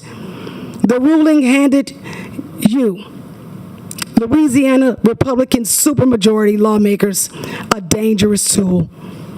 And you, with your decision, would show the entire nation exactly how that tool can be used to diminish the political power of Black Americans once again. The U.S. Supreme Court should take pause and reverse their decision. Because what's happening now does not merely resemble racial gerrymandering. It risks proving exactly why the Voting Rights Act of 1965 was necessary in the first place. The Voting Rights Act was signed into law because America acknowledged an undeniable truth. Black Americans were systemically denied political power because of race. And here we are today in 2026. We hear again, y'all using words and semantics when you clearly understand that this is about race. Our ancestors did not need to invent that reality. They lived it. They marched through it. They bled for it. Some died for it. Our elders laid their lives on the line so that black Americans could enjoy the freedoms and liberties enshrined in the United States Constitution. And some of these freedom fighters are still alive today. And you heard from some of them. They came right here. They said to you, all I went through and all you're going to do is just tell me, I'm sorry. I have no honor for what you went through. I'm going to take it anyway. Some of the very people who endured violence, humiliation, fire hoses, police dogs, bomb threats, beatings, and terror, so that all of us could have the right to vote, are still here to witness this moment with their own eyes. And yet, despite their valiant sacrifice, you as elected officials in this very state are willing to disregard that legacy in pursuit of political power?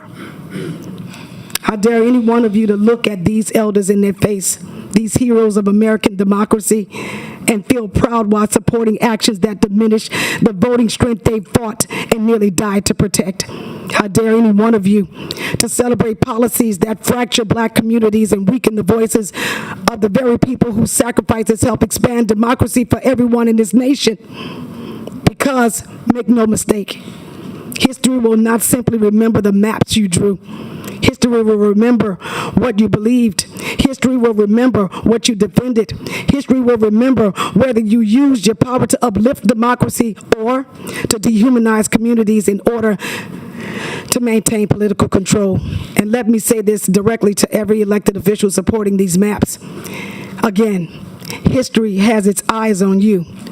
It will remember who stood silent, remember who celebrated their actions. History will remember proudly, who stood proudly and used every ounce of political power they possessed to weaken the voting strength of black people in America again. Your descendants will see this one day, and it's going to be in cinematography glory, because that is what me and my colleagues are doing. We are filming this in full cinematography, and we intend to make sure we leave this history, because like the sister said, without history, people don't know. They won't see it coming. We're going to make sure this time it won't be in a book you can ban. It's going to be on the silver screen. They will see what you defended. They will see what you justified. They will see what you were willing to do in order to maintain political power. And I promise you this, we will tell this story. I will tell this story. My colleagues will tell this story. Filmmakers, journalists, historians, organizers, and future generations will tell this story from the highest mountaintop. And all of the glorified shame will be remembered. But despite all of this, I still hold on to hope, because hope dies last. I still hope that fairness can prevail. I still hope that the courts, including the justices who opened this crazy old door, will recognize the real-world consequences of weakening protections against racial vote dilution. And I still hope that this nation will remember a simple truth. Voters should choose their representatives. Representatives should never choose whose votes matter. Thank you. Thank you for your testimony, Ms. Meredith. Mr. Lannis, please state your name for the record. Darius Lannis, Executive Director for the Louisiana Democratic Party. Interesting day. It was Dr. Martin Luther King who said, "I fear I've led my people into a burning building." And I'm here to tell you all, this building has been on fire for a really long time. In 2026, black folks still have to come down to this legislature and beg for something that they rightfully were born to have, and that is a right to vote and proper representation. We live in a time where one of your colleagues can turn around and tell an audience of women and black men and women, more specifically myself, "You need to shut up, boy." And you, instead of telling him and correcting him on the mic, you tell the crowd that I need to maintain order. As if we are the problem inside of this building. The people came and showed up in droves because you are trying to interrupt the flow of what they were rightfully deserved. And that is proper representation. Your numbers make no sense. What he talked about today makes no sense. You bring forth to us a 6-0 map, and you tell us that you don't have enough black black people inside of those districts, even if you don't talk about black people. You created 2 minority-majority districts by saying that the state's representation of population was 1/3 black. Let's not even talk about race then. Let's talk about the demographics of party lines. Inside of the state of Louisiana, Democrats outnumber Republicans, outnumber Republicans across the state. We have 1 million on both sides, but we outnumber Republicans across our state. Inside of the Louisiana Democratic Party, black voters make up 2/3 of that vote. It's impossible for you to draw a map that will dilute black votes, even if you draw down party lines. But we get mad when you hear words like racism. Let me tell you what racism is. Racism is when you insert your privilege and you use it to push out your superiority against people who look like myself. In the words of Congressman Cleo Fields, I wake up every day and I can't wash this off. They can't wash that off. And if you're going to vote and tell us that we should not deserve the right to have proper representation because of the color of our skin, that's emphatically wrong. In fact, it was St. Augustine who said that an unjust law is no law at all. Anything that comes out of this body that is in full support behind what Jeff Crow, because this ain't Jim Crow that we're dealing with now, we're dealing with Jeff Crow policies, is wrong. Let me tell you what's emphatically racist. When you removed Calvin Duncan from his rightfully elected seat, that was racist.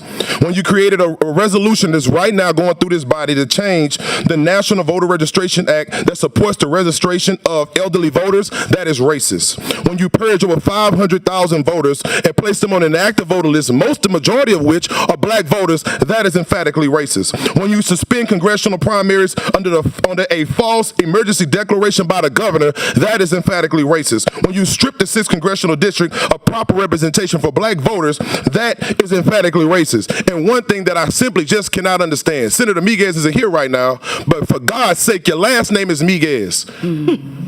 Your people are marginalized people, and you sound as though you are in support of a bill that hurts and harms marginalized people. You got to make that make sense to me today.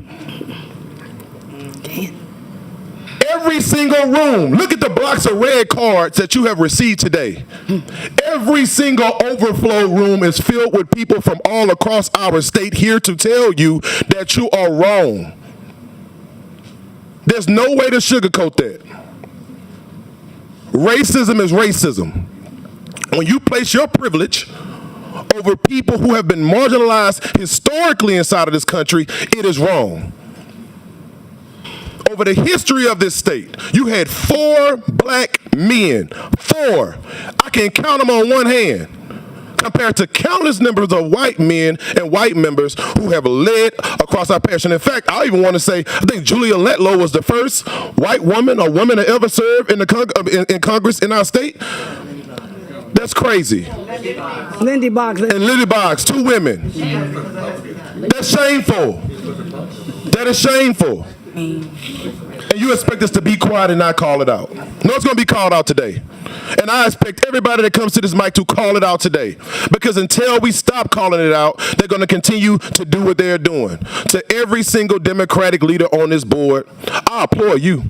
Because these same people, they think because they can come and eat, that you go and eat with them, that they come and smoke cigars with you, that they crack glasses. No, you're going to listen to me. All right, you go ahead. You're going to listen to me. Go ahead. You're going to stay on the 4 corners of the bill. We're not going to talk. No, you're not. Okay. You're going off. If you choose to keep on talking Senator, about it's racism, okay. You may not like what I got to say. And I'm going to get up the mic. It's okay. Please be I'm going to leave the mic anyway because I knew you were going to do this. You can leave now. All right, I will. Thank you. I had questions for you. I'm sorry. No, he's done talking, Senator. He's done. That's okay. You're going to repeat on my rights. That's fine. Go ahead, Senator Jenkins. You can make a statement. No, let me. I want to ask a few questions. You're executive director of the Democratic Party. Yes, sir. I'm being very respectful to everybody, okay? And I'm asking to stay on the 4 corners of this bill is all I'm trying to do. We're talking about members of the Senate that has nothing to do with the 4 corners of this bill. That was addressed by Senator Carter and Senator Morris. There was no reason for him to told me to shut up, though, so. Mr. Landis, I did not hear that, and I can't apologize for him, okay? I'm sorry. All right, I'm sorry that happened. I didn't hear it. All I'm trying to do is have order in this committee room is all I'm trying to have. Senator Jenkins. Yes, so you're executive director of the state state Democratic Party, That's right? correct. All right, so I just want to make sure we got a few things on the record. So you're familiar with Senator Price's 4-2 bill, Senate Bill 407? In full support. In full support of that. I want to make sure we have that. You're also familiar with the bills by Senator Morris. I think it was 3 bills. There's a 6-0 bill and I think 5-1 bills. Are you somewhat familiar with Absolutely. those bills? What is the position there on those bills? Each and every one of those bills disenfranchises black voters and Democratic voters across the state of Louisiana. As I pointed out, Senator, if you look at it down racial lines, majorities inside of the state, black voters make up 1/3 of the state's population. Even if you want to go down partisan lines, blacks make up 2/3 of the Louisiana Democrats statewide. That's over 600,000 voters that are black voters. You cannot bifurcate the two, no matter how you want to cut that cookie. And by those standards, you have to have at least 2 majority districts. It is impossible to do so without doing that. And in your capacity, what kind of feedback are you all receiving in the party, concerning the maps and concerning the suspension of elections? We just want to try to get some information in the record as to what the public is thinking from credible sources such as yours. That these are clearly conservative partisan bills that looks to disenfranchise not just minority voters but Democratic voters across the state. That this order is coming directly from our governor, who refuses to speak out in any type of support. He's put them in this position, yet he doesn't even want to say anything on the position, which to us is, as you heard earlier, that's cowardice. If you're gonna prop this bill up, if you're gonna support it, you don't even have the gall to come here and tell the people why you're doing what you're doing to them. That is, in its face, is cowardice, and that is ridiculous. And people are going to speak out about it. Anything that comes out of this committee that is not 4-2, at least 4-2, it will be challenged in court.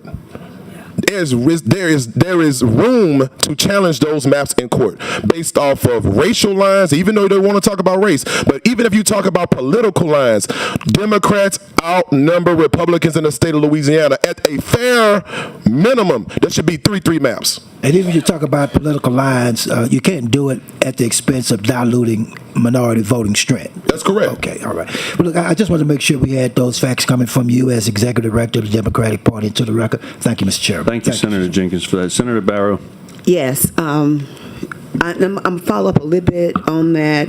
And I want to ask you, were you a part of the discussion a few years ago when we were drawing up the maps? Were you in the room? Did you see the maps that were presented once before? Yes, ma'am. Okay. And so did you guys actually at that time speak out? I don't know if that time if you were actually... I wasn't the ED then, but I was a part of the conversation and I was inside of the building. Okay. At the time, it was understood that the map that they were going to choose, it gave room to be challenged in court, which is why there was a push to go with Senator Price's maps, because they were compact, they did not split precincts, and it was the most reasonable map that you all would have pushed out that would not be challenged in court. But obviously, you're going to go with a map, or they chose to go with a map that could be challenged in court, and that is the reason why we are back inside of this room today. So you were a part of those discussions, and you actually stated that was the map that we should have gone with the first time. Absolutely. Okay. I do want to say this because I did not know. So when we saw the eruption in the audience, I did not know that you had been told to shut up. I did not know that the actual quote, Senator, was, "Y'all need to shut up, boy." That is so offensive, and I do want to apologize on behalf of the Senate. I do want to apologize on behalf of the committee because that was so inappropriate, and I did not know that had occurred. Yes, ma'am. All right, thank you. Thank you. Thank you, Mr. Chairman. Thank you, Madam Pro Tem. The board is clear. Thank y'all for y'all testimony. Sir, y'all were called up. What are y'all names? Charles Phipps. Mr. Charles. Mr. Charles Phipps. And Candy Crystal. Candy Crystal.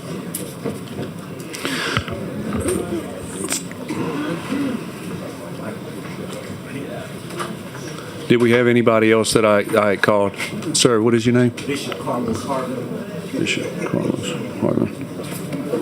All right, we still have a lot of cards to go through. So I'm asking that we don't repeat ourselves, and I'm asking that we please stay on the four corners of what the bill looks like, what the maps that we're talking about maps.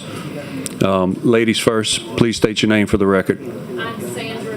Oh, hold on, I'm sorry. Your microphone wasn't it? Okay. I'm Sandra Candy Christoph, born in Clinton, Louisiana, East Feliciana Parish, and I went to Louisiana Christian College in Alexandria, then Grambling State University. I want to thank you guys for listening to us today. I ran for Congress against the Letlows. I ran against the spouse and then in the special election. So I'm very familiar with the maps, and I'm very familiar with what it's like to even run a congressional race, especially back-to-back. I want to talk to you and not at you. I can feel the concern both ways. And I know that the Supreme Court has given you all a mandate to do something different. But I want to say to you that we can do better than the maps that have been presented. I want to say to you that we are stronger when we are inclusive of one another and protective of one another. And I think that the passion and the anger that you feel is because people don't feel protected by the system. The system, you guys, because you are the ones in power now. I think that, and I want to urge you to please give serious consideration to creating a map that meets the court's requirements and do not dilute the representation. I'm a country girl, East Feliciana Parish, and I've always been told where there's a will, there's a way.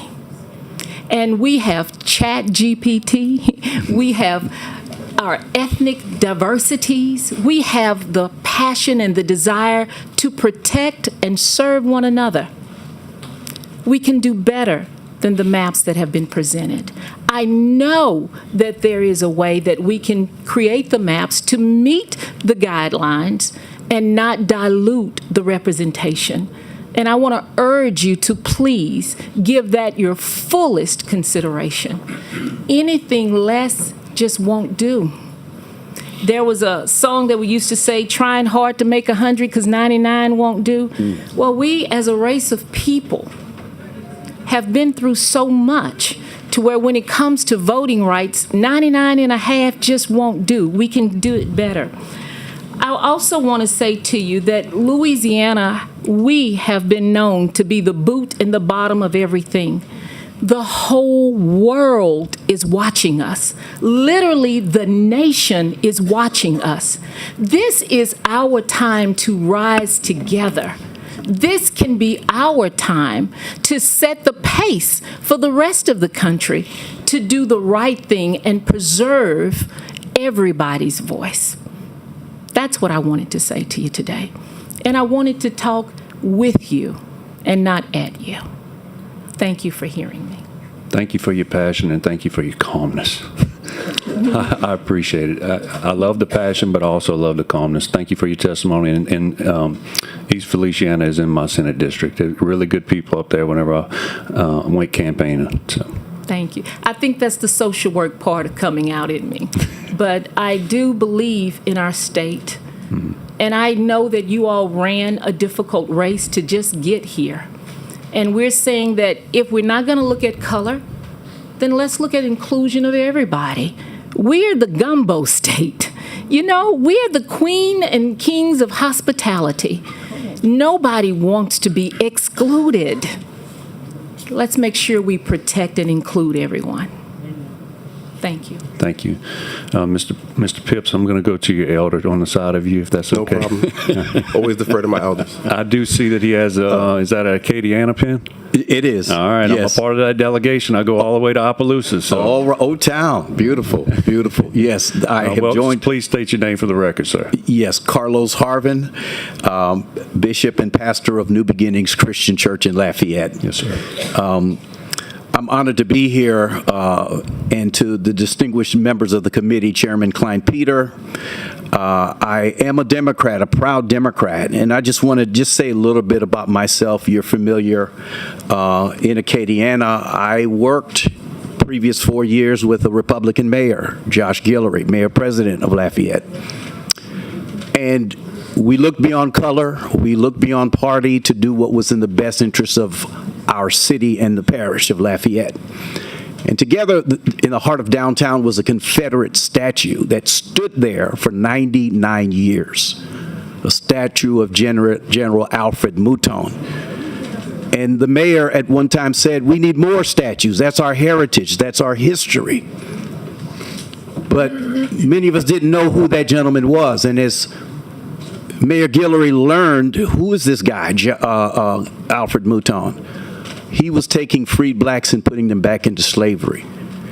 And he fought on the side of the Confederacy. And he said, well, wait. When was that statue put? When did Alfred Mouton die?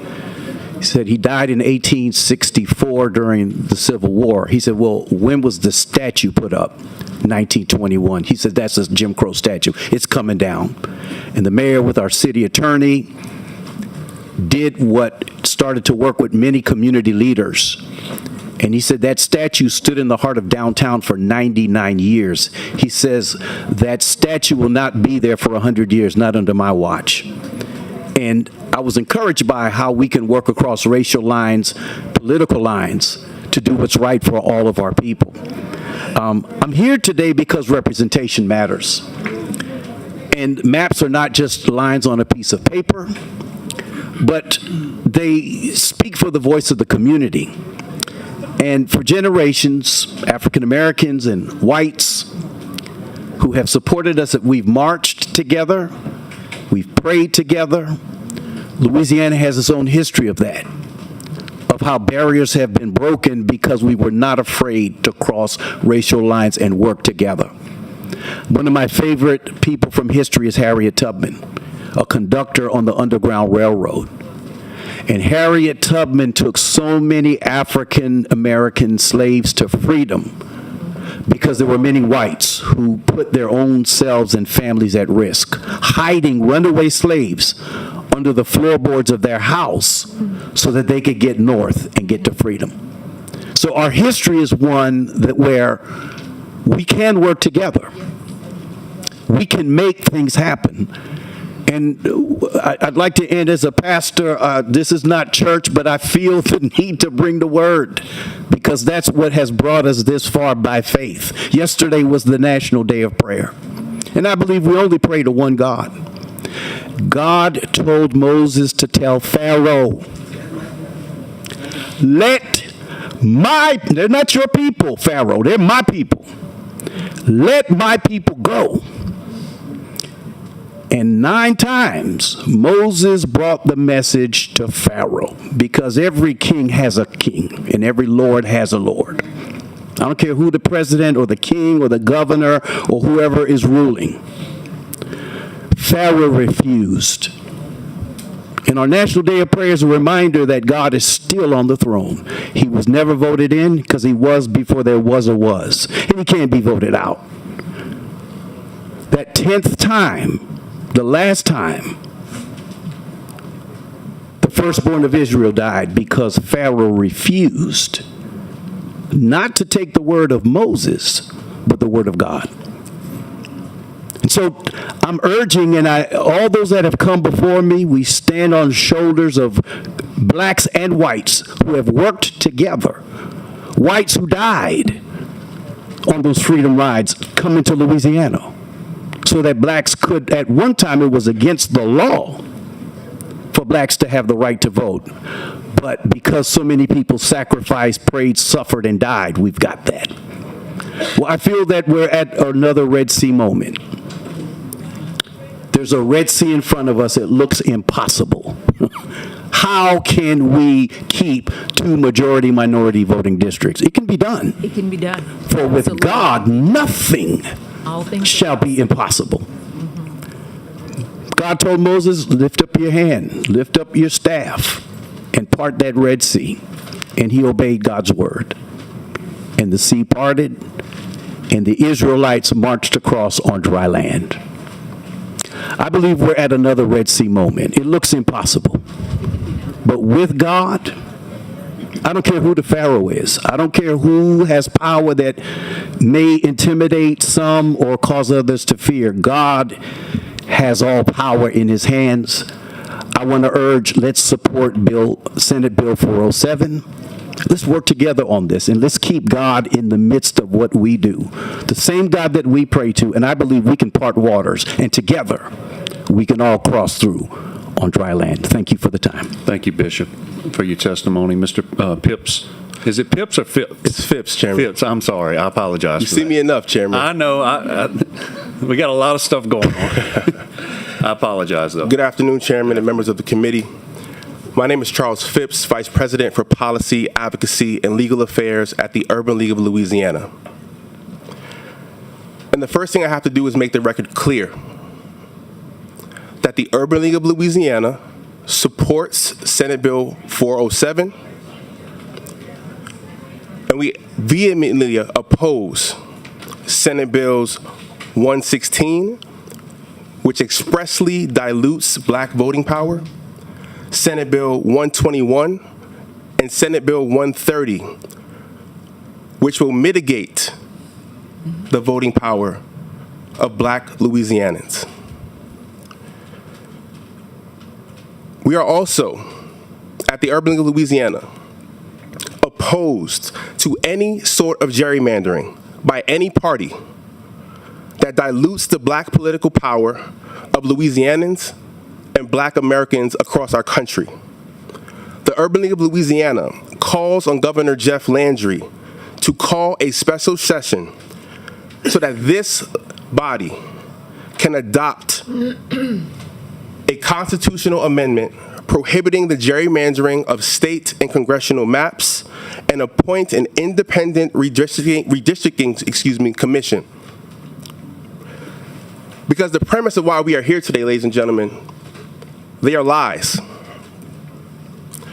The first lie is that white residents within Louisiana were racially discriminated against by the enactment of Louisiana's congressional maps containing 2 majority black districts.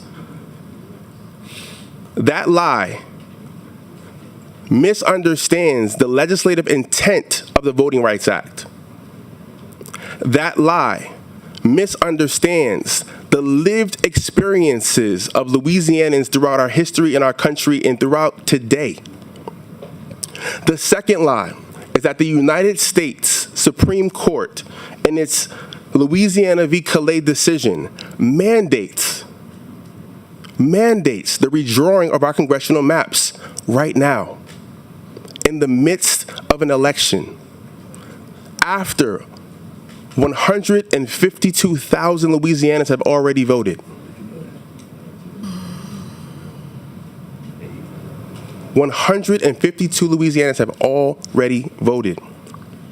And the third lie, and this is critically important to this bill, is that decision, the decision in Calais, warrants and amounts to a state of emergency. Yes, a state of emergency. Now let's just accept that last point to be true, that we are in a state of emergency. And Senator Barrow, if that was actually true, then it is unacceptable that the Secretary of State isn't here. If we were actually in a state of emergency, then it is unacceptable that this hearing is moving forward without clarity. If we were actually in a state of emergency, then it is unacceptable that this hearing will end without a clear vote. Because if we were in a state of emergency, then my question to you all is, how do we have the luxury? How do we have the convenience to wait until Wednesday to act? So what that shows is that there isn't a state of emergency.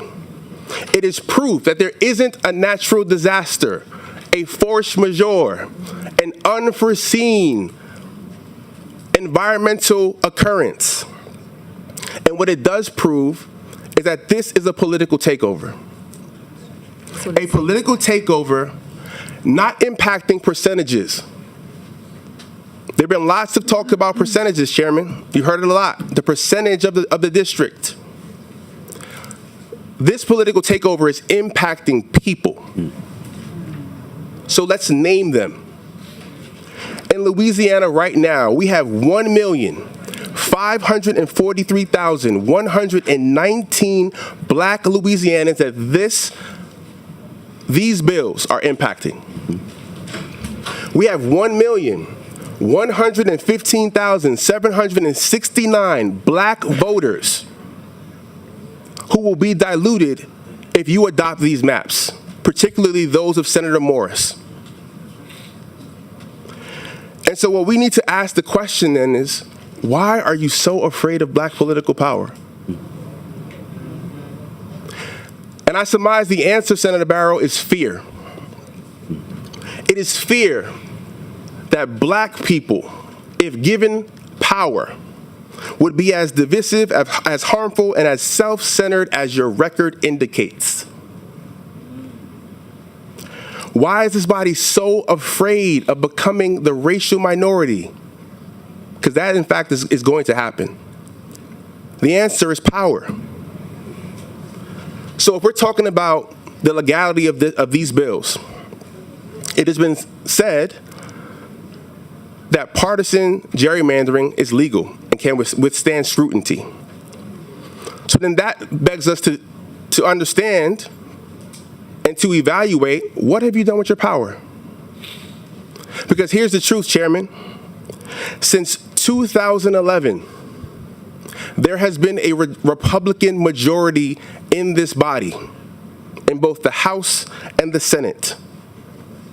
And according to U.S. News and World Reports, and the World Report, Louisiana is 50th in crime, 50th in economy, 46 in education, 46 in healthcare, 48 in infrastructure, 49 in natural environment, and 48 in opportunity. And we ask ourselves, why are we having a mass exodus of Louisianans? 100,000 people a year are leaving our state, and we ask ourselves why. It's because of the results of what this body has done with its power. And so what I want to make clear is that when black Louisianans, when black Americans have been given the opportunity to meaningfully and fully participate in our democracy, we have used our time, our talent, and our treasure in furtherance of realizing the American dream. And so your fears say less about what black people would do with our power and more about your criticism of your own actions. Now let me end by saying what we are in support of and not just against. Senator Jenkins, we are absolutely in support of Senator Price and Senator Duplessis' bill because it is both politically and morally correct. Don't take my word for it. Let's look at the data. There are 954,073 Republicans registered in the state. There are 893 Democrats. So what that tells me is that if we're talking about political gerrymandering, Senator Jenkins, then Senator Price and Senator Duplessis, they're being too conservative. And in fact, we should have a 3-3 map. But we know that that reality is untenable. So at a bare minimum, the Louisianans, the black Louisianans, who have given you currency, I'm almost done. 60 seconds. 60. Oh, I didn't see the light. 60 seconds. I'm timing it on my phone here at 8 minutes. 60 seconds. I'll give you a short time. Appreciate that, because this is critically important. Black people have given you more than cultural currency. We have given you advancements in healthcare. We've given you advancements in science. We've given you advancements in the law. And yes, we've given you advancements when we elect candidates of our choice. And so that is critically important here. And the last piece is that I'm not concerned about history. I'm concerned about today. And if this vote goes down the way we think it's going to go down, then you can trust and believe that the Urban League of Louisiana will be working today to hold every single member of this body accountable for its actions. Thank you so much. Thank you, Mr. Phipps. Just for the record, I did give you 9 minutes. I'm so used to the clock, Chairman. I normally keep it on mine. I'm sorry. I thought you were wrapping up closer at the Fair 6 enough, minutes, and fair I enough. didn't want to cut you off. But Appreciate it. For It's those too important to listening, cut me we off. still do have a lot of hold up the cards. So Yes, sir. For everybody looking, this is how many people that still want to talk. Thank you, all right? gentlemen. So, And they deserve to talk. Madam Pro Temp had a question. Yes, ma'am. And I'm sorry, I didn't get your full name. Charles Phipps, ma'am. Charles Phipps. Mr. Yes, ma'am. Phipps, because my questions will be kind of directed at you, and I believe that you brought up some very good points, and I'm glad that you highlighted and reiterated the importance of the secretary being here. I believe that there were many things that needed to be answered by her. Yes, ma'am. Someone from her staff, but really her. And I agree with Senator Carter when he began, because I was expecting her to be here. Yes, ma'am. And so questions are begs to me in terms of the level of urgency in that she wasn't, but it has been made known, and I'm sure that she or her staff is still looking, probably watching, that they are expected to be here next one Wednesday to be able to answer these questions. However, I do want to make a statement or a level of a statement. I'm just going to leave it at a statement. I'm going to talk about what gives me hope, as what may give me hope. So when we passed the maps before, the maps were 4-2 maps, and you made a very good point about making it 3-3 maps. I think that's doable. But the 4-2 maps that were passed was passed by majority of the members representing this body, and we know that we are not the majority. So that means that takes in some of our colleagues that are up here and some of them who are serving in the body. It is my hope, my prayer, and a level of conviction that we would still have that same outcome when we get ready to make our final vote. And so that is definitely going to be my prayer, because that is the right thing to do. And if they were able to see that as being the right thing to do before, they would see that as being the right thing going forward. So thank you. Thank you, ma'am. Thank you, Madam Pro Tem. Senator Carter. Thank you, Mr. Chairman. To the members of the public and to all my members of the committee, I just want to take a moment of personal privilege to say that I know tempers are high and emotions are high. Pointing out that a legislation and particular bills can have a racist impact, it doesn't necessarily say that the author of the legislation is racist. Also, I do want to point out that I know for certain, having been a member of this body, that this body is capable of being fair and just. We can sit down in a fair way and discuss the budget. We can sit down in a fair way and discuss capital outlay. It is my hope that we discuss this in a fair way. I do have very grave concerns. I do. But I hope that I don't just hear words from my colleagues about their actions and their heart. I want us to focus on votes. I want us to focus on actions. Your words mean little. Actions matter way more importantly to us. Yes. And so I ask, as this process go forward, let's focus on actions. Let's focus on how these votes actually end up. Thank you. Thank you, Senator Carter. Thank you for your time. Hey, thank y'all. All right, did anybody come into the room that I called? Thank you. I appreciate that. All right.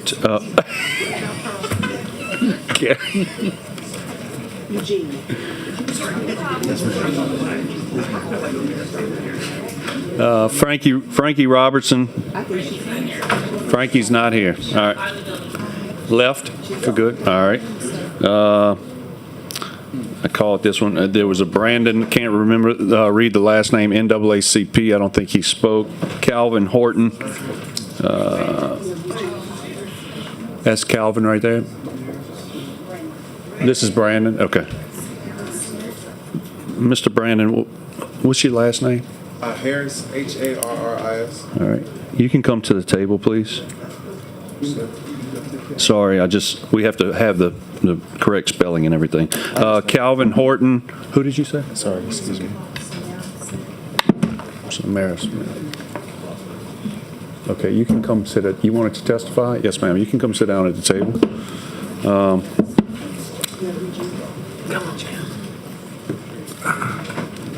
Why is Eugene Collins here?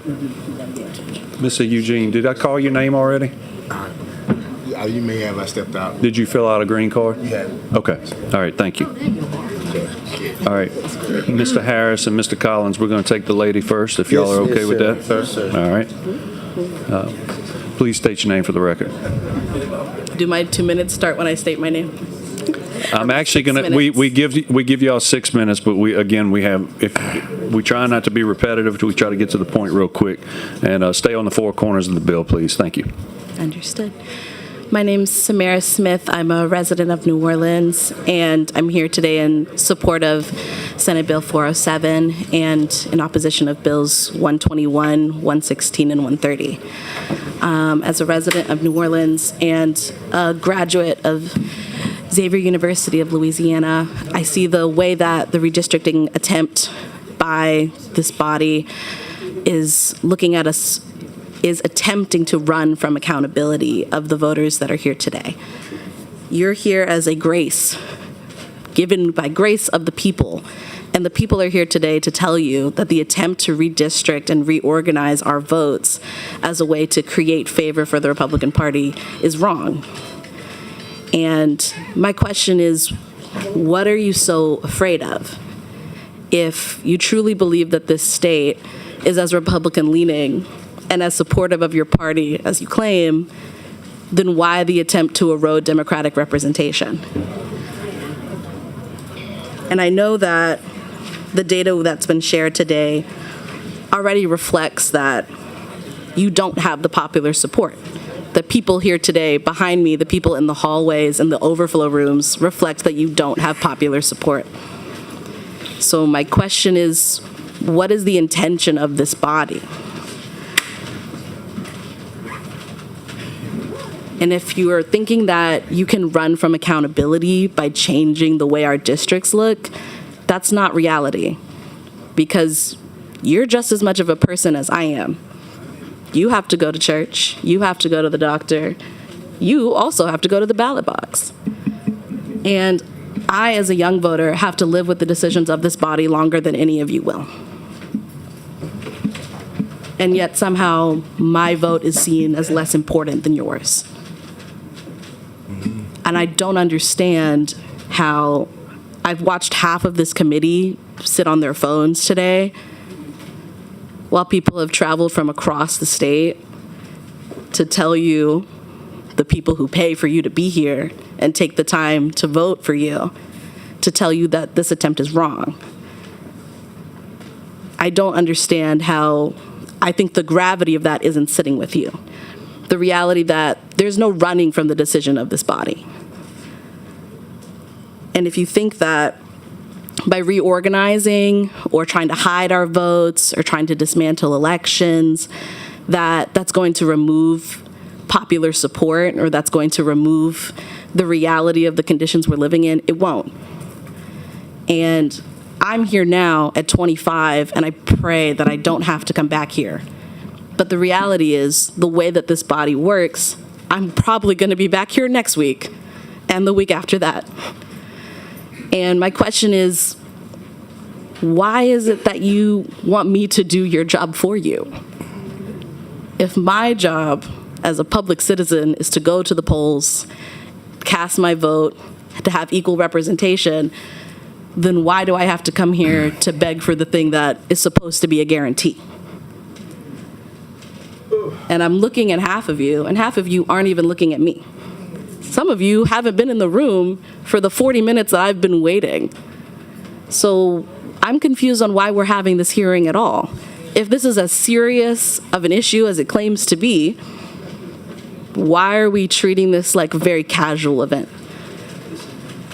And I'm really concerned that you think that the imaginary popular support that is around the Conservative Party, I'm really concerned that you think that's tangible enough to carry you through this midterm. Because that's not reality. And you can try to disenfranchise people as much as you want, but the reality is the public is here and the public doesn't support this. The public supports 407. That's why so many of us stayed so long. That's why I went outside and got soaked in the rain and came back to testify anyway.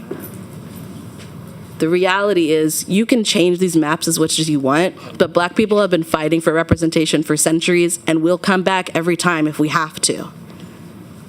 That's not going to change anything. So if you think rearranging the rules is somehow going to make Black people fight less, I'm very sorry that you are mistaken. So I don't know why you're wasting your time, my time, and everybody else's time here. Because, like, I paid gas to get up here this morning. Y'all are paid and elected by the people behind me. Why are you so afraid of your constituents?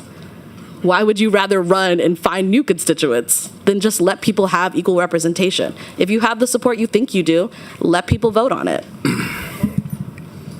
Why are you so frightened? That's my question. And that's all that I would like to share. Thank you. Thank you, Ms. Smith. Gentlemen, we can start with you, Mr. Collins. Yes, sir. Yes, sir, Mr. Chairman. Good evening at this point, Senators. Good evening, Frat, Soror. It's a pleasure to sit here before you today. You know, my fear with this is that we're walking ourselves into a situation that our children will be stuck fixing. What you have done was roll back a lot of things way too fast. And I got to think that you got to know that this won't stand up in court. Eventually, this will make it in front of a judicial process. And as conservative Republicans that some of y'all are sit on this body, this will cost your folks that vote for you money. And one day you'll have to answer for that. But see, there's a line that Denzel Washington says in this movie, I think it's called Fences. He say, don't go through life worrying about whether somebody likes you or not. You best be sure they're doing right by you. So let me be clear. A lot of people have said here today and say, I want to be seen. I don't care whether you like me, and I don't care whether you see me, but what you will do is treat me right. What you will do is treat people that look like me right, or you will be met with resistance. See, because this is not just lines on a map. This is power. This is representation. This is democracy.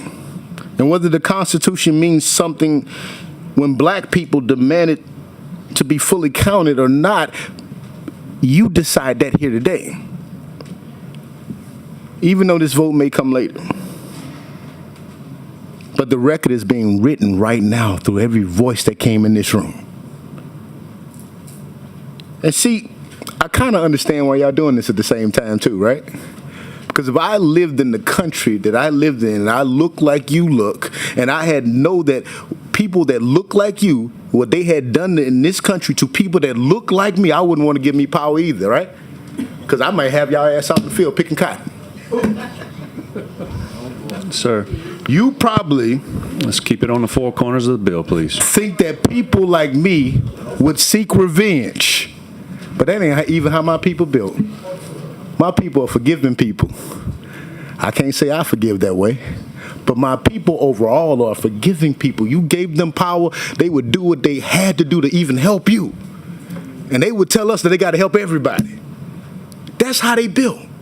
So those things that concern y'all, you ain't got to be concerned with, because that ain't my people. And we say stick to the four corners of the bill. That is the four corners of the bill. We're talking about democracy.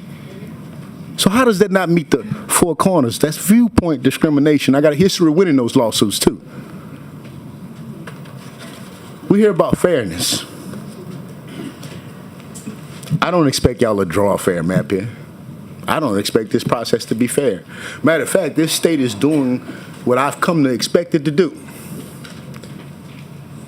But I'm glad people got out and told y'all how they really feel.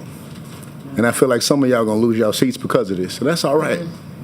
Because one thing my people always do is win. Whether it's gonna be me, my son, or my daughter, somebody gonna beat you. Thank you. Thank you, Mr. Collins. Mr. Brandon Harris, please state your name for the record. Brandon Harris. So, If it's okay to share, this is actually my first time here. Okay.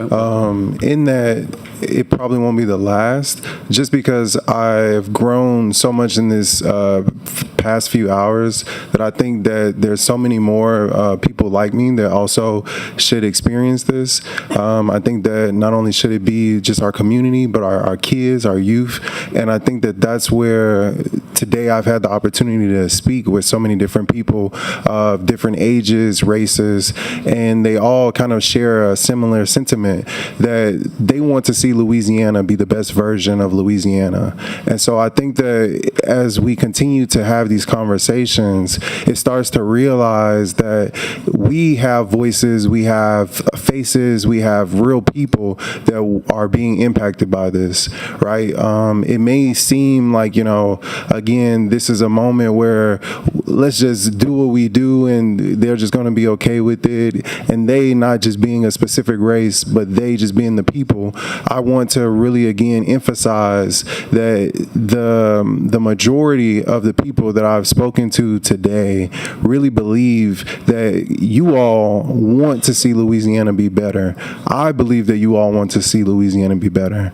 That's the only reason why I'm here, right? Not to make a scene, not to call you guys names. I'm not interested in that. I believe Louisiana could be the best state. I believe the people of Louisiana have the potential to rise above really like the separations.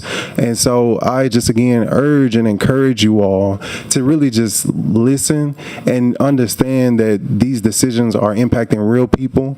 And I think that with 407, there's an opportunity to let those people and us be heard. And I think that in that, there's an opportunity for us to leverage the resources that we have as people, right? So there's a lot of innovation that comes from Louisiana, and I think that that's something that needs to be at the forefront. And I think that there's a genuine passion for our community across the board, and I think that that's what these bills or these proposed bills are impacting. It's impacting the community's voice. It's impacting the youth.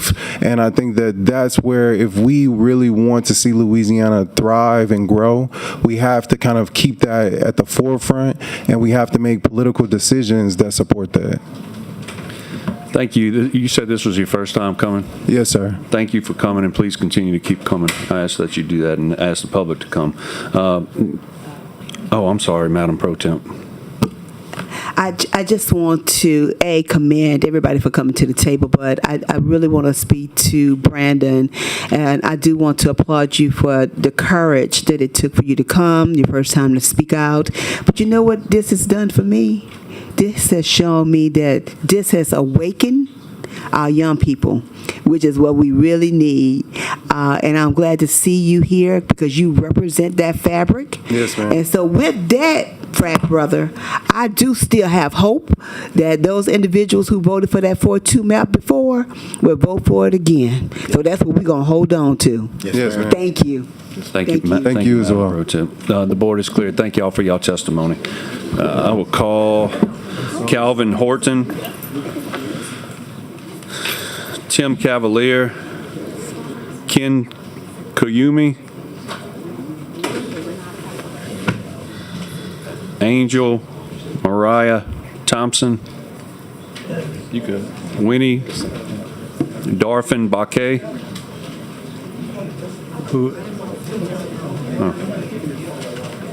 Carol Pooley, Tyrone Walker,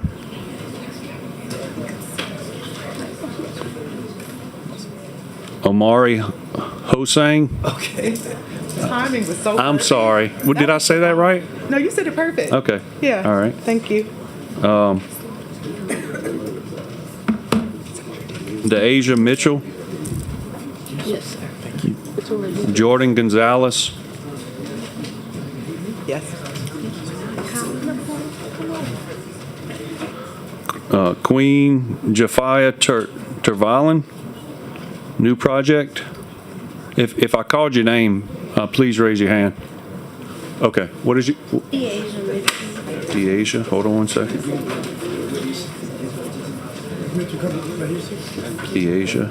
And what is your name, sir? Mr. Tyrone Walker. All right.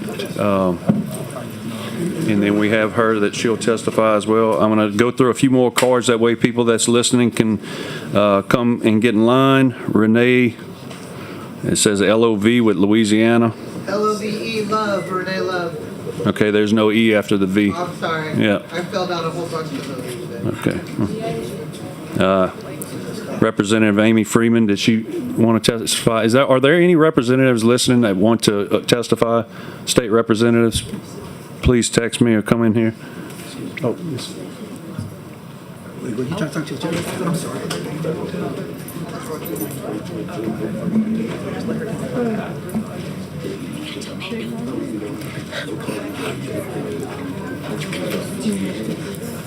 Yeah, thank you.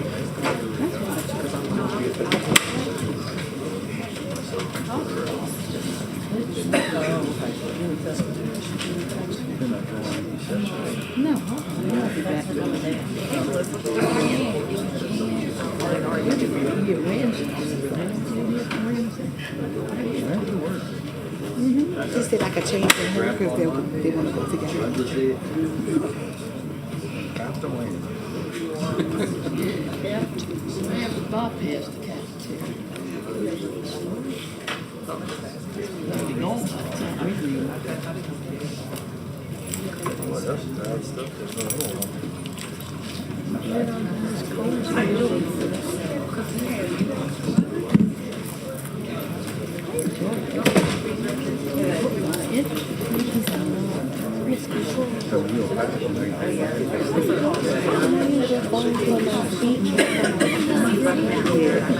Excuse me, I'm sorry. Okay. Okay. Well, sit in the front, Ayana. Okay, sit right here. Excuse me.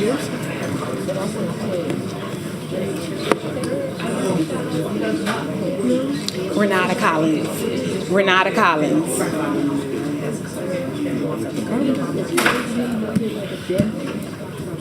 It should say U.S. Renata Collins, U.S. Rep.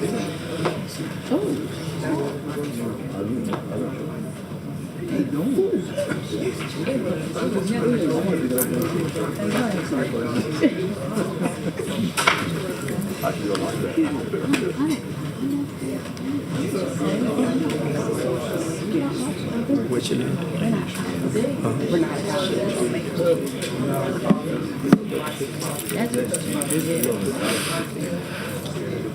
Yes, 4-7.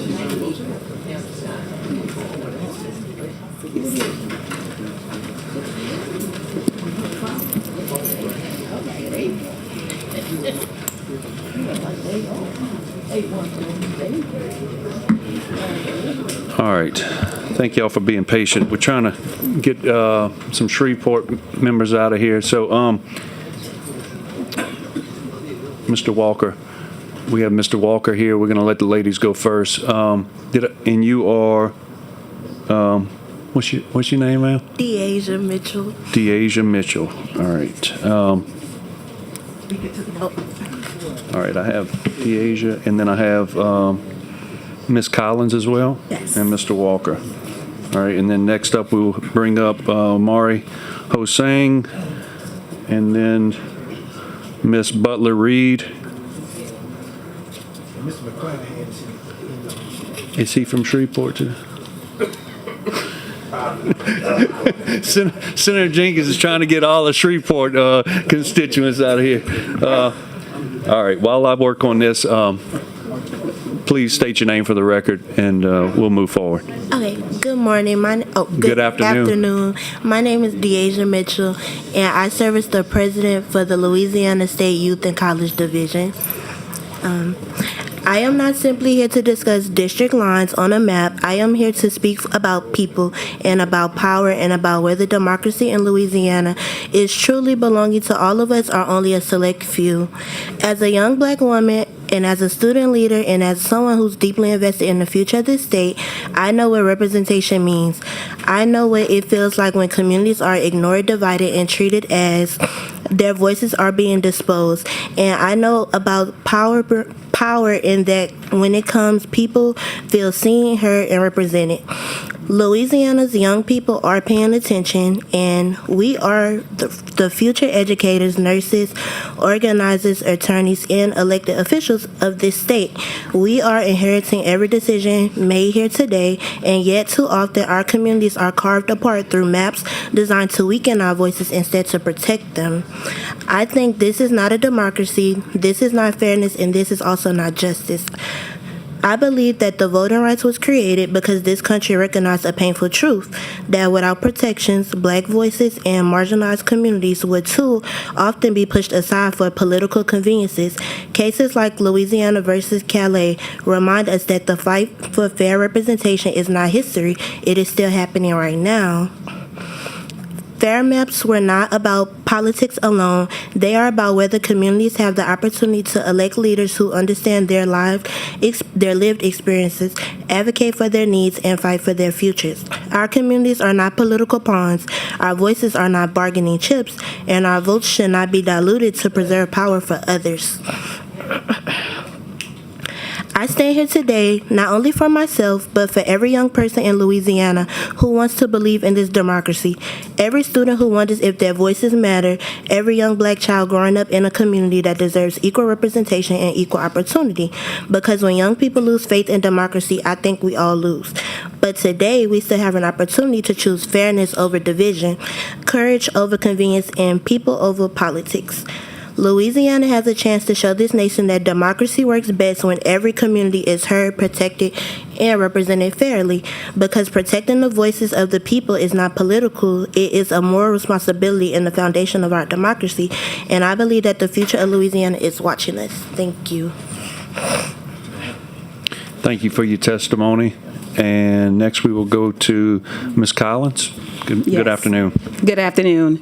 My name is Renata Collins, and I am here representing myself, the people, and the community. My overall objective is to remind us who we are, where we came from, and to understand if we really do want to go back. And I'm not referring to back to when the United States of America was incorporated. I'm referring to going back to when the people were paying treaties. We were given treaties for our land. When we, the people, were promised in exchange for votes and to become citizens, that we would be given protection, resources, and opportunities.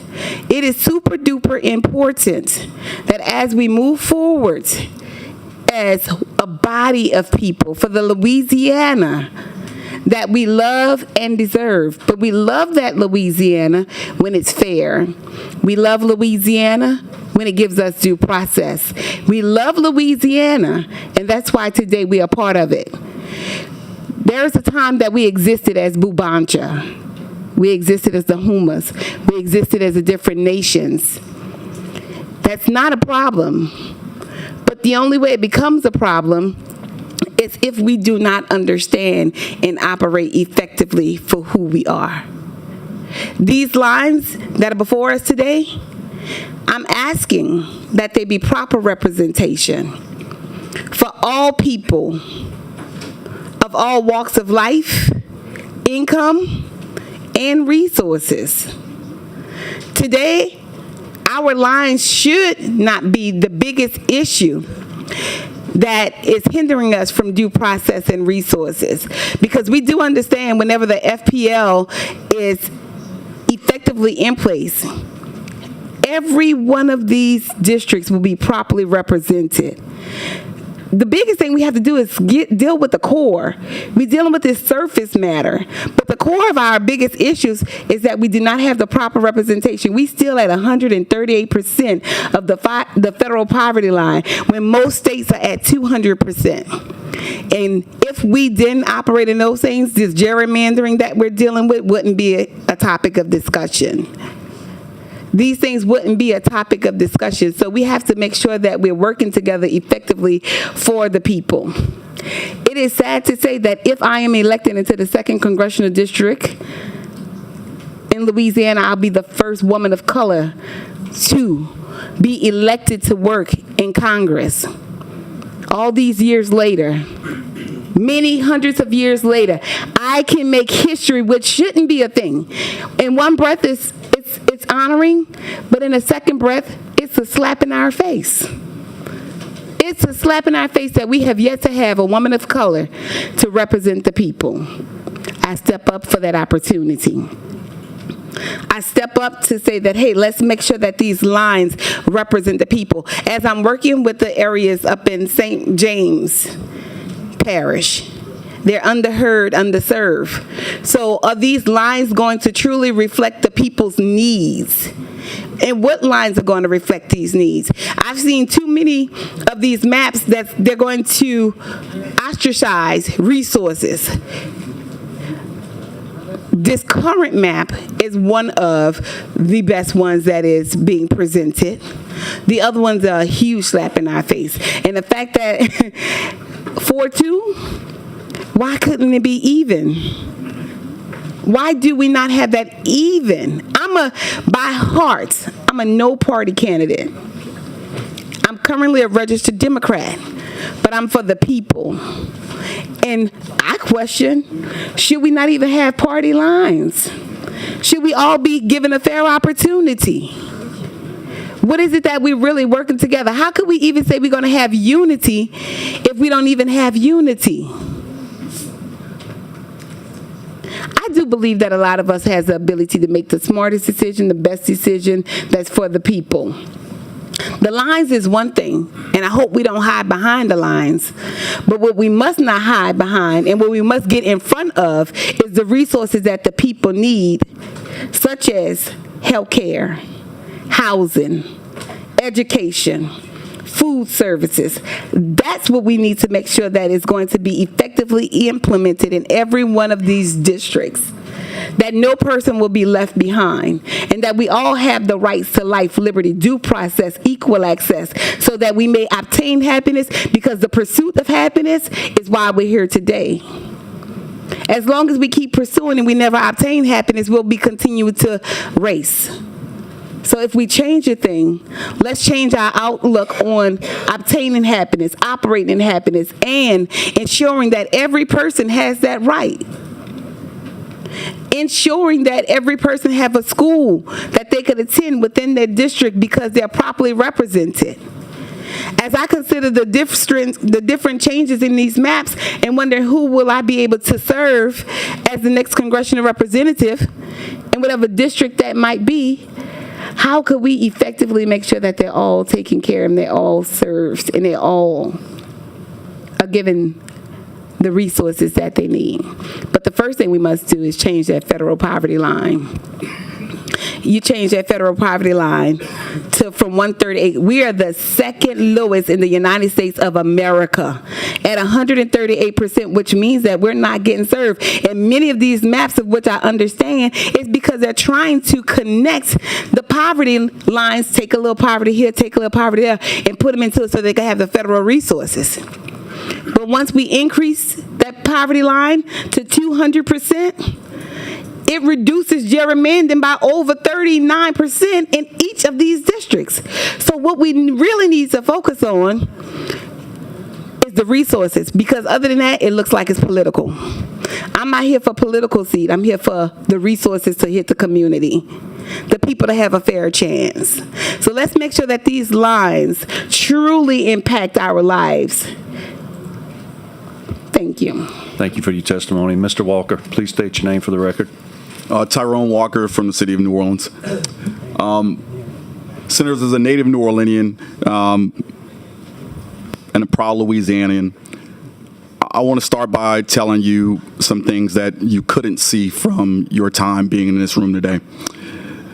When I walked into the Capitol today, I've been in the Capitol many times, but I don't know if I've ever been in the Capitol and saw what I saw today. Folks from every single corner of this state, black and white, young and old, were here today. And all of those folks won't get an opportunity to speak today. Many of those folks had to get back on buses to get back to work and to their families and their kids. But they were here because they know that this moment matters, and they wanted, at the very least, to make sure that their presence was felt. I appear today unsure whether or not my testimony will sway any of Republican votes in the majority. But I am 1,000% sure that in this time of consequence, it requires all men of consequence to stand up and to be heard in these critical moments. Today, unfortunately, is about race, contrary to many of the statements earlier. It's also about courage versus cowardice. And today is about leadership that will grow our economy versus leadership that will continue to make Louisiana a laughingstock to corporations who will not move their businesses to states who move backwards. This legislature has an opportunity to be on the right side of history or repeat its worst chapters. From the White League to the Jim Crow, from disenfranchisement to gerrymandering, Louisiana has a documented tradition of diluting black political power through legal mechanisms and thereby robbing every single Louisianian, black and white, of the opportunity to live in a prosperous state. The proposed maps by Senator Morris before you today are the worst and just the latest instruments in this awful tradition of our state. As Senator Gary Carter stated a little bit earlier, we have watched this pattern on display all throughout this legislative session. The elimination of New Orleans criminal court clerk office, the proposed elimination of more judges. Now this, piece by piece by piece, black political infrastructure is being disassembled while the actual people harmed are being accused of being divisive. I ask every member of this body, do you want to join the long line of disgraced Louisiana elected officials who have advanced discriminatory laws that has stunted this state's growth and its economy, and whose names history has already marked as stained? The truth is, Senator Morris stated that his 6 Republican, 0 Democrat map would eliminate both black congressmen completely from our representation. He said without taking into account racial or political considerations. I will just note that he then closed his statements by suggesting that he was a partisan, and they absolutely had something to do with politics. But I'd surmise to you all that, with respect, that is not a defense by Senator Morris. That is an actual indictment. You cannot draw a congressional map in Louisiana, a state that is represented by 33% African Americans, that produces 0 majority black districts, and then claim that race had nothing to do with it. None of us are foolish here. The outcome is the evidence that you need. And maps with 0 Democrats in Congress are being proposed from a state with more registered Democrats than any other political party. That's not neutral map making. Everybody knows that. That is surgical exclusion dressed up as arithmetic. Senator Morris spent a lot of time talking about his intent, Mr. Chairman. But the Voting Rights Act, as we all know, is not just about intent. It's also about results.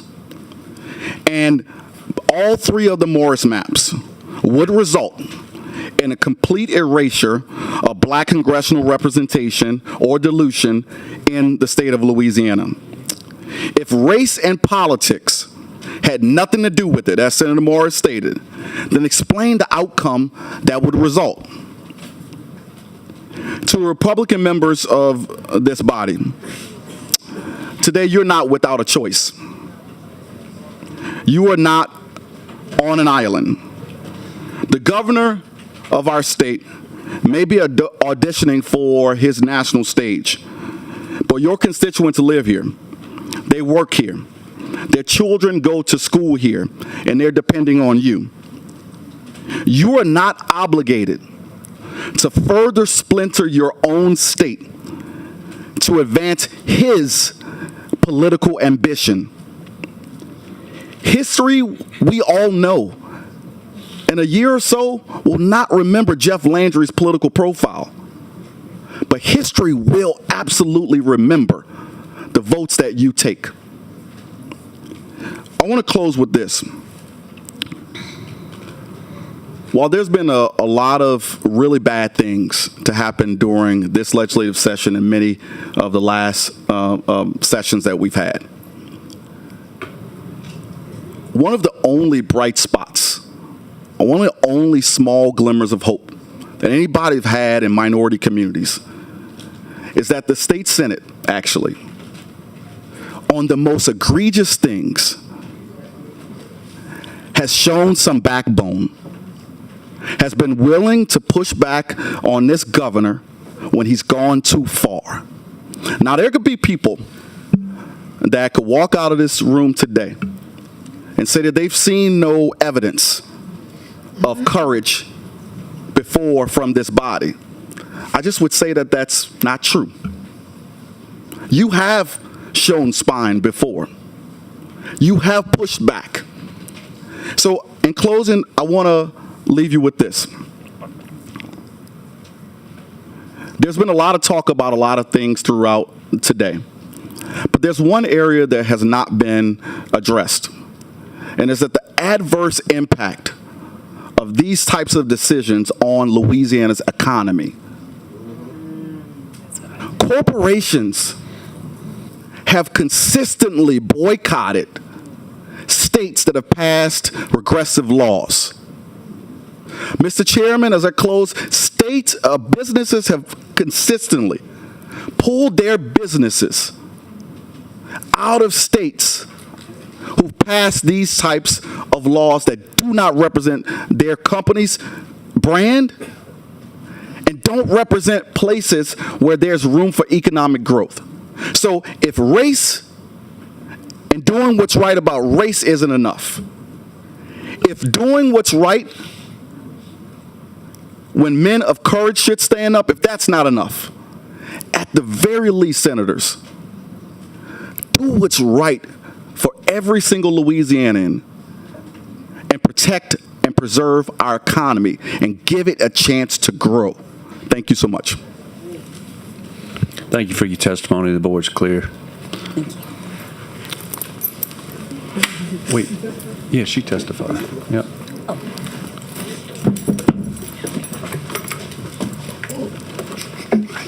All right, up next we will take Ms. Butler-Reed, Ms. Hosang, and Mr. McClanahan. That didn't have his I want to speak. That's why yours was in the stack of not wanting to speak. All right. Somebody got me wrong. And then you will be next. All right.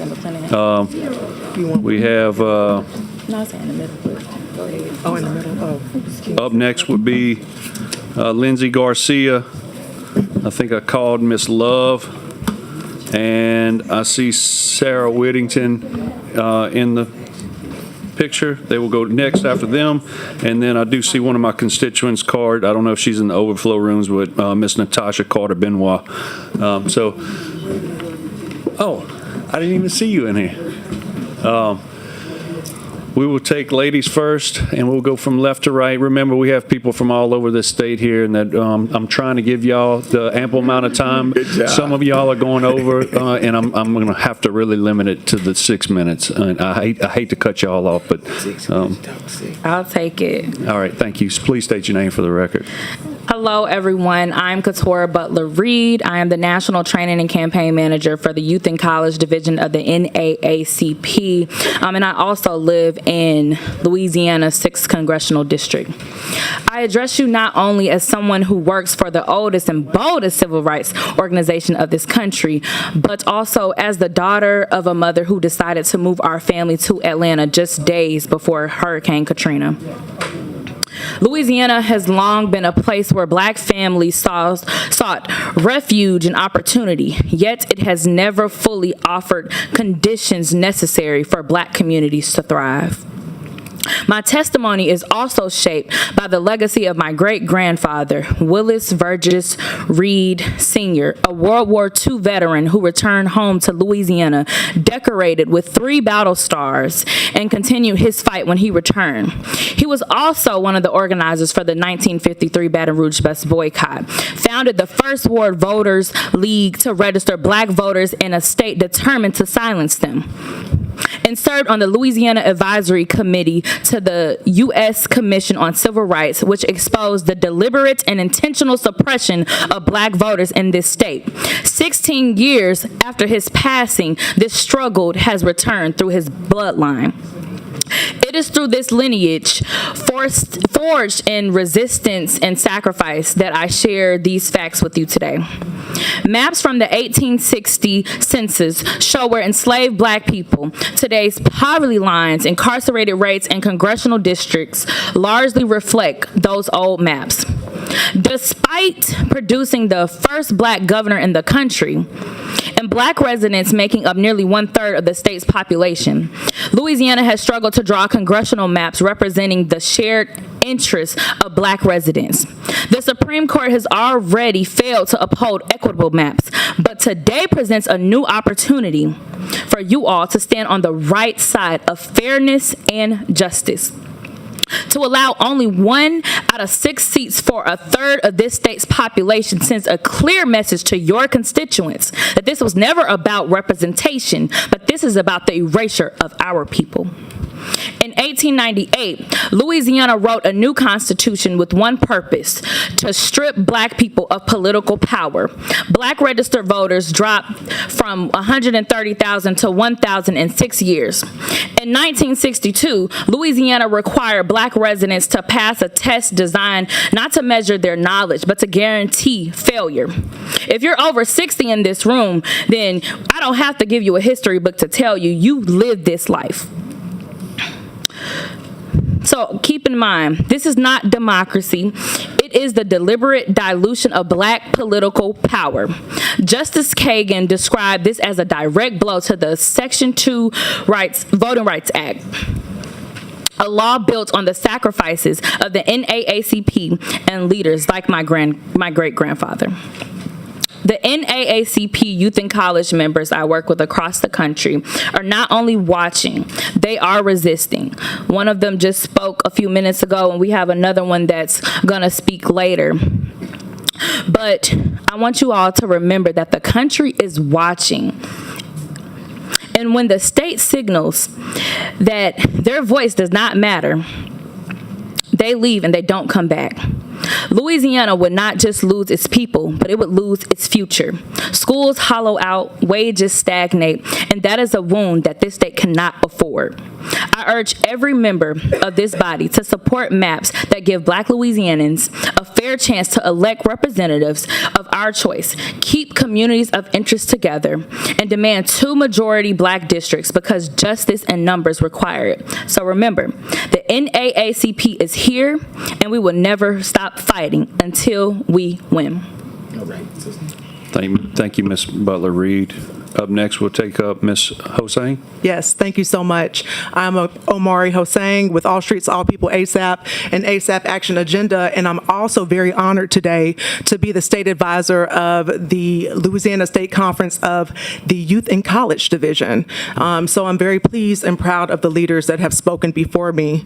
I just want to share, as I've been listening today, that I would assume that probably no one in this room or in this chamber is a billionaire.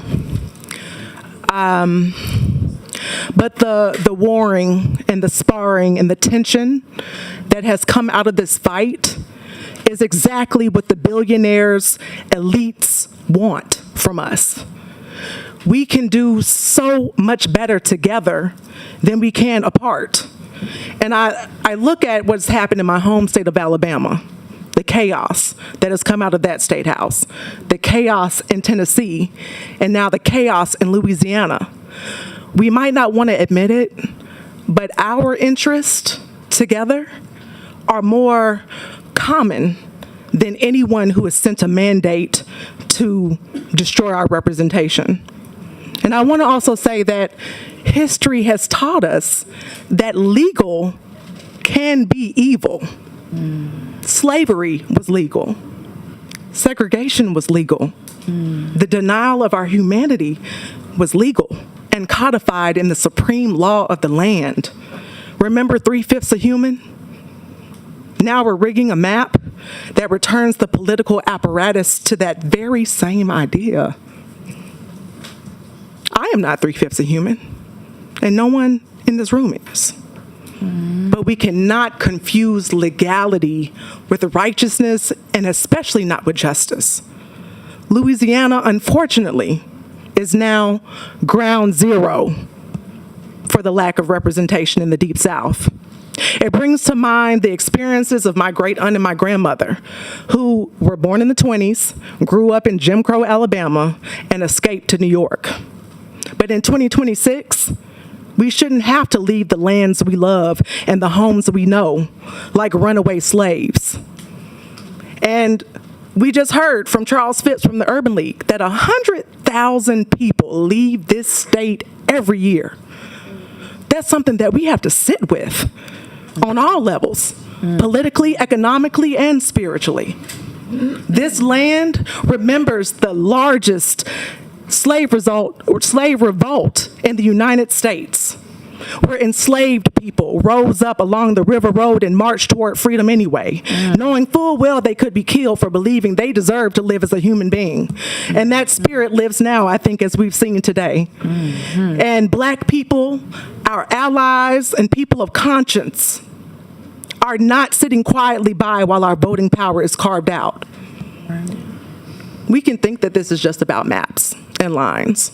And ultimately, the four corners of this conversation goes well beyond that. And I know that there has been a lot of emotion and energy in the room, but it doesn't become personal until you cast that vote.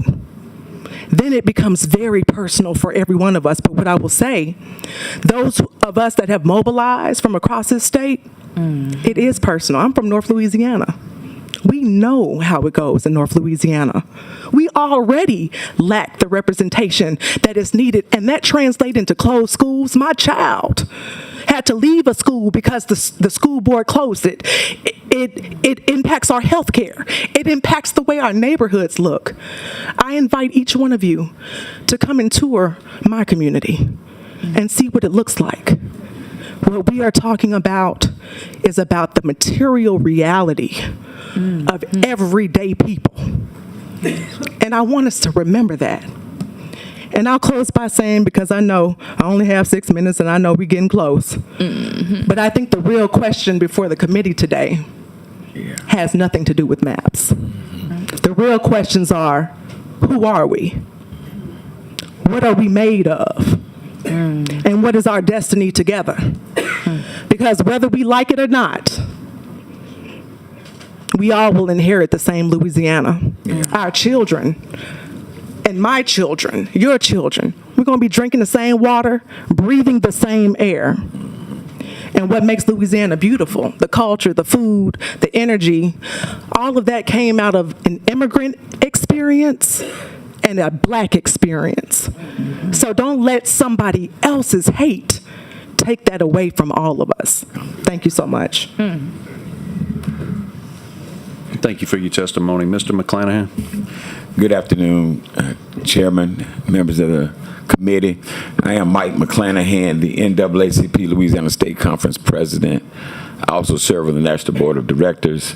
I'm also a native Louisianan, I'm from Zwolle, close to Shreveport. I should have got up earlier. Not far from Toledo Bend. Right, that's right on Toledo Bend. You know, my fond memories of Louisiana is that it was all loving, all kind. It was more than just a place where people could come and enjoy. I came to Southern because I wanted to know that people lived the way I lived in North Louisiana, in that small town. I've been to every small town in Louisiana. My best friend's from Homer. I went and played ball up in Leesville. Zwolle would put every team that there was. But I found out one thing, no matter where we were from, we all lived basically the same way, but the difference was in food. I fell in love with South Louisiana food because men did all the cooking. The best cooks were the men. My mama wouldn't play that. But the joy of it, that I could go anywhere I went out of town to Texas and brag about Louisiana. I could brag about, no matter where I was, I would always feel welcomed. I've been in many homes, black homes, white homes. The first thing they would say is, you all know this, sit down, let me get you something to eat. You want something to drink? I understood that the different cultures, Zydeco, the different cultures, singing and dancing, Mardi Gras and all up and down Louisiana, I experienced that. Not one time did I feel ostracized, not one. Because Louisiana was king. I could brag about the food. I could brag about the people and the culture. And I could brag about the sports. Fishing and hunting, Toledo Bend. I could talk about LSU and Southern and Grambling. We could talk about the wins. I could brag about it. I could brag about it because Louisiana led the nation in love. Mm-hmm. Now we don't. I serve on the national board. I go to different parts of the country, and I would say they ain't working in Louisiana. The stuff that the progressive states, whatever that means, do, it ain't gonna work in Louisiana. Mm-hmm. There's a line somewhere in Louisiana that says, this is your part and this is my part. I started coming to this building in 1988 as a law clerk. 1988. I've seen some stuff. I cringe coming here now. There was a time when you could tell it was Republican and it was Democrat. You couldn't. It was only a matter of just what you want to put on the back of your name. The Democrats and the Republicans were all one. They would bring food to eat. Everybody ate at the same table, dipped at the same spoon. Sometimes they drank at the same cup. That was Louisiana. Now you got people that graduate from the same high school, don't even speak to one another. That's not where we were. I'm telling you, what made Louisiana great is its people. I don't care if you bring in the biggest industry, that ain't gonna make us great. Because the people have to work there, that produce. We've always been a productive people. Always. You know, there's a time now, I was giving this spiel. The little black, but there was a time when you couldn't go to LSU and play basketball, couldn't play football, not at all. You went to Southern or Grambling. But now, the little black boys go to LSU. And the dads would cheer them on. But the Tiger Stadium is filled with 100, maybe 200,000, 104,000 people saying, "Go, boy, run."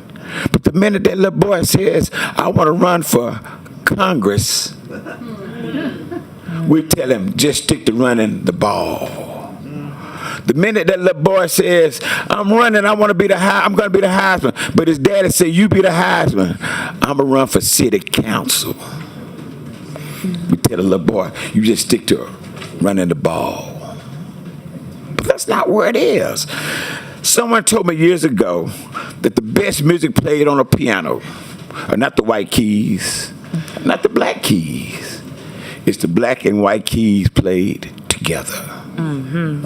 We need to get back to playing together. We do. Because Louisiana is king. We have political power that's untapped.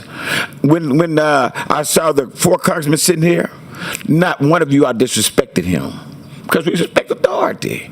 Because Caleb, you said yourself, Mr. Klein Peter, Chair Klein Peter, because, right, that's why I love you. I appreciate you. But I didn't hear anyone disrespect them as they were giving their testimony. As a matter of fact, I was joyous because I saw, man, they called him congressman. Didn't one of you call him boy? Did no one respect him or disrespect him because of some political affiliation? This is Louisiana. That's what we are. The minute we start letting others dictate who we are, we've lost who we are. We have. We can change our name. Might as well change our name. Don't change the Louisiana. Call it Louisiana. We need to do that because we've lost our identity. We have. I'm a proud Louisianan. I take that everywhere I go. You can't take that from me. And I brag about it. But sometimes I wonder about it. I want the same Louisiana to be the same Louisiana I grew up in for my kids and grandkids. My daughter's a nurse. She's about to move. She's going to tear up my family. But we need to start bringing them back, providing opportunities. Let them see that there's somebody. When my grandkids look out the door or look on TV to see somebody black being in Congress, they should want to aspire to be that too. And they can. Thank you. Thank you, Mr. McClanahan. Senator Jenkins. Thank you, Mr. Chairman. Mr. McClanahan, you identified you're the state conference president for NAACP. Yes, sir. Where's the conference at on Senate Bill 407 by Senator Price? I'll tell you what, as the state president, we fought. I was the lead plaintiff in the lawsuit, Louisiana versus Nancy Landry. I was one of the plaintiffs in there. You know, we wanted fair maps. We fight for fair maps. We believe everybody should have an opportunity. So in regards to 407, it's about fair maps, about letting me represent, letting somebody represent my interest that looks just like me. At least let me get the opportunity to choose who I want to represent me and not be just thrust upon me. All right. Thank you for answering my question. I want to say I'm happy to see the others at the table. Y'all be careful going back up to Shreveport. The weather. We have one more youth and college student with us. Is it possible that we can get her?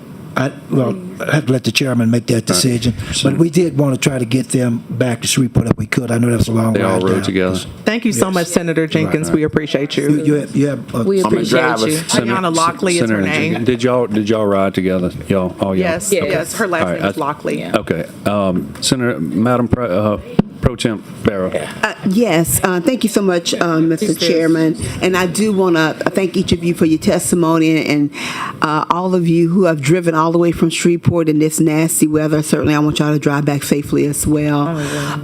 Mr. President, I did want to follow up on something that you said. It came to me because I just welcome a new business into my district with an investment of more than $25 million in North Baton Rouge. And one of the things that really stuck out to me when I met the owner is he talked about the workforce. He talked about how great the people were here. He talked about how he was very excited and glad that they had invested here and that they were looking to actually grow further. Well, I want you to know that he had a very diverse workforce that encompassed Latinos, African Americans, Caucasians, and Asians. I met some of them. And the one that were actually in his office actually seemed to be more Latinos when I first walked into the office. And that spoke volumes to me about the company because this was international company Right, come on. that decided to come to Louisiana, and certainly they told me when they were looking for areas, they had been shopping throughout the United States to see where they was going to put this company that actually do pellets. And they ended up deciding on Baton Rouge. And so we are a great state with a lot of diversity, with a lot of great people, and that's one thing I hope that is not lost in translation as we are looking to quote unquote redraw the maps. I think we already have the layout. We have the blueprint of what needs to be done. And I am still convinced that at the end of the day, because many of the members who serve on this committee, who serve in this body, voted for a 4-2 map before, will do so also again. And the gentleman that was here earlier who talked about how the Senate have gotten some things right, they absolutely have. Let me just share what one of those things are. Me. Right. And I mean this in all honesty. Throughout the entire country, We are the only state that has diverse leadership at the top. All right. The only state. The Senate of Louisiana has a Republican and a Democrat leading by purpose. That was by design. Right. And so that gives me hope, and I'm holding on to that. Yeah. Thank you, Madam Chairman. Mr. Chairman, I'm sorry. It's all right, Madam Pro Tem. Can I go to home and get some shrimp? All right, the next three up, we're going to call Miss Garcia, Miss Lockley. You were riding with them? Yeah. Okay, come on up. We'll go ahead and get you up. And Miss Whittington, you'll come. And then the next one would be Miss Benoit, And you go first so you can get out. Miss Love, Yeah, I know. and is there a Reverend White or a Winnie Darfin Bakke? Jesus, my legs too long. I'm sorry, you good. Before y'all get started, let me get a couple more in here. Calvin Hinton, Tim Cavalier, Ken Kumui, Angel Thompson, Carol Pooley, Jordan Gonzalez, It's fine. Queen Tervola, Susan Frazier, Chico Yancey. Chico's gone. All right. Sally Davis.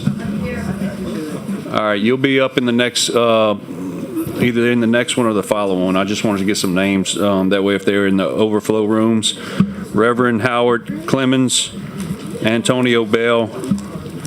Y'all will be in the upcoming list. At the table right now, we have three ladies. We can take Miss Lockley first, since you can go ahead. Once you finish your testimony, if there's no questions, you can go ahead and get up and y'all can head back to Shreveport. Hopefully y'all have some better weather driving up there. So Miss Lockley, tell us who you are and your testimony, please.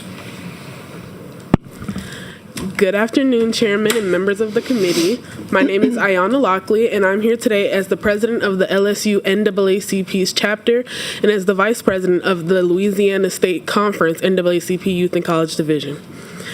I stand before you today because the decisions made in this room will shape the political voice and future of communities across Louisiana for years to come.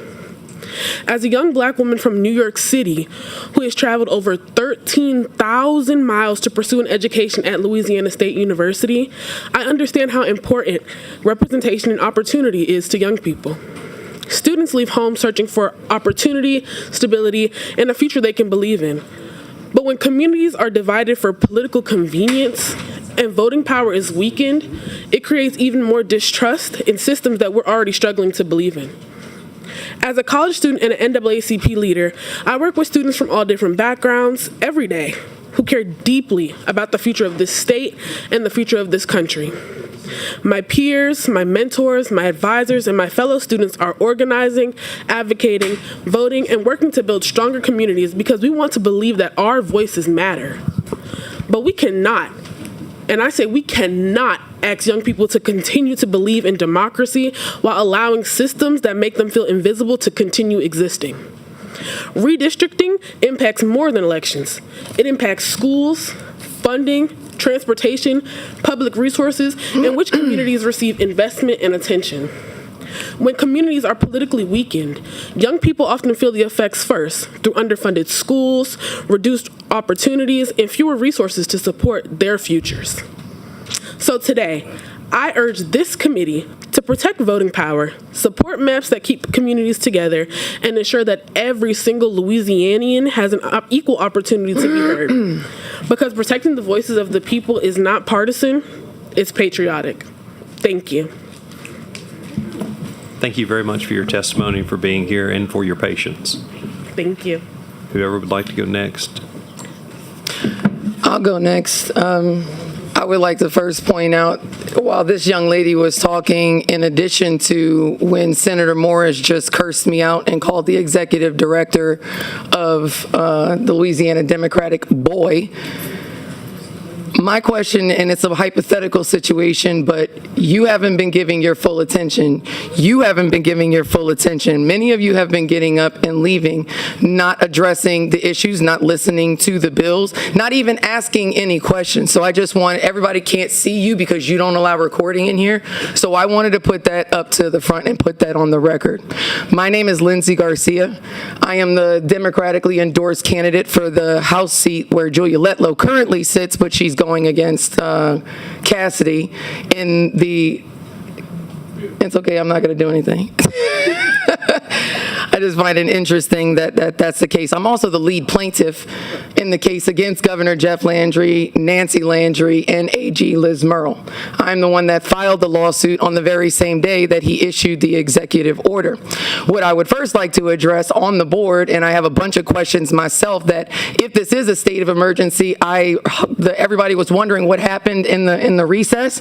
I have the same questions that Senator Carter had, particularly as a candidate, because I not only paid the qualifying fees along with the 4 others in this race, but we also have been campaigning on these lines for months now. We've been driving through this. We don't have answers on if it's going to be closed or jungle. We don't have any answers about our materials and the thousands of dollars that we have spent, the thousands of dollars that we have received in donations. We have absolutely no way of knowing what is going on.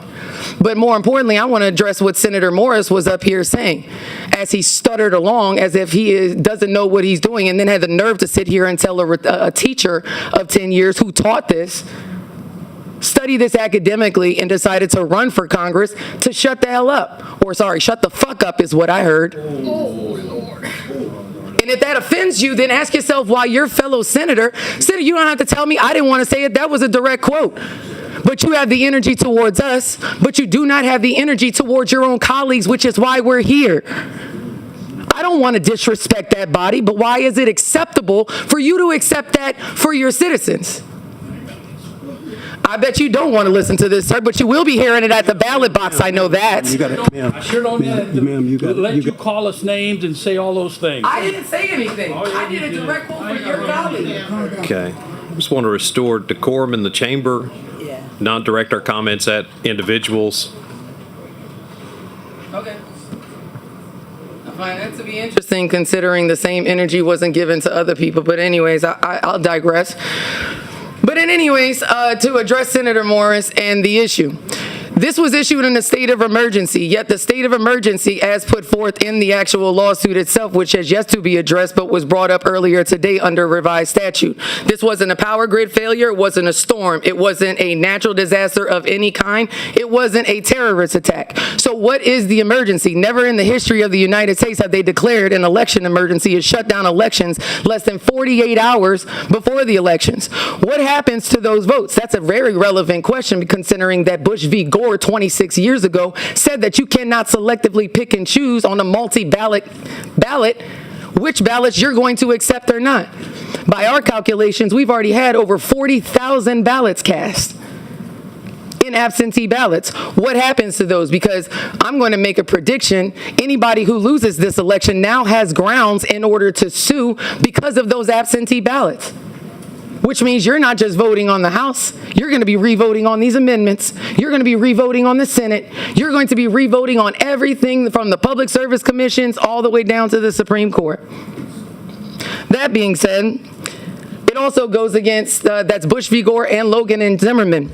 It also goes against Purcell, which Justice Jackson issued in her opinion. And Justice Jackson said, this is only the second time that you've intervened in order to supersede the hearing.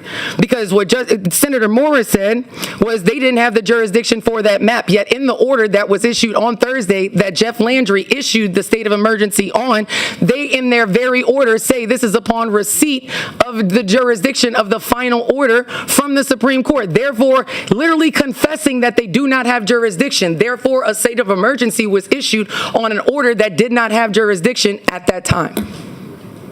Yet the election was suspended at that time. Ms. Garcia, we're drawing maps. We didn't suspend the election. But this is the reason why you're here. Okay, but that's not what's on. That executive order is the reason why you're here drawing that map, sir. But we're drawing maps. We don't have anything to do with that. That was the executive order that brought you to this point. All right, and I'll go ahead and I wasn't even going to even go down that route, but it's funny because your time's getting short too. Oh, I bet it is. It's all right. I'll light y'all up later online. Tag me in it. I was also here for Calvin Duncan whenever this body decided to do that, and I asked y'all not to make me come back here because I don't have the patience. I don't like being disrespected, and I like to respect the orders of what you all are doing. I don't challenge the Supreme Court's jurisdiction. I don't challenge the maps as they are. But what I do support is 407. And what I will tell you, and I will close out by saying exactly what I said last time. You all are being put on notice. I warned and I said that the people in the world would be watching. Plaque, Tyler, the world would be watching. And by that morning... Please don't address my staff. We're not. You don't have to address my staff. That's your last warning, Ms. Garcia. Do not address my staff. Their staff? Am I clear? Yes, they are my staff. Oh, I thought they were. No. Okay. That being said, apologies. You get that. That being said, it still doesn't change the fact. I don't want to be here. I don't want to be in this position, but somebody needs to put you all on notice. The board is clear. Thank you for your testimony. Do I have questions? No, we don't have any questions for you. You're free to go. I bet not. Ms. Whittington. Are you starting?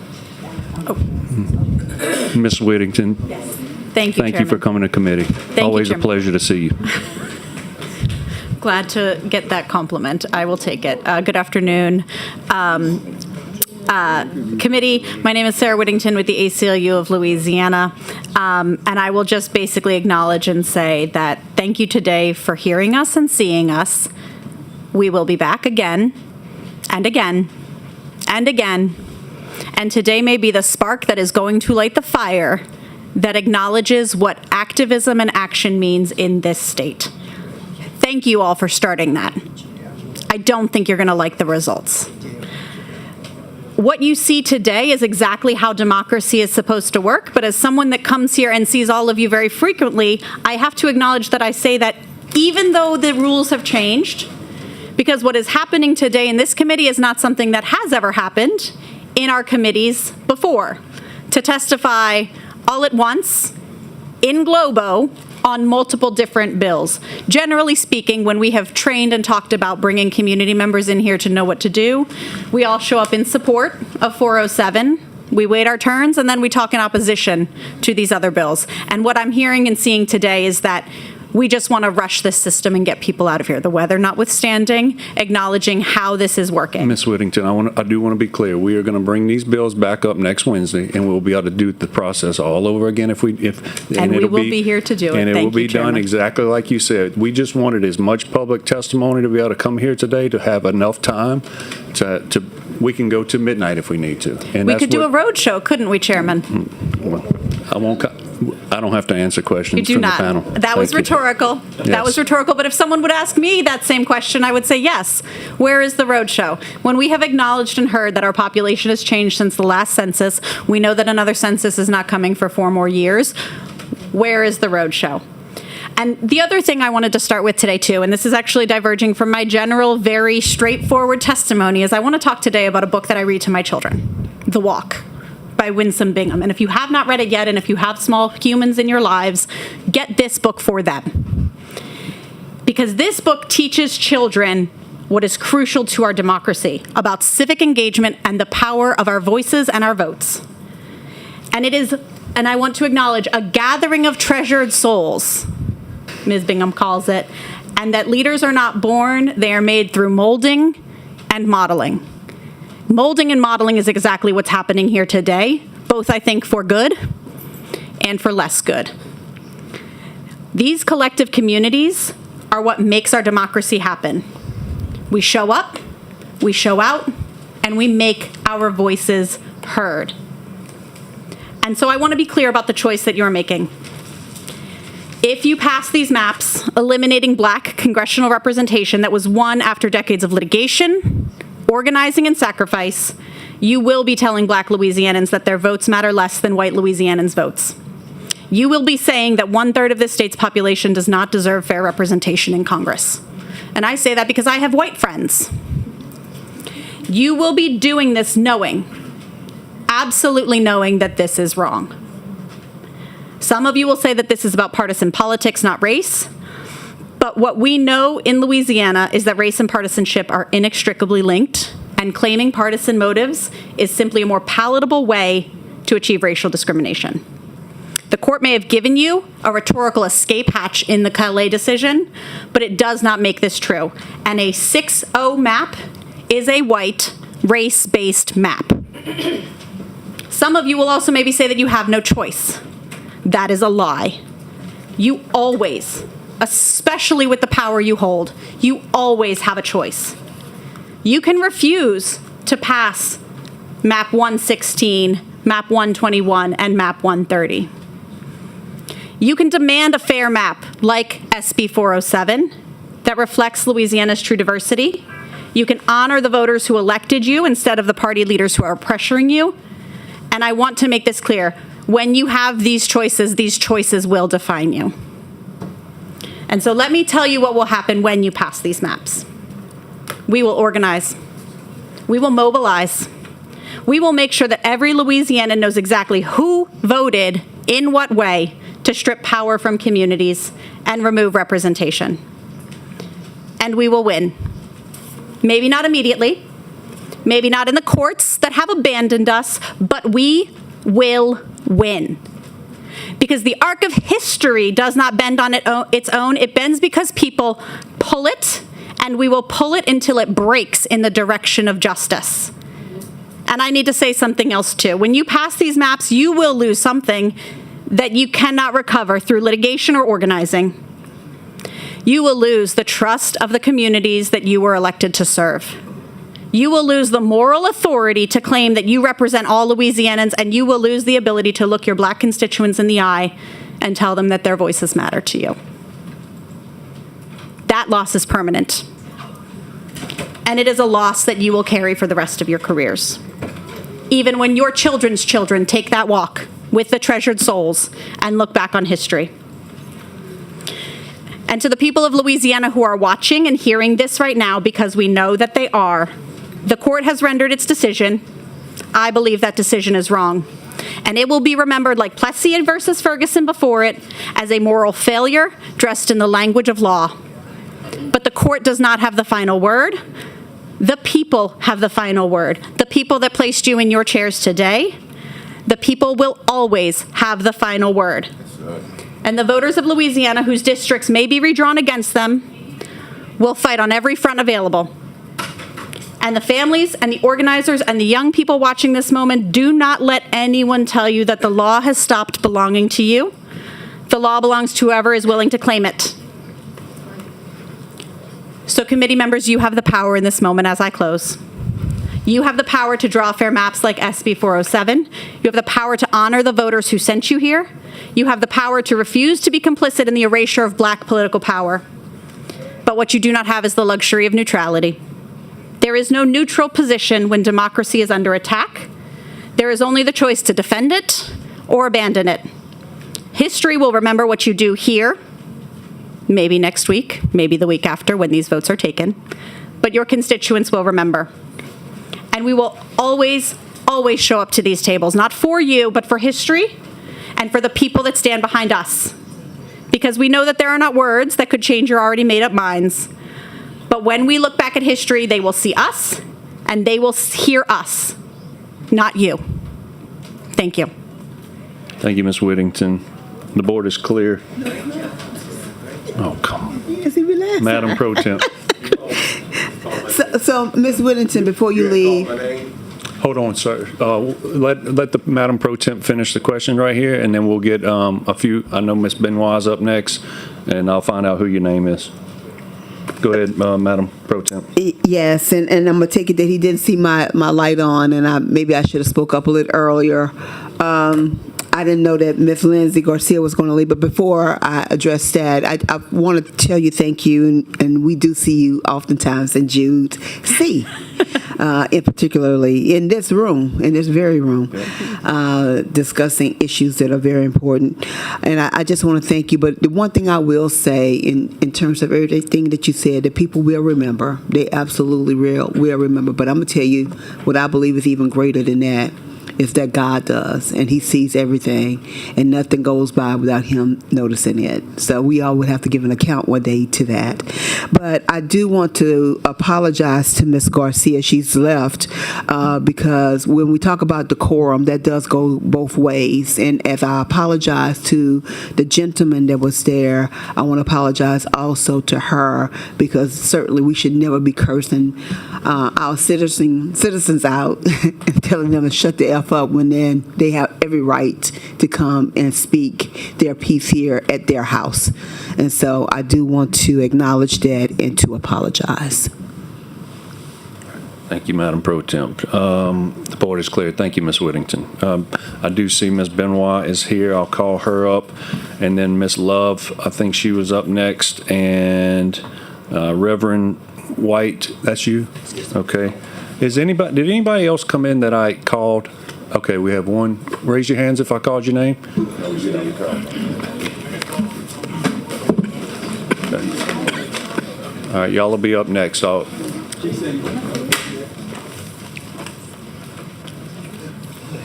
We still have a lot of people that want to testify. They're still in other rooms if they're not in here. One of my constituents.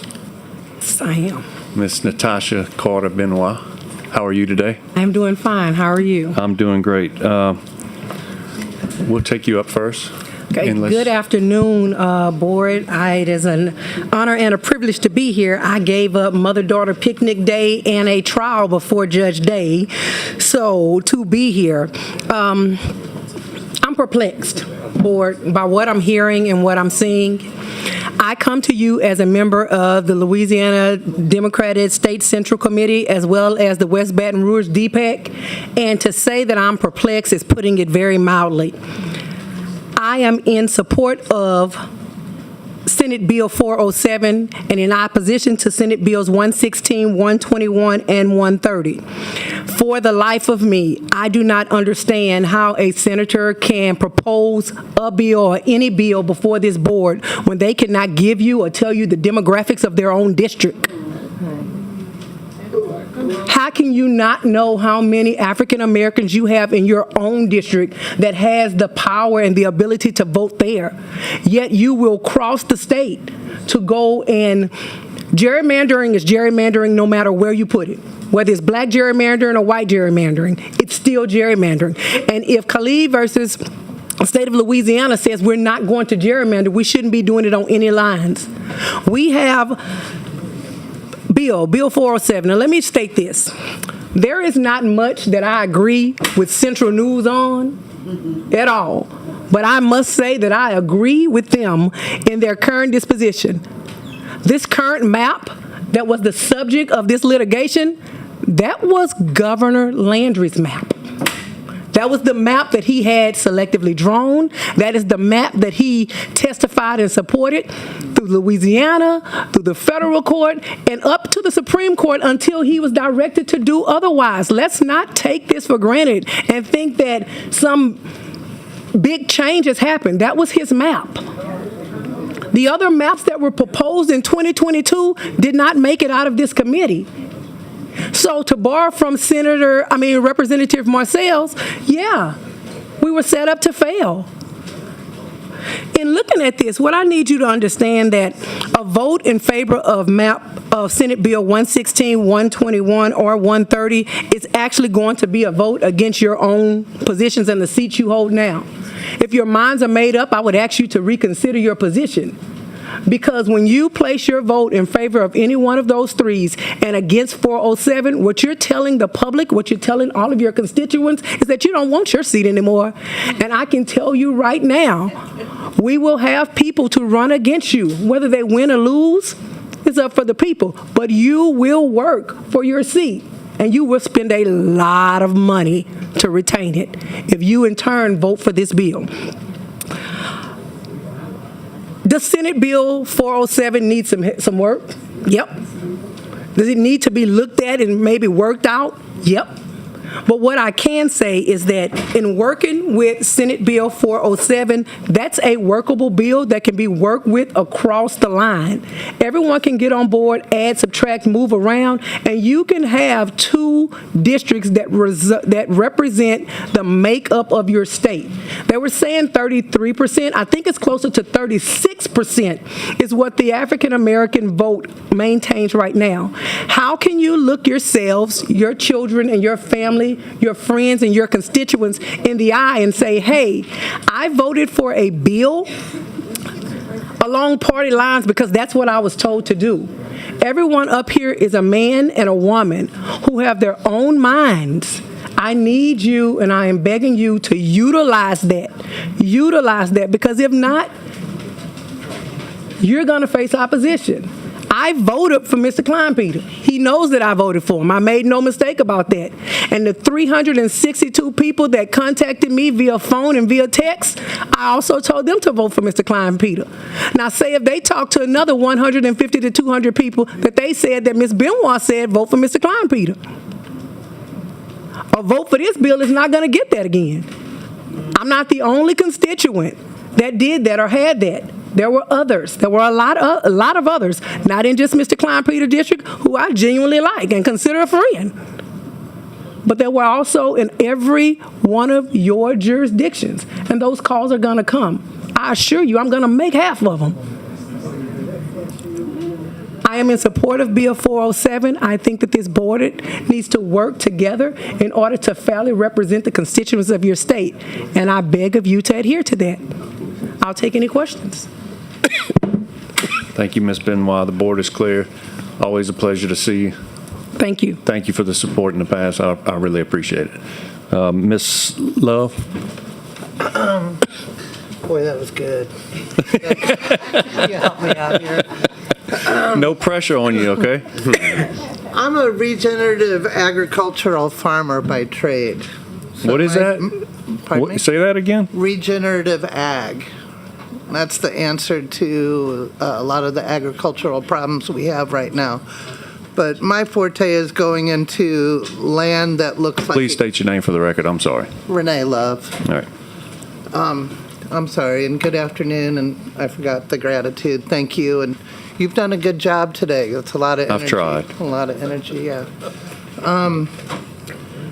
Okay, yeah, my job is going into land that looks like it's just been ruined by humans. We're working on a 1-acre food forest project right now that was a dump on top and underneath. It's a little bit like our government right now. I'm confused. I grew up under the threat of communism. We were afraid of Russia.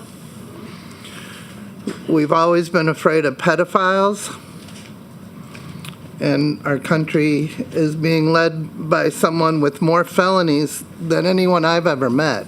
I'm also a harm reduction counselor by trade. At-risk youth are my favorite. But what I can say, it's pretty simple. The other day I was working with a woman, and she's from China. And she said something really simple to me.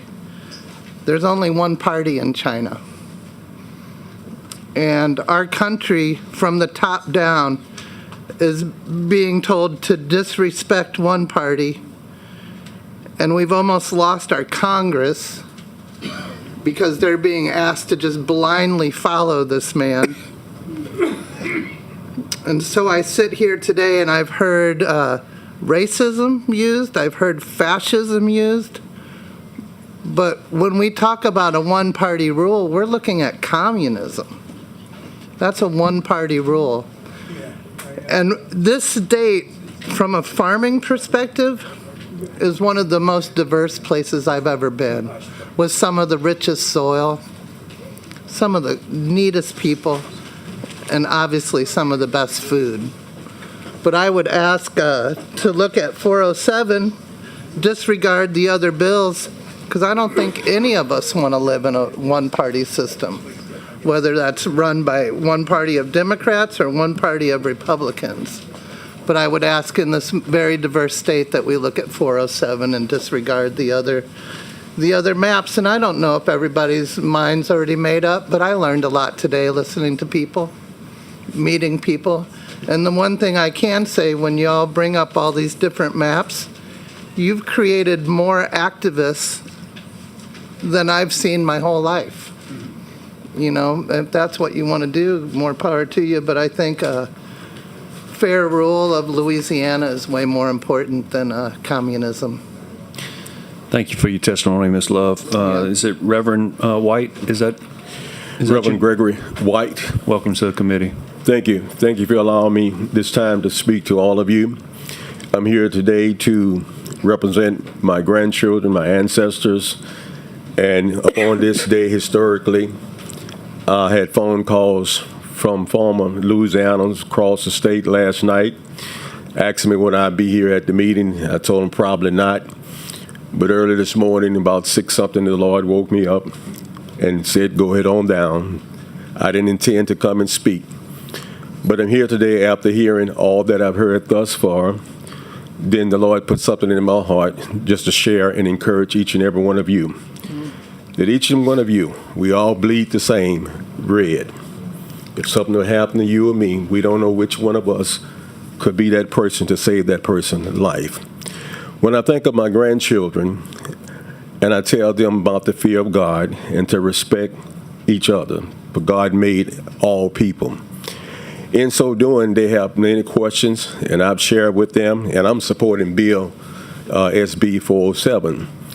And I tell them, I say, well, I remember growing up when I would come downtown and I couldn't drink from certain water fountains, Crest, McClure's, etc.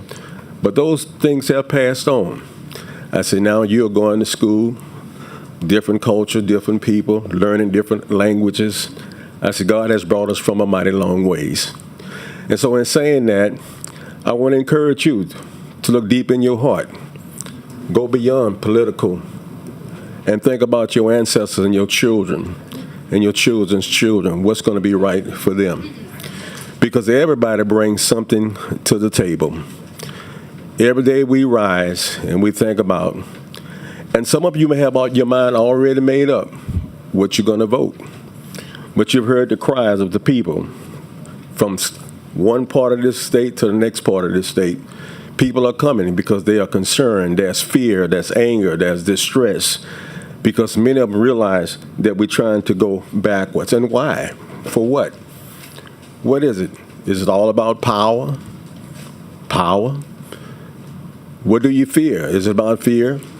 And I know there's always the meeting after the meetings. And like we're sitting here today, no matter what is said, sometimes people's heart don't remain the same. I just want to leave you with a thought from the Word of God as I ask you to encourage yourself. In Luke the 18th chapter, there was a judge, and there was a woman who came. And in the reading it says, though I don't fear God and I don't regard man, but because she keep on worrying me, so then I'm going to answer to her call. Well, you are the judge, and here are the people, and they keep on coming, and they keep on coming, and they keep on coming. I just want you to think about it. I didn't choose the color of my skin or the texture of my hair, neither did you. But when God made you and created me, he stepped back and he said, it is good. Yes. It is good. But we have an enemy, and that enemy is not black, he's not white, he's not red, he's not yellow, he's a spirit. That's right. And he can't stand anything that God had made. And you know of him, we all heard of him, Lucifer, the devil, Satan, whatever you may want to call him. But he is a spirit, and his spirit is full of hatred and animosity and jealousy. And he's the God of this world. That's what the scripture says. So we have this opportunity to stand for the true and the living God. When the Lord was dying on the cross, you remember there were two thieves that were standing beside him. And one of them said, doest thou not fear God? When the people looked and said, and they said, we deserve this. But the Lord says, this day thou shalt be with me in paradise. Not to preach to you, but just ask you to search your soul, yourself. Because every day we're dying. And I came today because my grandchildren be asking me questions. And sometimes I don't even know what to say. But I want this day to be said that Grandpa went down and he shared the love of God. He shared with people that bleed just like him. And they have the decision to make this state a greater state, because it shouldn't all be just one way, because we all come from different backgrounds. So I thank you for your time. I just pray that you would pray and just believe that we all can live together. We can do things together. We're going to school together.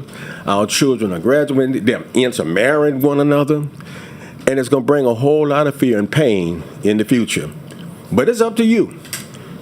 And just remember, we're praying for one for another. So I say that, and I thank you for your time. Reverend, thank you for your time. Thank you for your testimony. What was that? You said chapter 18. What was the book? Luke? Luke 18. Luke 18. Luke 18 and verse 4. And he would not for a while, but afterward, and he said within himself, do I fear not God, nor regard man?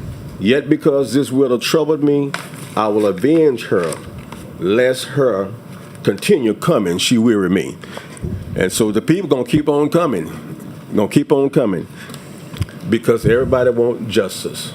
So, all right. We have Madam Pro Tem Barrow that wants to say something. I have to say something. That's a pastor in my district. He lives in my district. His church is in my district. I have to acknowledge him. And I thank you for encouraging us with the word and giving us a scripture with the word.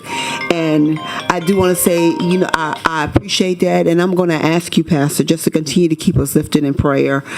Certainly, as we have witnessed and seen today, this is a contentious issue. It shouldn't be, but it is. There's a lot of pressure for some, more than others, and we just praying that everybody do what is right. We've done it before. I believe we could do it again. And then I want to just say thank you to my two sisters for coming and being here and sharing your story and your testimony. We greatly appreciate it. Thank you. Thank you. Thank you, Senator. Hey, thank you all. Thank you all. Appreciate Thank you all. it. Good seeing you, Natasha.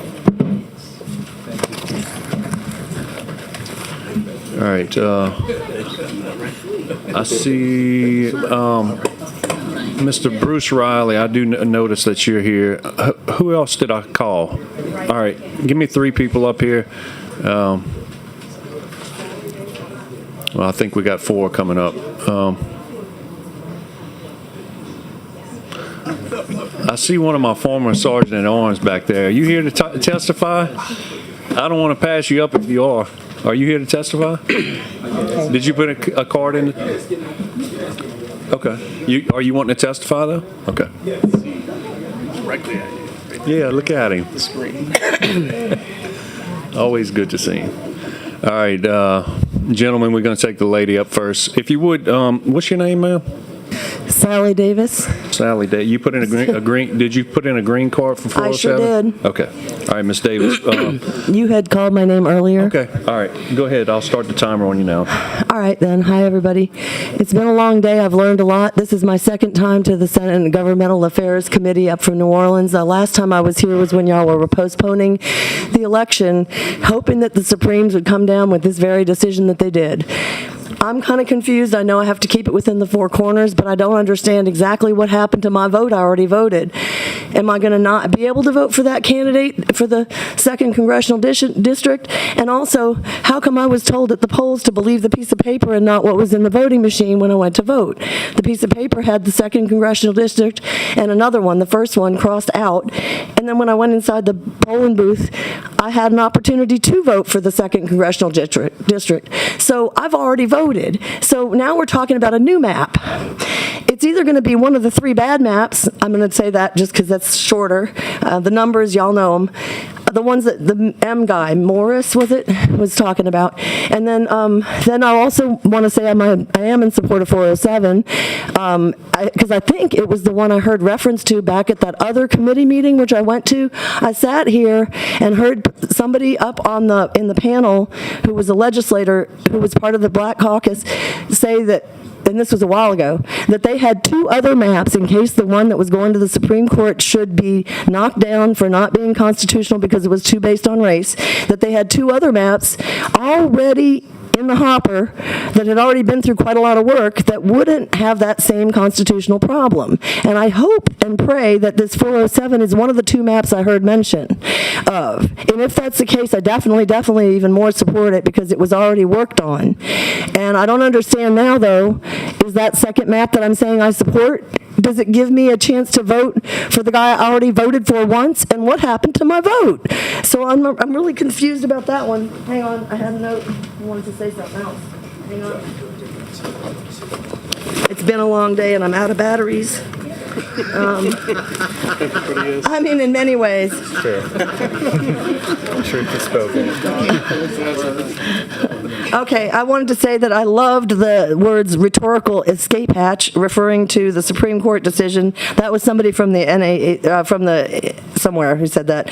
I think it's also true that the choices that the folks who's probably already made up their minds about voting for the bad bills, they're going to define you. I'm not going to forget. And I have a whole bunch of friends in New Orleans, and I've got increasing numbers of friends across the color line, and I am planning to work with them to make sure that y'all don't forget what bad decisions you made unless you go ahead and vote for the one that was already in the hopper back when you were putting up the one that was going to risk constitutional problems. How come y'all didn't just do the other 2 back then? I know you can't answer this because I'm supposed to speak and not ask questions. All right. So also, I do believe that we also do not have the luxury of neutrality, and that's something else somebody else said, but I thought it was so good.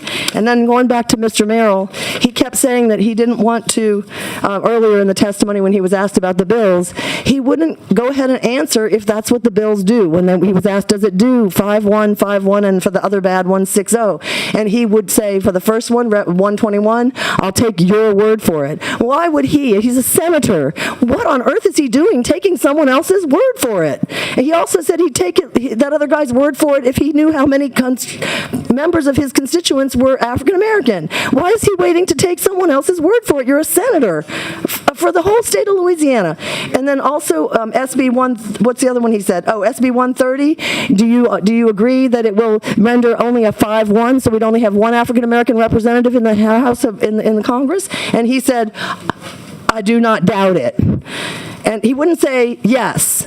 And then when asked about 116, he said, I'll take your word for it. I wrote it down when he said it, so I think it's pretty accurate. So I'm trying to figure out something. Is it like, I don't even understand how we're here. Is it even legal to be here? Because I already voted. And so what happened to my vote? And also, how come we can't have 2 out of 6 isn't even the 33 to 35% of African American people we have in this state. So even at a third, I mean, it's like, in other words, why would we want to only have 1/5 representation that looks like the folks in Louisiana? In fact, the problems in New Orleans, they're not just black problems, they're white and black problems. They're everybody who lives in Louisiana, in New Orleans has problems. We want representation by a leader who understands New Orleans. I voted for that man. I'd like to have him go ahead and be my representative, and I'm at a committee meeting about a whole new map in the middle of the election. I don't even get how this is legal. Thank you. Thank you for your testimony. You gonna be able to follow her? I could try. Yeah. All right. What's your name? My name is Jordan Gonzalez. Yep. What is it? What Gonzalez? Jordan Gonzalez. All right. Go ahead and give us your testimony, please. Gotcha. So first off, I just want to say, on behalf of Young Democrats of Louisiana, that we stand against the 3 bills by Senator Morris, and we absolutely stand with Bill 407 by Price, or at least some type of bill that tries to actually have fair representation in Louisiana. Besides that, on my own opinion, I don't know, I'm kind of looking at this map here. We have it on the computer, and I think it's crazy that at least 2 out of the 4 of these maps tries to connect Baton Rouge, New Orleans, and even all the way to Lafayette in this narrow little line. I've lived in Lafayette, I've lived in Baton Rouge, I've lived in New Orleans. Those are massively different places. That's absolutely insane that y'all think that that's something we should do. And I think it's clearly indicative of what the plan actually was, right? So there was clearly an option in 2024 to pass a bill that would last a legal test that could survive the courts, that was fair, that gave representation to everybody, and gave y'all an advantage. Y'all still had a 4-2 advantage, but we didn't pass that. Instead, you got Landry's perfect, little map that he created, because you knew that it would fail in the courts. You knew that it wouldn't work and it would be back here. And you knew that it would still be in courts now. It seems like really the plan is y'all don't even want to have elections. Y'all want it to be tied up in the courts. So, look, y'all could try to pass this. Y'all can keep trying to do what you're doing, try to keep in power, but I don't think y'all really understand where power comes from. It doesn't come from this building. It doesn't come from the R next to your name. It doesn't come from Landry. It doesn't come from Trump. It comes from the hundreds of people like this showing up and showing out and organizing. And I think it's been said a million times, but the people showing up to here, they're not going to stop. That's right. It's going to happen. It's going to get larger and larger. And personally, there's been a lot of thanking y'all, but I want to thank all the people that have showed up here today. I'm not an important person in this state. I don't hold office, but I am an organizer, and this stuff scares me. It gives me a lot of anxiety. I don't know the future that I'm going to live in. I don't know the future my daughter is going to live in here. But if these are the people that are fighting for me, I'm excited, because I know that if these people got my back, then the future is going to be, better than what y'all are providing. I mean, we have the top 2 people in Congress. And like I said, people have said it all day, we're still last in everything. I mean, how does this map make us better? A republic is supposed to respect all viewpoints. That's the foundation of a democratic republic. We're not a direct democracy. We don't believe in utilitarianism. We believe in respecting the minority. And one day, y'all are going to be in the minority. I promise you that. Guarantee it. These people aren't going anywhere. And we're going to go to the ballot box on May 16th, and we're going to prove it to y'all. And then we're going to come back again in November, and we're going to win a seat or 2. And we're going to come back in 2 years, and we're going to win more. And I guarantee you by 2030 or sometime in that decade, this state will be blue. We will be in charge. And y'all are going to be begging for us to give y'all fair representation. And we're probably going to give it to y'all because we're better. I hate to say it, but it's true. So I hope y'all do the right thing. I really do. But if you don't, good luck.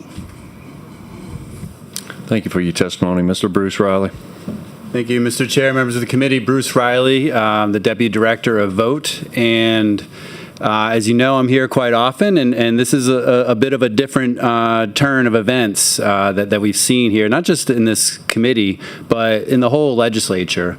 But first I want to say, I represent a base of people that are typically double disenfranchised. They're both black and have criminal records. And we know the history of Louisiana. We know the fight that some of you have been part of, even voting for the right to vote for people with criminal records. But then on top of that, too, there's a thing called felony disenfranchisement and prison-based gerrymandering. And so we're used, over about 50,000 people or more in Louisiana are used to bulk up the districts and then not given the right to vote. So it's one man, no vote, right? And on top of that, the people who represent those prison districts often don't represent the issues that their so-called constituents have. And that includes people who are dealing with ICE detention, people that are dealing with pretrial jail incarceration, who are being denied the right to vote here in this body 2 years in a row. So this is where I'm coming from, and I also want to say I'm a member of the white delegation. I come to you as someone whose ancestors came to the territory in 1760s, again just before statehood, and then again in the 1850s. And there's a lot that's transpired in this state over those years, and including the fact that I just want to remind y'all that in 2017 I was able to go to the NBA All-Star game because it got moved from North Carolina to here, and the reason it got moved was because of a bill in their legislature that was discriminating against transgender people. Ironically, that same law got passed and signed by Governor Landry 7 years after. I was able to speak with the commissioner of the NFL in 2020 in the wake of the George Floyd situation, the murder and the protests, and they were trying to figure out how to do good around racial justice. And so some people had mentioned the issues around business and economy and potential boycotts or other implications. I think you all need to be thinking about that as well, of the decisions that you make on your maps. But the biggest concern that I have right now overall is, are we going back to pre-Voting Rights Act? Are we going back to 1963? And in 1963, there was a case, Louisiana versus United States, which was eventually heard and settled by the Supreme Court in 1965. But I just want to give a little bit of a quote written by another member of the white delegation, John Minor Wisdom, who actually has his name on the Fifth Circuit Court of Appeals today. So he says, the Louisiana codes noir of colonial times and the black codes of the 1860s, the pre-Civil War denial of the vote to Negroes, even to wealthy and educated free men of color, the ebb and flow of Negro rights in the constitutions of 1864 and 1868, the 1879 transfer of political power from police juries and the legislature to the governor, the close election of 1892 and the 1896 victory for white supremacy, the grandfather clause and the complicated registration application form in the Constitution of 1898, the invalidity of the grandfather clause and the consequent resort to Mississippi's understanding and interpretation clause, the effectiveness of the white primary as means of disenfranchising Negroes, the invalidity of the white primary and the consequence and need to revive enforcement of the interpretation test, the White League and the Citizens Councils, the Black League and the NAACP, the Battle of Liberty Place in 1874 and the Ouachita voting purge of 1956. These are all related members of a series, all reactions to the same dynamics that produce the interpretation test and speak eloquently of its purpose. In sum, the interpretation test is another grandfather clause. Its purpose is rooted in the same history. It has the same objective the delegates to the Constitutional Convention of 1898 envisioned for the grandfather clause. It is capable of producing the same effect of disenfranchisement of Negroes today that the grandfather clause produced 65 years ago. In that case, he points out that the Sovereignty Committee in 1960 boasted. This is the Louisiana Sovereignty Committee, and this is 1960. This isn't 1860. From 1956 until 1960, 81,214 colored people became of voting age when the registration figures of colored people actually declined 2,377. Meanwhile, 114,529 white people who became of voting age, and during this 4-year period of time, the white registration increased 96,620. The goal has always been the same in this state, and I hope that that is not the goal today. Fascism will always value loyalty over competence. I've seen this legislature in this session do something they don't do typically, is they don't debate. They just listen. They don't bring facts. I've heard on multiple bills the Secretary of State not show up to even put in a white card to answer questions, as they did today, which is a strange and disturbing pattern. On SB 256, similarly, we saw Senator Morris say, "Oh, shucks, I don't know what the bill will do." And we're hearing the same type of thing today, this sort of evasiveness. We saw in that bill during the first committee hearing, it didn't say specifically how things would go. It passed the Senate, went over to the House. Next committee hearing didn't say how things would go. And when it hit the House floor, Governor Landry gave over the details of how SB 256 would go, after all the people were able to testify on what's going on. And I know that y'all are being asked to follow whatever the governor instructs you to do with a blue card or however it is that he does it. And I know that he's got the supermajority, never much less the majority. What we need is people to step up and have political courage. John Major Wisdom, he said the Constitution is both colorblind and color conscious. And last, I just want to leave the people with something that you too can go to, which is districtr.org/plan. So you can go and you can make your own map. It takes you 10 minutes. You can make it without even looking at the racial breakdown or the party breakdown. You can try to decide, what do I think are groups and areas that make sense to bind together. I made this map in no time, and I encourage you all to make your own maps if you want to. And I think you should go to districtr.org plan, and you can see exactly what a map looks like. District R. .org/plan. Madam Pro Temp, you have a demographer that you can work with. That, with and our I own can be your process. demographer if you need one. No, we hire our own. Thank Well, you. there's lots of maps you can draw, sir. But thank you. Madam Pro Temp. Yes, and I know that we do have a demographer, and then we have staff as well. Mm-hmm. I just wanted to see if I was playing around with it. What could I come up with it? So you say district R, is the letter R. Yeah, the word district, the letter R. Okay. .org. And you can go for congressional maps. You can zoom into our state, Louisiana. Okay. And you can pick for yourself. And on the right, there's a lot of tools. I'd love to help you out with the tools if you like. Well, I just wanted, I do have an idea of something that I have been contemplating. I'd like to see what that look like on my own before I talk with anybody about it. Thank you. Thank you, Madam Pro Temp. All right, the board is clear. Thank y'all for your testimony. We do have Dr. Sharice Nelson. Are you here? Yes. All right. And then a Pat Torrance. Is there a Miss? Okay, she's got it. And then a Josiah Hardy.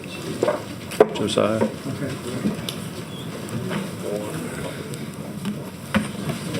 And then next up, while they're coming to the table, we'll get Melissa Florney,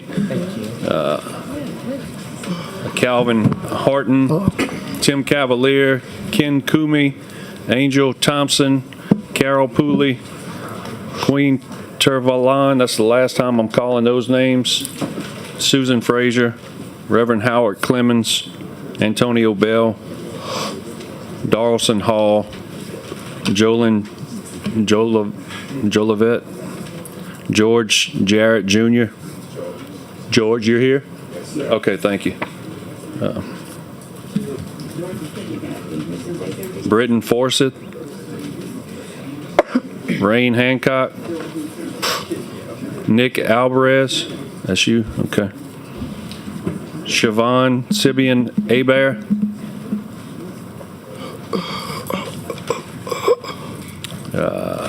I can't even read this. Lives at 63 Grand Canyon Drive,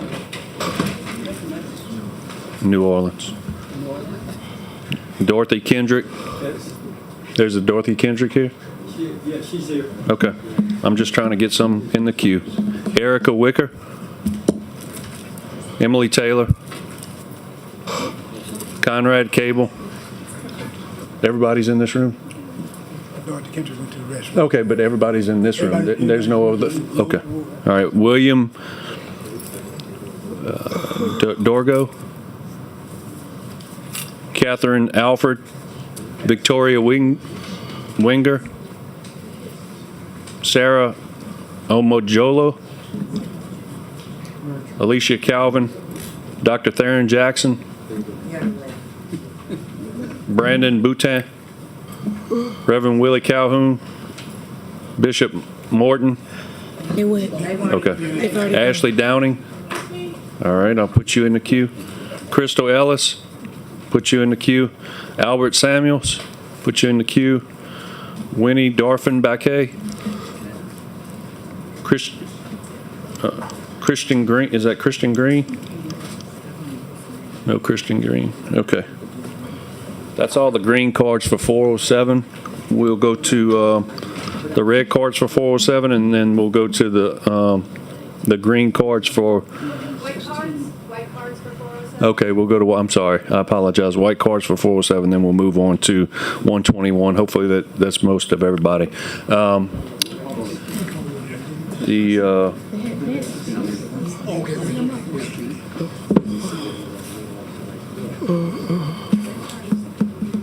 We have Miss Pat Torrance. That's you. Thank you. How about we'll take you first? Okay. Can you understand me? Yes, ma'am. Okay, because I have dental work, and it hurts when I'm not going home until I speak, because God has me here today.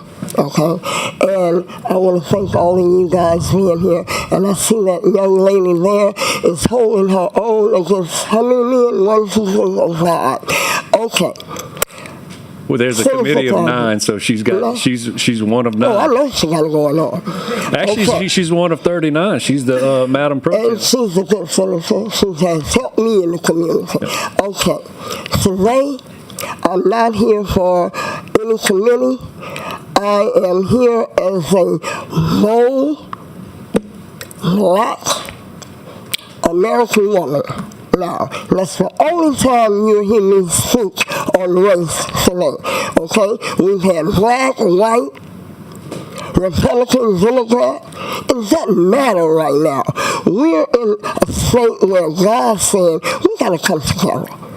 And I don't care what you do with those maps, I vote. I've been voting since I was 17.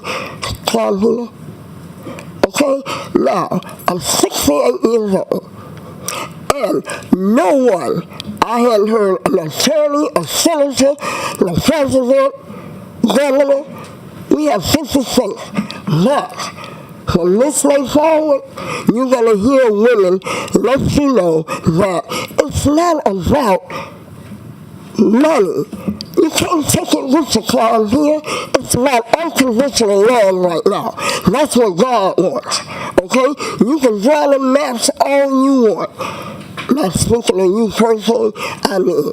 Okay? And it's just, we've gotten to the point in this country. I love Louisiana. Born and raised. And I was raised at the time where everything was good. I had a damn good childhood. Peter? Okay.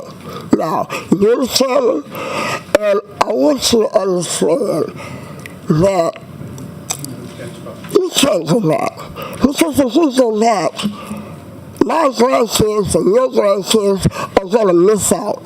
Okay? I just told you I had a good life. I graduated from high school, 1975, one of the racist town cities in Louisiana, Magalusa. I know you know about it, okay? Now, 1968 was the first time my father voted. My parents, when they went to register, you know what they got. They asked my father to name all 64 parishes in the state of Louisiana. We're the only state that has parishes. Everybody else has counties. And he politely told, he said, "You're full white trash. I live in Washington Parish. Do you know 64?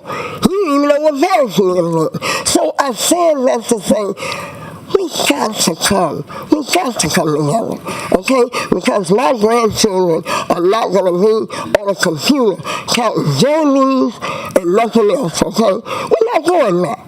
Why? Why go back? Why? In Magalusa, every Sunday in 1968, Ku Klux Klan walked up and down Columbia Street, the main street, okay, with dogs. Now, listen to me well. My father worked for the paper mill, okay? My mother never worked. She was just called a housewife back then. We had a wonderful lifetime here. It was 6 of us. My father built us a home. We had 2 bathrooms. Now, that was unheard of in 1968. And 1968 was the year. I want you to help me with this before I tell you the story. Close your eyes. And you are Patricia Ann Torrance. This is me. I was born November 11th, 1957. 1968. They had the 9 of Little Rock. Well, in Magalusa, they had the 5 Magalusa. 4 black males and that 1 female was my sister. Okay? Now, every night from 1968, you can go to my family home now. There is concrete in the front yard where my father put this red pickup truck, and you know who was on it. You know who was on it. Ku Klux. I don't mean one night, every night. It got so bad. We had Let me call them FBIs. They call them G-Men. They stayed with us, California, the whole year of 1968. Okay? And I didn't know what was going on. All I knew was anytime somebody went somewhere, the children went with it. My father had to go to the hospital to get my sister because she's in PE class. And I don't want to say black, white, no more, but this young man hit her in the back of the head. So you know where I'm coming from. Knocked her clean out. Across the street from Douglas High School is a hospital. My father had insurance. But did they take her there, California? No. They drove her on the other side of town to Charity Hospital. Okay? So, I didn't read this. I lived this. And when this came down, what's going on now, I went back. Okay? Now, once they, my father, California, everywhere we went, state trooper stickers, FBI, Louisiana, and you know, on the back of the truck, congressmen, senators, doctors, lawyers with hoods. Well, hey, I'm glad now. Don't take them out. At least I know who's coming for me. But California, that hurt. And my father was 6'5", 2'7", 8th grade education, and not one of me could touch him. Okay? He made sure all 6 of his children had the opportunity to go to college. I'm the youngest of 6. California, and why am I picking on you? Not because you're here in the committee, because if you dig deep enough, you know you and I, I'm serious. It's called relation, family, okay? I had to come here today. It's just, God doesn't want this. Now, and another thing people are afraid to say, I'm tired, I'm here, California, I'm going to take break on it. Today I'm going to be mama, okay? So, now, what we going to do, California? You can take your maps, you know they done already voted, whatever. Landry, Mike Johnson, the little woman, the little girl they done put on the Supreme Court, what's the one in Kenner? Come on, help me out. Amy Coney Barrett. No, yeah, her. What's his name? Who got shot at the baseball game? Congressman. I always know it's Florida. Miss. Now he's had 8 or 9 surgeries. I know. Okay? We've well and he over had all y'all praying for him. So what? And you gonna turn around and do this? Ms. Torrance, I appreciate you. I know it. We're well over 6 minutes. All right. We have plenty. We know, ma'am. We have you about 7, 8 minutes. I'll come to your office. You can come. Okay. I'd love to meet with you. But we have people that still have to go home. I've given you well over 6 minutes. Understand? Yeah. All right. All right. I'm not going to be your mom anymore. I'm coming to see you. Thank you. Dr. Nelson. I got this. You know it. All right. Thank you. Thank you. Thank you. Thank you, Ms. Pat. Dr. Nelson, good afternoon. Good afternoon. I first want to address the committee, especially you, Chairman. You've done an excellent job today. Thank you. And I say that as a political science professor. That's from originally outside of this state, and a very contentious issue. You've made sure that we haven't looked like Alabama. You've made sure today that we have not looked like Tennessee. And I want to commend you today for the fairness that you have conducted this. I've been here since 8 this morning. I'm sorry to get you up. No. So I've seen all day. I've seen heights of tension. I've seen lulls. I've seen people get up and leave. I've seen people that have supported you be here and people that are against you be here. And so I want to say honestly to you today, thank you for your fairness, and I will quickly get on with what I have to say. Thank you, Doctor. My aunt, or my great aunt, Cora Lee Younger, was born here in the state of Louisiana in 1898. She lived to be 106 years old. And during her lifetime, she witnessed nearly the entire arc of black political struggle in America, from the aftermath of Reconstruction to the modern rights civil era. Yet, one of the defining stories of her life began in terror. As a child, she, her mother, her niece, my grandmother, fled in the dead of night because of a threat from a white mob out of Bastrop, Louisiana. They escaped to California, where I was born and raised. My great aunt never returned, too scared for her life. But she sent me back every year.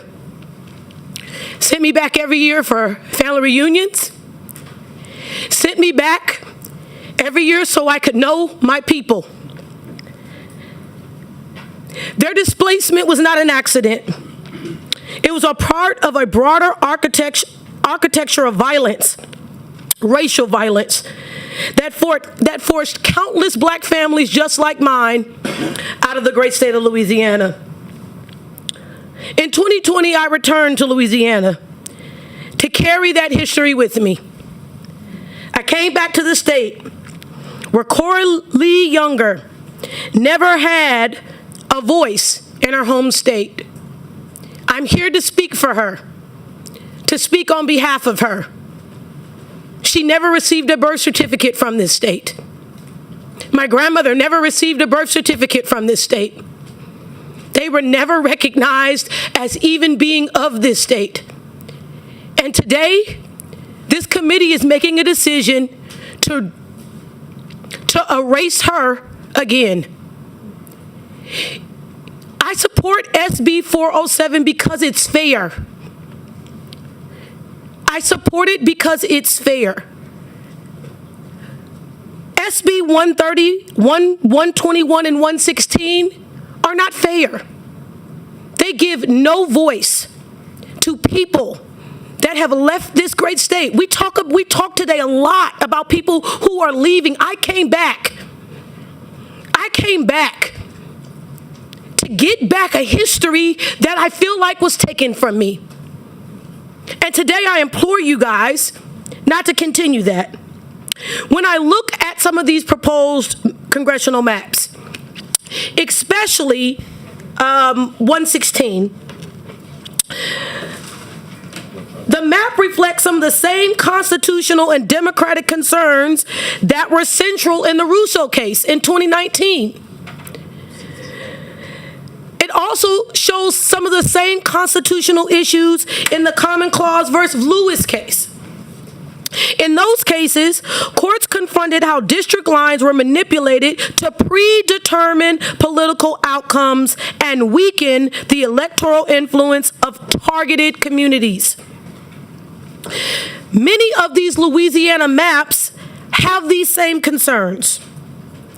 As a scholar, I study democratic backsliding, racialized federalism, and the ways that state power has historically been used to regulate black participation. As a black woman whose family survived racial terror, because I'm here to stand before you today and say so. District maps determine whether communities have enduring generations. Will their families be excluded? Will their voices be heard? My great aunt lived long enough to witness extraordinary changes in this country. She didn't live to see me become doctor. She didn't live to see my sister go on to be a CPA. She did not live to see me become married and a mother of my own. But today I sit here as a mother of a black son that I worry will not have a voice here in the state of Louisiana. I submit this testimony because democracy cannot simply mean the formal act of drawing maps.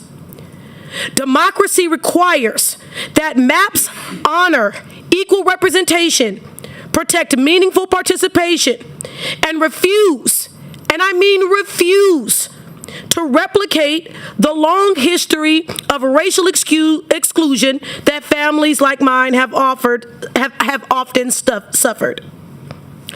I stand in support of Bill 407 because it is fair.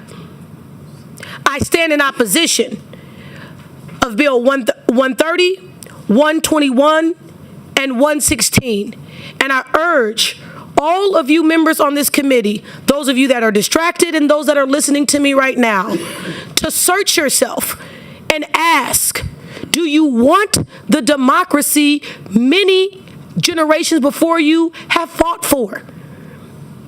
Troy Carter said to us this morning, we have a democracy if we can keep it. The question is, can we keep it? Thank you. Doctor, thank you for your testimony, and I'm sure if your grandmother was here, she'd be proud of you for who you've become. Mr. Josiah Hardy. Yes, sir. You don't have to answer this, but how old are you? 16 years old. I commend you for coming here today and having the courage to testify before this committee. Yes, sir. Thank you. Good afternoon, chairs and members of the committee. Thank you for the opportunity to speak today. My name is Josiah Hardy. I'm a sophomore at LSU Laboratory School. I'm the founder and director of an initiative I created, Project 2028, that promotes civic education and voting literacy among teens. And I also come to you today as a 16-year-old in Louisiana. I come to you as a 16-year-old who does not want to stay in Louisiana because of bills like 116, 121, and 130. These have diluted the voice of African Americans and doesn't allow us to see us in Congress. As an African American myself, I want to hold political offices in the future, but I cannot do so if my voice is diluted in a community that does not like me. I cannot do so in a community that does not want to see me thrive or see my people thrive. So I move away in hopes to have my voice heard and have my voice communicated and effectively enough so I can become the young black man that I need to be in the competitive society that it is.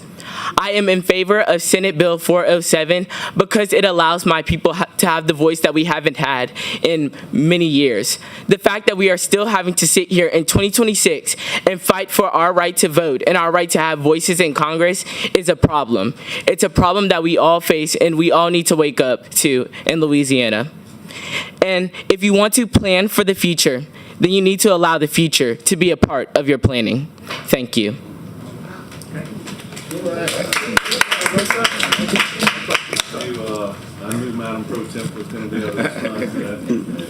You know it.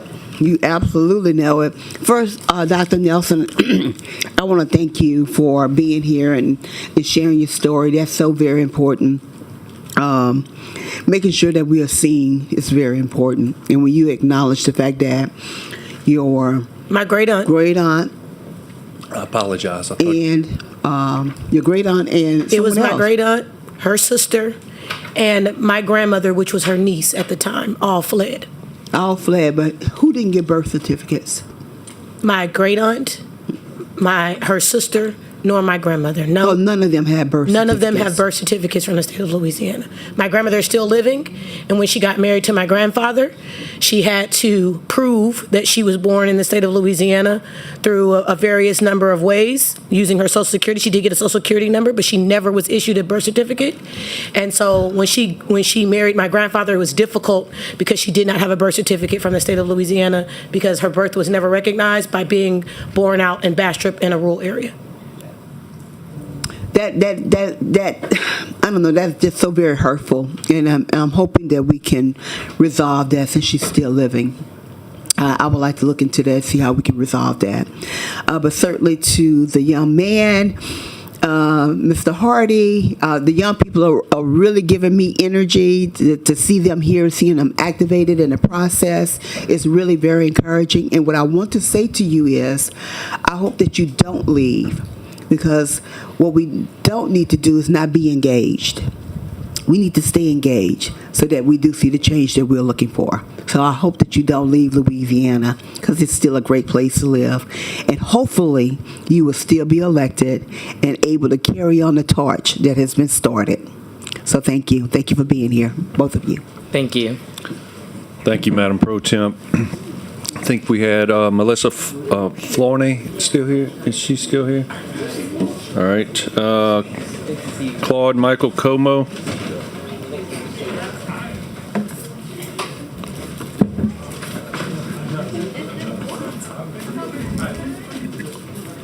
What is it? Nick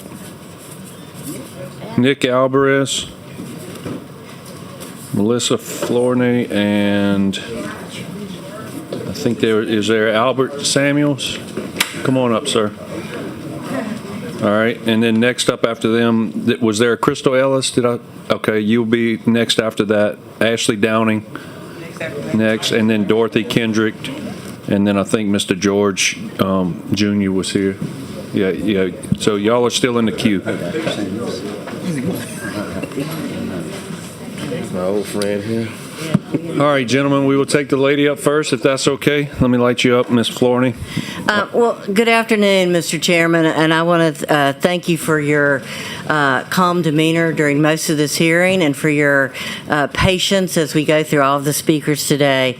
I am Dr. Melissa Flournoy. I'm the board chair of 10,000 Women Louisiana, and I'm actually a former member of the Louisiana House of Representatives from 1992 to 1996.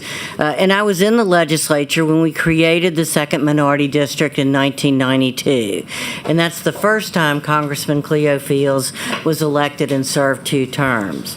The U.S. Supreme Court overturned that district, but the Democratic voters of Louisiana, both African American and white voters, deserve representation in the United States Congress. I have participated in efforts to get fair districts for Louisiana for 35 years. I have testified in committees, at regional hearings, and worked with numerous nonprofit organizations, including Louisiana Progress, to educate elected officials about the requirements of the Voting Rights Act and the principles of creating fair districts and avoiding the pitfalls of cracking and packing districts, disregarding the interests of communities, and working to limit the voting power of Democrats, both black and white. I have advocated for a redistricting commission to take the power out of the hands of the legislature. Today, I'm here in support of Senate Bill 407 because a 4-2 map is the right thing to do. The voters, both African American and white Democratic voters of Louisiana, waited 32 years for a second minority district. And Congressman Fields was elected in 2024 and will complete his term on January the 3rd in 2027. Congressman Troy Carter has served as the first minority district covering the New Orleans metro area, and both of these congressmen effectively represent white voters, black voters, Democratic voters, and African American voters, an increasing number of Hispanic voters as well. We are here today because of the polarization and poisonous atmosphere that has infected the Louisiana legislature, which is directly linked to the racism and mean-spiritedness of the president and the desire of the governor to completely capitulate to the president's ego and expectations as supported by a Supreme Court completely beholden to the president. Our democracy is fragile. When the founding principles and commitment to the republic are overwritten by a lack of political integrity of elected officials at the state and federal level, we really can say we should be concerned about being driven by a white supremacist agenda. But you have the choice of your own personal values, your personal vision of fairness, equality, and a commitment to the protection of the rights of all Louisiana citizens. Here today in this hearing and next week, your personal legacy as elected officials and as legislators is really at stake. When we study this period of American history in the future, I wonder what your children and grandchildren will think about the decisions that are made today, and if we capitulate to the egregious motivations of the current president. Where will we stand? Will we stand on the wrong side of history with the likes of Bull Connor and Governor George Wallace and politicians of the pre-civil rights era in the South? You know, today the question isn't what does Jeff Landry want? Today the question is not what does the president want? The question is really what will you as elected officials do? What will these decisions say about you, your ethics, your character, your values, and how you choose to lead in a time of great conflict when democracy is on the line and the literal right to vote is on the line? You know, we can pass a map today that retains a 4-2 alignment, or you can pass a map that's 5-1. And my biggest fear is that you will fall to prey to what we've seen happening in Tennessee and Alabama, that the legislators in Louisiana will feel compelled by political pressure and manipulation to pass a map that has 6 white Republican districts and 0 Democratic districts. You know, if you're against racial gerrymandering, then don't do a white racial gerrymander of 6-0. We all should be against Senate Bill 121, 130, and 116. Since the power of the redistricting process is principally in the hands of you, Louisiana legislators, this is your opportunity to shine as an example to other states, to overcome nefarious, mean-spirited power politicking that is reminiscent of prior generations of leaders in Louisiana and across the South, that was intentionally intended to keep people poor and disenfranchised. Louisiana in the 21st century has the opportunity to overcome the legacy of slavery, racism, segregation, and voter suppression. In fact, this very legislature passed the current congressional maps that created the second minority district. In fact, this very committee 2 years ago passed the map with the support of Governor Landry and Attorney General Merle, who defended that map with 2 minority districts. Frankly, as a Louisiana citizen and voter, I am ashamed of our governor and attorney general for flip-flopping on their positions on the current maps and effectively jettisoning their morals and values and personal and political integrity to do the bidding of the President of the United States instead of protecting the interest of Louisiana citizens. Already in this term, we have watched as elected officials of goodwill have turned away from their commitment to the U.S. Constitution and the state of Louisiana Constitution and voted to eliminate elected positions in Orleans Parish judges, Thank you for the your clerk of testimony, criminal Ms. court. Flournoy. I have one more paragraph. Just give me one paragraph. You know, my mother always told me that we should live by the golden rule. Of 6 minutes? To do unto others as you have unto do. And just because you have the opportunity to make a bad decision, just because you can, doesn't mean you should. I hope that you will consider the impact of your votes today and next week and do the right thing for Louisiana Thank citizens. you for your testimony, Dr. Thank you. Flournoy. Appreciate it. Mr. Samuels, it's still afternoon, not evening yet. Good afternoon. Good State afternoon. your name for the record. Good afternoon. My name is Dr. Albert Samuels. Doctor, I'm sorry. I'm a professor of political science at Southern University, but I come less than that capacity as a father, as a grandfather, as a citizen today. And what I wanted to, actually my phone went to sleep. Yeah. No, I thought we all right. No, it's been a long day. a long day. I come here today to support Senate Bill 407 and to express my opposition to 116, 121, and 130 for basically the same reasons. Those bills dilute minority voting strings, which until 9 days ago was illegal, according to Section 2 of the Voting Rights Act. I think that the decision in Louisiana versus Calais will go in the league with the Dred Scott case, with Plessy versus Ferguson, and some of the other sorriest moments in the history of the United States Supreme Court. So that is why we're here today. But we're also here today because our governor pounced on the decision of Calais to basically to suspend elections that were already in place, even though there was nothing in the Calais decision that said that it had to be implemented right then, that we could have waited, but he declared an emergency. Now, let's put this in perspective. Elections in this country occurred during the Civil War. We had elections during World War II. In 2020, this state had 4 hurricanes, and we still had elections.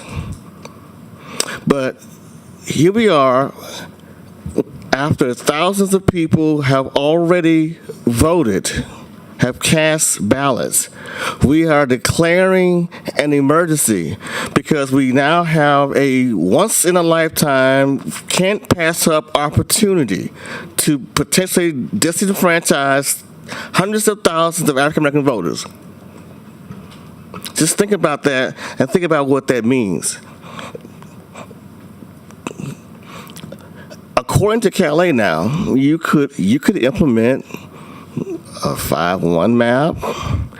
You could implement a 6-0 map. That's legal, but is it moral? We have a different obligation here. History is watching. God is watching. Many of you claim, and I believe you. Some of you claim to believe in God. Trust me, He's watching. And I also would like to let you to think about this. If appealing to your hearts or to your conscience doesn't work, maybe appealing to your pocketbook may make an impact. Because there are a lot of corporations that don't want to locate their facilities in racist states. New Orleans is a big convention state. A lot of, think about think about the billions of dollars that you may miss out on convention business because people decide this is not the place they want to be. Do you want to host the Super Bowl again? The NFL has options of where to take their biggest show. So if appealing to your hearts and to your conscience is not good enough, maybe your pocketbooks may change your thinking. We don't have to repeat the disgraceful history of the past. Louisiana is the state that provided the context for Plessy versus Ferguson that brought an end to the first Reconstruction. Louisiana versus Calais is attempting to end the second Reconstruction. But I submit to you that the full history of this moment has not been written. So you have an opportunity to make a different choice. And I pray that you seize it. Thank you for your time. Thank you, Doctor. Thank you, Doctor. Nick Alvarez, please state your name for the record. Thank you, Mr. Chairman. Members, Nick Alvarez, and I'm a candidate for the United States Senate in the Democratic primary. But I come before you today as a father, a husband, and a citizen. I look at the world as it is, and I look at the world that I want my 3 sons to grow up in. I want them to grow up in a world that values dignity, that values unity, decency, and legislative bodies that are focused on policy results. So I come before you today in support of Senate Bill 407 and in opposition to Senate Bills 116, 121, and 130. I come here today because people here in Louisiana are tired of watching politicians pick their voters instead of voters picking their politicians. Look, I'm a policy guy, and we know that politicians come into legislative bodies to determine policy. I saw in The Advocate just yesterday on the front page about HBCUs being cut by funding.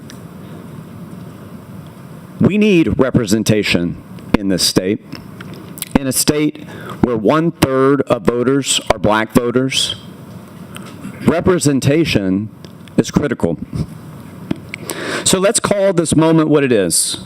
These bills that I'm in opposition to: disenfranchisement, discrimination.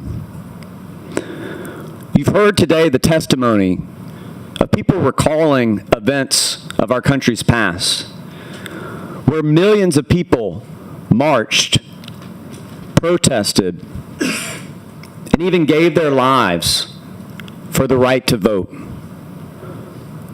for the creation of a true multiracial democracy. That is what we are getting at. That is what is at stake. So when maps are drawn to protect power instead of people, you dilute voices. You silence communities. And that's the power that you all hold. And the communities that are paying the price are black communities, our working class communities, our poor communities, our communities that are searching for policy results from this body. This is why we're here. This is about whether democracy carries on, this multiracial democracy that people of all backgrounds have fought for. Throughout my career, I've fought for Louisiana families, and I'm going to continue to be in that fight. And I'm going to remind folks that when you manipulate maps, you manipulate power. We should not be weakening representation with Louisiana's history. We should not be moving backwards. We should be moving forwards. Our communities, what you've heard today, is a demand for fairness, transparency, and accountability. People are watching this closely. We're paying attention. Fair maps are not radical. They're not extreme. It's about representation. It's about fairness. So let's be clear. This attempt at disenfranchisement, it will backfire. This overreach will not stand. We will meet this moment together. We will pass the John Lewis Voting Rights Advancement Act at the federal level, and we will continue to advocate for fairness in this body at the state level, together. So today, I urge this body to choose fairness, people, and democracy over power politics, and I ask you to support Senate Bill 407. Thank you.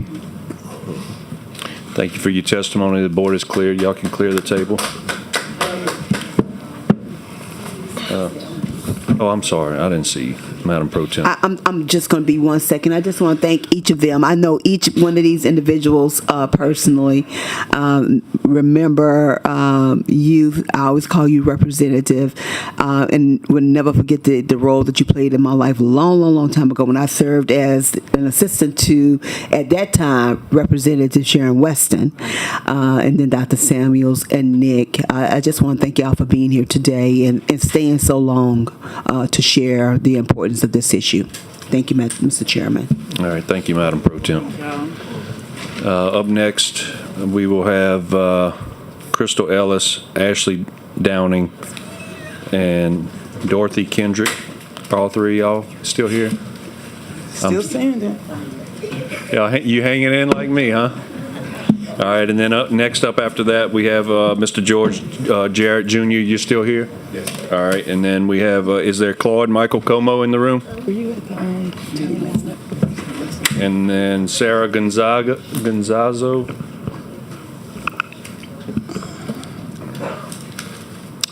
All right, ladies. I always let ladies go first, so y'all pick. I think I'm the oldest. I should go You're going to first. respect your elders? All right. Please state your name for the record. My name is Dorothy Williams Kendrick. I am from West Feliciana Parish, the finest parish of them all, the parish with the best schools in Louisiana. You know, you have both your senators in here, huh? Myself and Senator Womack cover West Feliciana. Well, you should be helping the John S. Dawson Alumni Association. I'll talk to you later. Look, he's got all the money. He's chairman of finance. I'm sorry for interrupting. I Keep have going. probably forgotten half of what I wanted to say. The wait has been so long, but this is important, and I had to wait it out. I would like to say, first of all, thank you to all of the people who got on buses in vans to come here from all over Louisiana. As a former producer for Louisiana Public Broadcasting, it was my job to travel all over Louisiana to do stories. My show, Art Rocks, is probably the most popular show that was ever on LPB. I did the documentary on Louisiana, the Louisiana State Capitol, the tall order, the Louisiana State Capitol. I also did a documentary on how we got over, how African Americans made it from slavery to where we are, and it was because West Feliciana Parish has always had a great school system. That said, I have to take on the issues that are at hand. To Jeff Landry, to the Supreme Trump Court, to John Morris, who I just came to know today, I want you to know you have awakened a sleeping giant. If you don't know that expression, it's what one of the generals in Japan said after they bombed Pearl Harbor and saw how the U.S. government and the business industry in our state went to work to defeat our opponents in World War II. So you've awakened a sleeping giant. I think you can tell that from the way the halls, the committee rooms were all packed today. We are determined to stand up for ourselves and the things we believe in. It is now 2026, almost 100 years since the Emancipation Proclamation, and 61 years since Lyndon Johnson signed the Civil Rights Act to try to ensure that black people got a fair shake in life. Only 60 years ago. And to see that this Trump Supreme Court, because these people are not doing anything that's by the book, by the laws of our country. We all know that, so don't think we're stupid. Like I said, I've done the most important documentaries in the history of this state in the last 24 years at LPB. You may not know who I am, but I know the state better than most of you because I've traveled it through in and throughout. We now have a powerful team of rich white men supporting the efforts of Donald Trump and others to dismantle our democracy. Why? I heard on NPR about 20 years ago that the United States was becoming a mostly black and brown country. So what have we done? We put people in trying to put laws in place to try to stop or to mitigate the power of black and brown people. I think that if we allow nature to take its course with smart people vying for the best positions, we all benefit from this. I don't think that Barack Obama did anything to destroy this country. I don't think that the powerful black legislators in this body are doing anything to set Louisiana back. It is the old people who are bent on you having supremacy over everybody else that's destroying our state. We don't mean anybody any harm. I go to church every Sunday. I pray to God every day. We are a God-fearing people. We are God-loving people. We mean no harm to anybody. We just want the opportunity to do the best we can. I grew up in the sweet potato fields of West Feliciana Parish. I'm the hardest working person you will ever see. Most of the people I know are hardworking people trying to move ourselves forward. I want to say that notice when I call the names of these people that are supposed to be representing us in Congress, people like in the Senate, Donald Trump definitely doesn't represent anything I share, any values I share. This is why it's important to us to have Democrats, black men in this House, because we know that Steve Scalise doesn't represent anything I believe in, hardly. Mike Johnson doesn't believe he's done saying stuff to us that he thinks we're stupid, that you think that we believe it just because you say it. John Kennedy, we have no respect for John Kennedy. Bill Cassidy, I started out loving Bill Cassidy, but then Bill Cassidy became a flunky. If you have no values, we have no respect for you. So please, I say to you, and I've gotten all muddled here, but my biggest point to you is to know and respect all of the people of your state, black and white.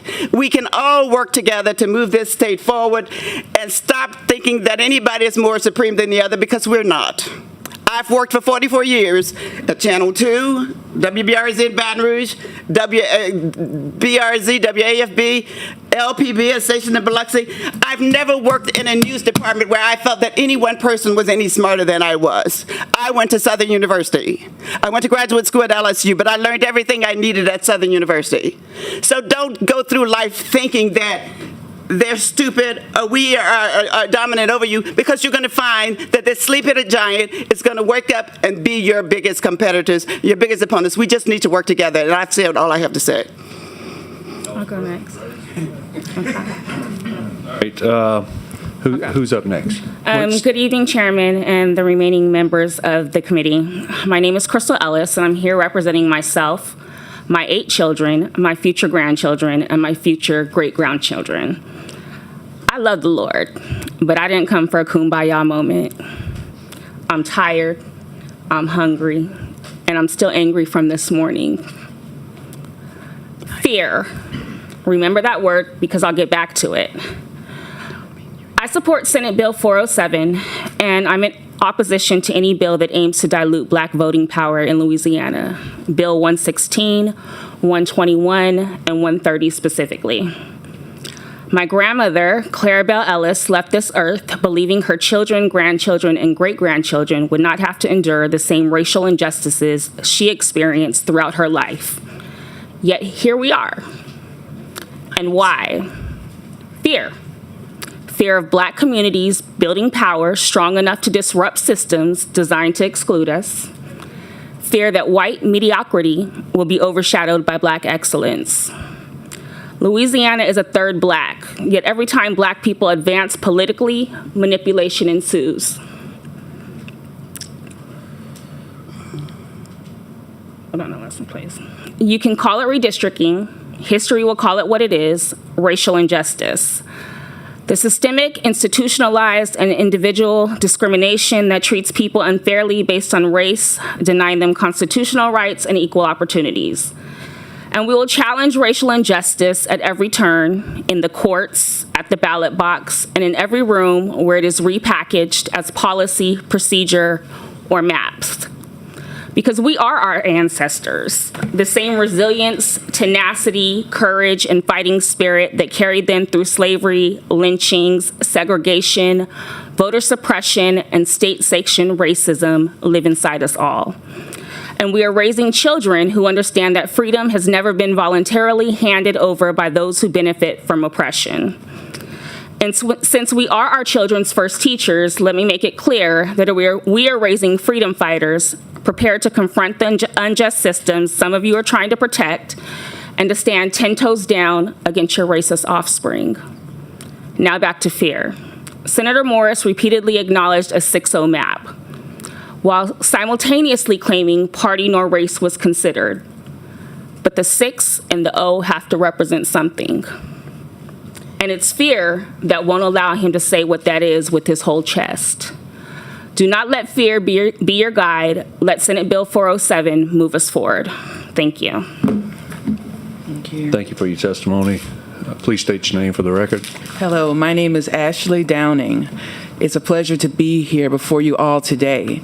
And I would like to start by saying thank you for your attention today. I've been here since 9 a.m. and yeah, we've had a lot that's happened, but I did see you on the camera all day just, actually listening. So regardless of, which side, to be able to at least have the attention that helps to feel heard, and also it's all for the record. So I just thank everybody. I wanted to thank everybody. I don't know any of you. I know Senator Barrow of your name.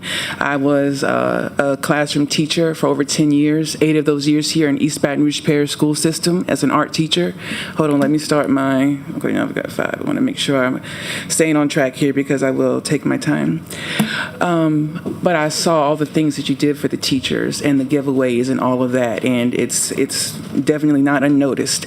I'm going to start by, first of all, explaining my positioning here. I seek first to understand. I'm on the board of a local volunteer organization, and I serve as the secretary. And everybody knows once all this stuff is happening, I just have to tell y'all, okay, hold on, let me write it down, let me make sure I understand.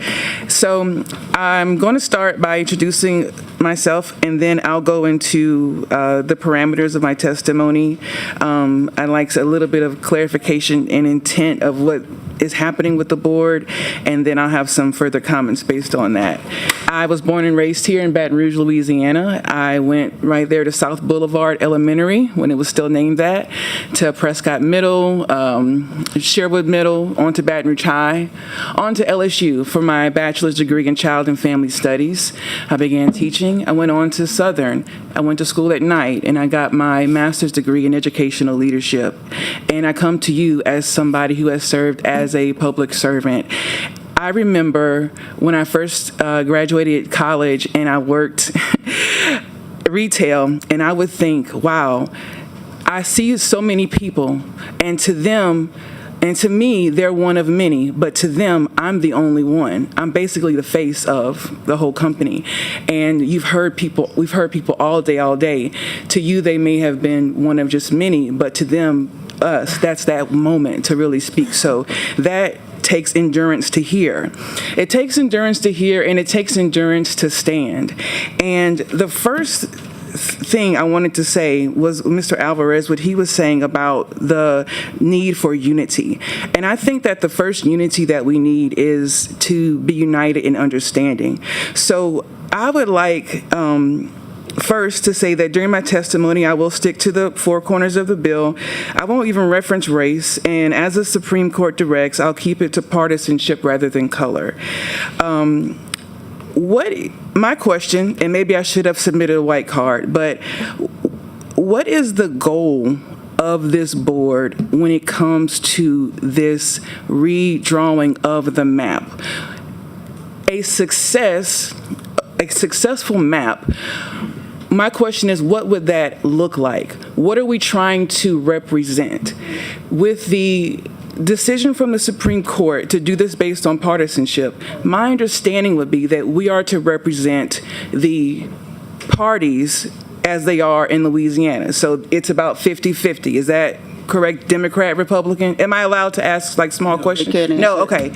So it's I'll just preach. All right, so it's my understanding that we are about 50-50 with Democrats and Republicans. When it comes to the maps that were drawn, I can't ascertain your intent, but I can see what the implications are. The implications here would not give us representation of our 50-50 pretty much Democrat Republicans that we have here. So a successful map that shows representation should be about 50-50 Democrat and Republican. We don't even think about race. So that to me is a 3-3 map. There's something about the clarity of this moment. The contrast between how clear the right thing is and how easy the wrong thing is, and the power that you have to do both. And when you stand at that junction, you stand in a place where you have to, as the Bible says, choose you this day who you will serve.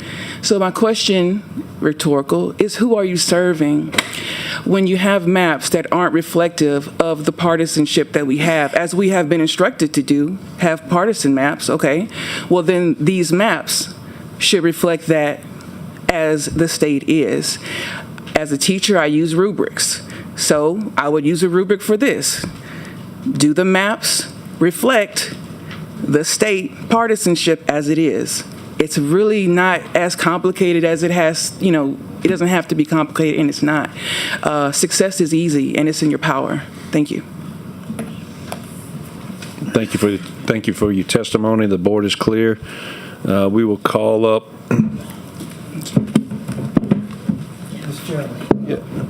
Yes, Senator Jenkins for personal privilege. I will need to exit the committee meeting today. I need to return to Shreveport. On tomorrow, we will be funeralizing the 8 children who were victims of the mass shooting in Shreveport, and I intend to be a part of that. Shreveport is a pretty good trip back, and I'm keeping an eye on the weather. I simply want to say I have heard the voices of the people here today. Do not, and I'm sorry that I will not be here to actually hear from the many people who have waited a long time. I will be listening in as best I can to hear your testimony, and just know that as a member of this committee, I am going to be working as we go through this process to make sure that the right thing is being done. I did not want my empty chair to be a signal to anyone that I was not interested in what you had to say, especially if you traveled a great distance to be here. So I'm going to excuse myself at this time. We will continue to work in the committee as we go forward. I'm sure the chairman will probably tell you what lies next before this meeting is over with. So thank you for that. Senator Jenkins, safe travels going home, and we will definitely keep your community in our prayers in the next couple of days. Thank you, Mr. Chairman. Mr. George Jarrett Jr. You ready? All right. If I can have a show of hands, who is still here other than the 2 white cards? I had 2 white cards. Who's still here that wants to testify? 1, 2, 3, 4, 5. I just need to know who on any bills. 1, 2, 3, 4, 5, 6, 7, 8, 9, 10, 11. So at least 11. So keep in mind, 6 minutes apiece. We could be well over an hour still. So will this be 6 regular minutes or 6 preacher minutes? It depends on if the offering plate gets filled up, right? Okay. Can I? Yes. I'm going to be hearing you, but I'm going to be trying to get through some cards to see who's here. That way I can get the next list up. But please tell us who you are and give us your testimony, sir. Amen. My name is George A. Jarrett Jr. I represent the kingdom culture for the city of Baton Rouge. And we are in support of SB 407, Bill 407. And first of all, I'd like to give honor to every Senator Reese, Senator Jenkins in his absence, Senator Miller, Senator Klein Peter, Senator Barrow, Senator Womack, Mr. Plackey and Mr. Tyler, you know. And don't forget my ladies down here. They've done a great job too. And the clerks, amen. Amen, because, you know, teamwork is dream work, you know. And when we talk about, you know, the maps, we have to think about, first of all, the democracy. Okay, it comes from Aristotle, Plato, Socrates. These were Greek philosophers who studied civilization. And what we have to understand is that it's close, because what we're dealing with spirit. We're dealing with something that is supernatural, that is eternal. And individuals have to understand that the things that we see, they are temporary. And see, when we look at the map, it's not about that. It's about our people getting out and voting. You know, they have to have a reason to come and vote. That's why so many don't vote today, because they don't have a reason to vote.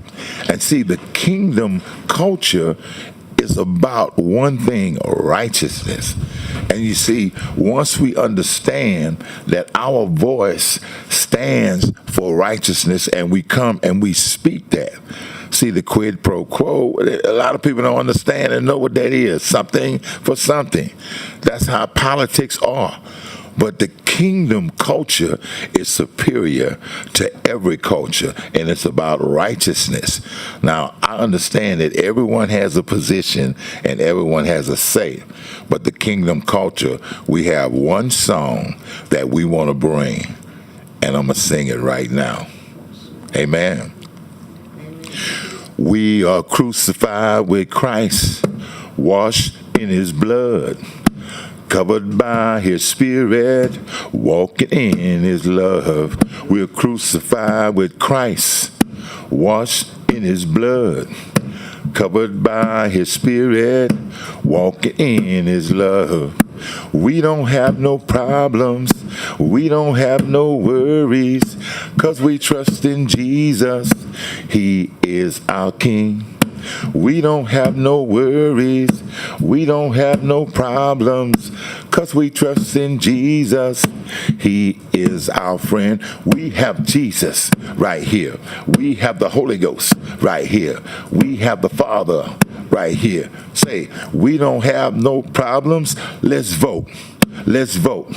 Let's get up and vote. Let's vote. Let's vote. Let's get up and vote. Say Democrat, Republican, Independent. We vote. We vote. We vote. We vote our hearts. Amen. Now, we have to vote.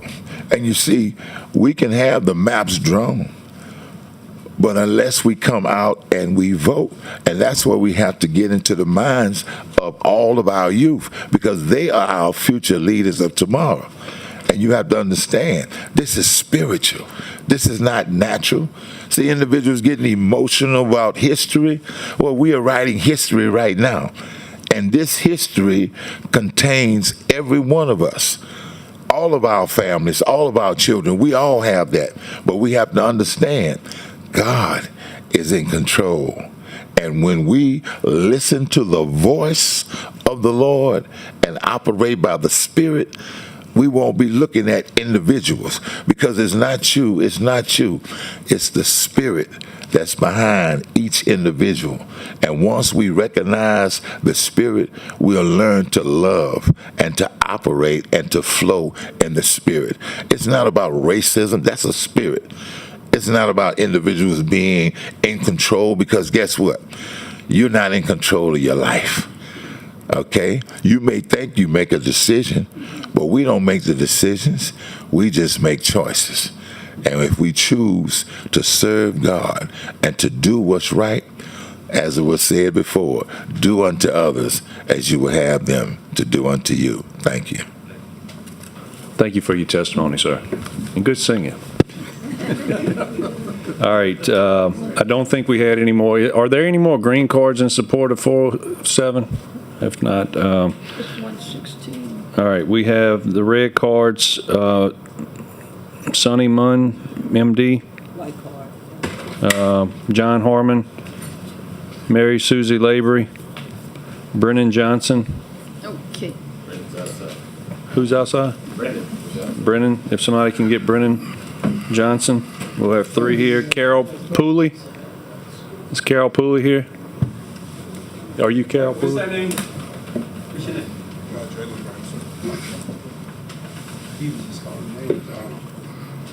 Did I call your name, sir? I'm not sure. I just Darius Lannis, Christian Green, Aaron Jackson.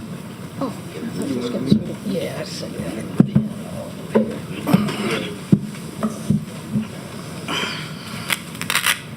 All right, so we'll go with ladies first. Miss Susie Labrie. Yes. Labrie. Labrie.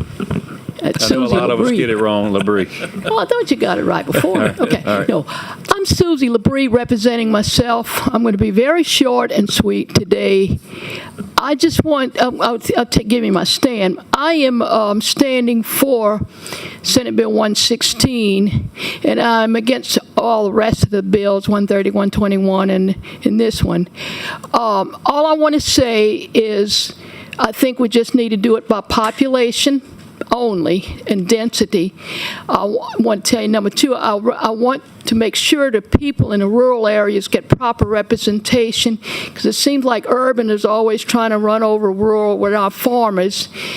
And what I want to say is I think the campaigns ought to determine who should be the candidates and the winners and not the legislature. I want to thank you. All right. Thank you for your testimony. Please state your name for the record. Oh, you, okay. Who's next? Caleb, are we speaking on all the bills right now? Yes, you can. Okay. Let me start. That's what by everybody thanking, else has been doing. Oh, gee, I'm sorry. I'm sorry. I'm sorry. John Harmon, representing myself. Let me start by thanking the committee for this opportunity to speak in favor of SB 116. With the Supreme Court striking down the present map for the U.S. representatives, we have today to consider 4 Senate bills that address that ruling. With the understanding these bills were just placeholders for the Supreme Court ruling, I move on to the evaluation of SB 116. With the aid of a wonderful redistricting tool, having made multi-versions of maps for the state of Louisiana, I had developed 6 maps that I thought would meet the required definition of the Supreme Court ruling. 1, splitting. 2, deviation. 3, compactness. Our state has 6 districts. With 6 districts, we should have no more than 3 splits, 4 splits max. Deviation. This criteria is crucial in minimizing divisiveness within the state. This number is derived from subtracting the lowest number of Republican representatives in a district from the highest number of representatives in the districts. 116 strikes a good compromise with in criteria 1 and 2, resulting in a deviation of 27. Compactness. Simply looking at 116 reveals why this map scores high on criteria. Here is the review of the 3 criteria. Splitting. With its 5-parish split, it is slightly over the 4-parish maximum split for gerrymandering that I thought would be practical for the state of Louisiana. And ideally, per the tool I was using, it appears that you could move Terrebonne into District 2 and reduce the splits to 4. Deviation. This works great because working through deviation to minimize divisiveness and partisanship against districts, that number appears to be satisfactory, not exceeding the 30% threshold that I was trying to work with. I've compared 116 with the versions that. With my other versions of maps I had drawn. I drawn 2 of the maps that I rather Harmon 1 and 2, but 116 should receive strong consideration. To Senator Morris, great work on your submission of 116, and hope the Senate Affairs Committee moves it to the floor. I want to follow up on 116. 116 has been called a 6-0 map, but if you look at the breakdown, it's not a 6-0. It's not a 6-0 map. What it is it's a 5-1 map, because if you look at the breakdown that was submitted, the breakdown submitted per black and white, which would be a racial breakdown, it appears to be a 6-0 map. But if you look at the demographics in Orleans, in the Greater New Orleans area, if you look at a Republican Democratic breakdown, that breaks down that is a 60%. That is actually a 60%. Democratic map when you look at the breakdown from a party standpoint, and I would rather we get away from this black and white issue that is dividing up the state, because the state is being racially divided, and you could tell the passion that was here today. The passion that was here today was real. This was not passion that was not real. You could feel it in the room. You could feel it in the halls. To keep on this black and white issue, I think, is what's really hurting the state of Louisiana. If we want to minimize divisiveness in the state of Louisiana, we need to understand that what we have in the state of Louisiana, if you look at the breakdown from a senatorial standpoint. Politics is sound bites. This thing about we have 6 districts, and 1/3 of the districts, 1/3 of the state is black, and so they ought to have 2 districts. That sounds fine, but when you look at from a demographic standpoint, we have in the Orleans area, we have 5 districts that are are Democratic districts: 2, 3, 4, 5, and 7. It takes, if you want to approach this from a technical standpoint, we have 39 senators. If you divide that number by 6, that's 6.5 senators required to make a district. If you don't have a district with at least 4 senators in it, then you would have to gerrymander to obtain another district. So the Orleans district is a given because you have 5 senators there that you can make a Democratic district. But if you look at the rest of the state, Baton Rouge has 2, that's 14 and 15. You have 1 in the middle of the state, that's 29, and you have 2 on the opposite end of the state. To get to the second one, you have to gerrymander. And that's just a fact. Just a fact. So we can get away from this 6 divided by 2. Look at the logical layout of the demographics of the state. Thank you for your testimony. Mr. Johnson.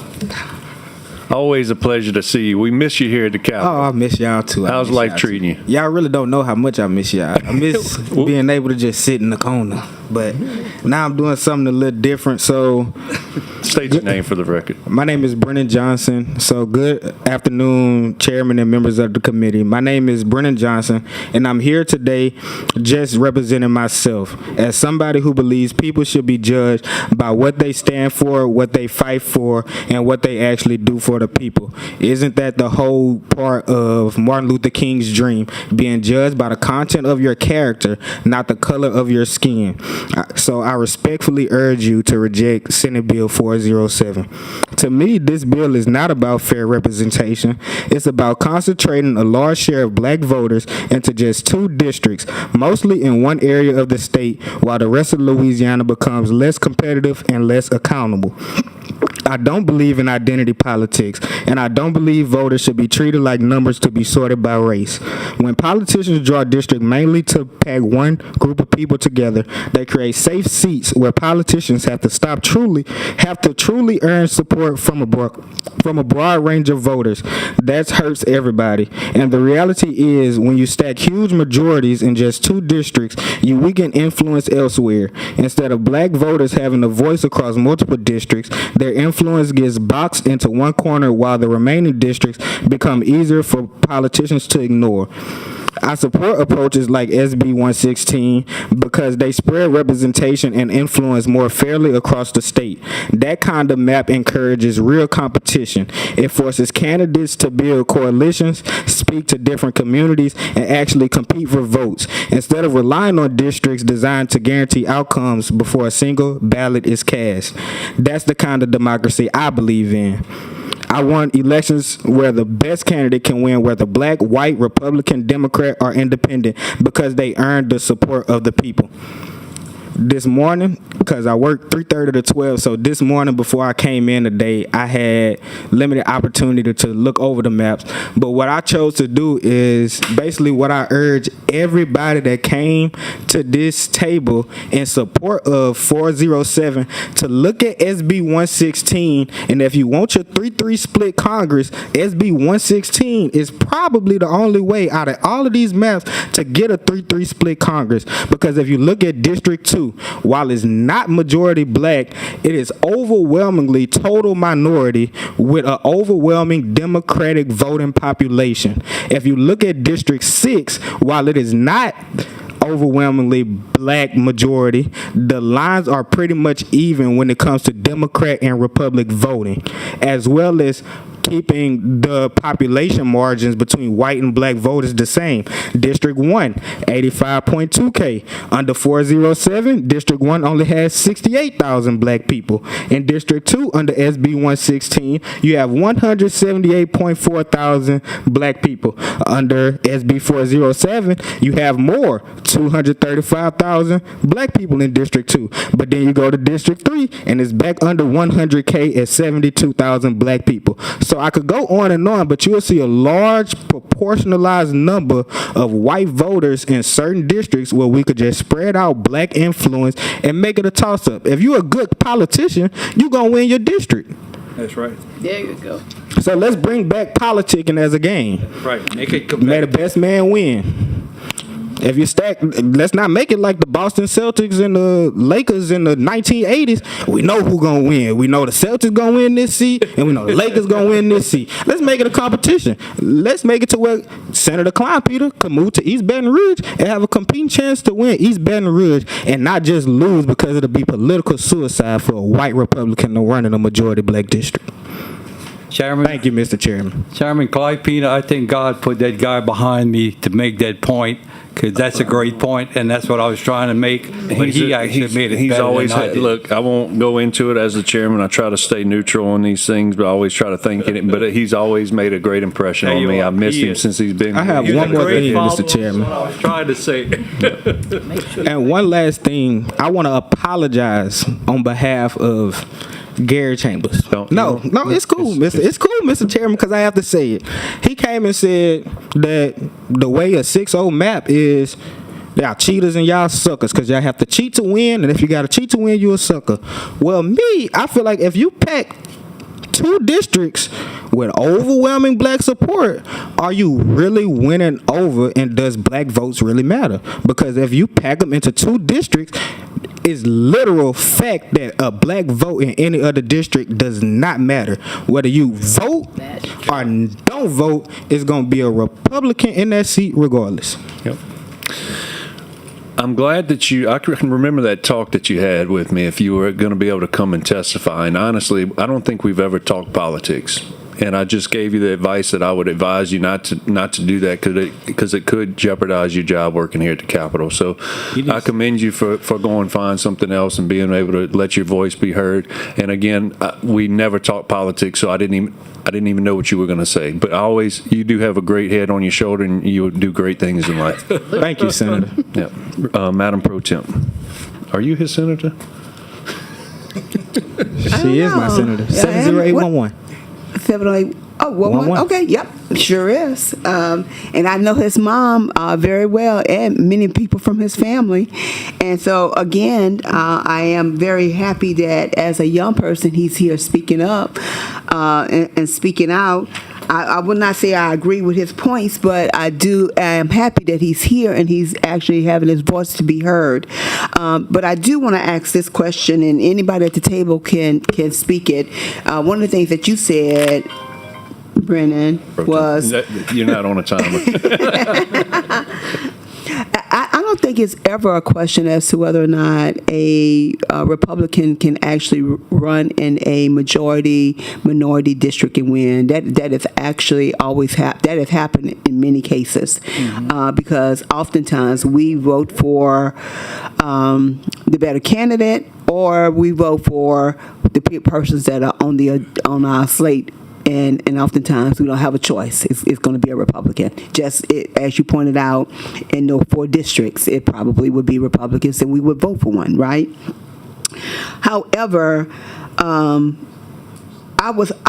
hope the day would come where race would not be a factor, because unfortunately it still is.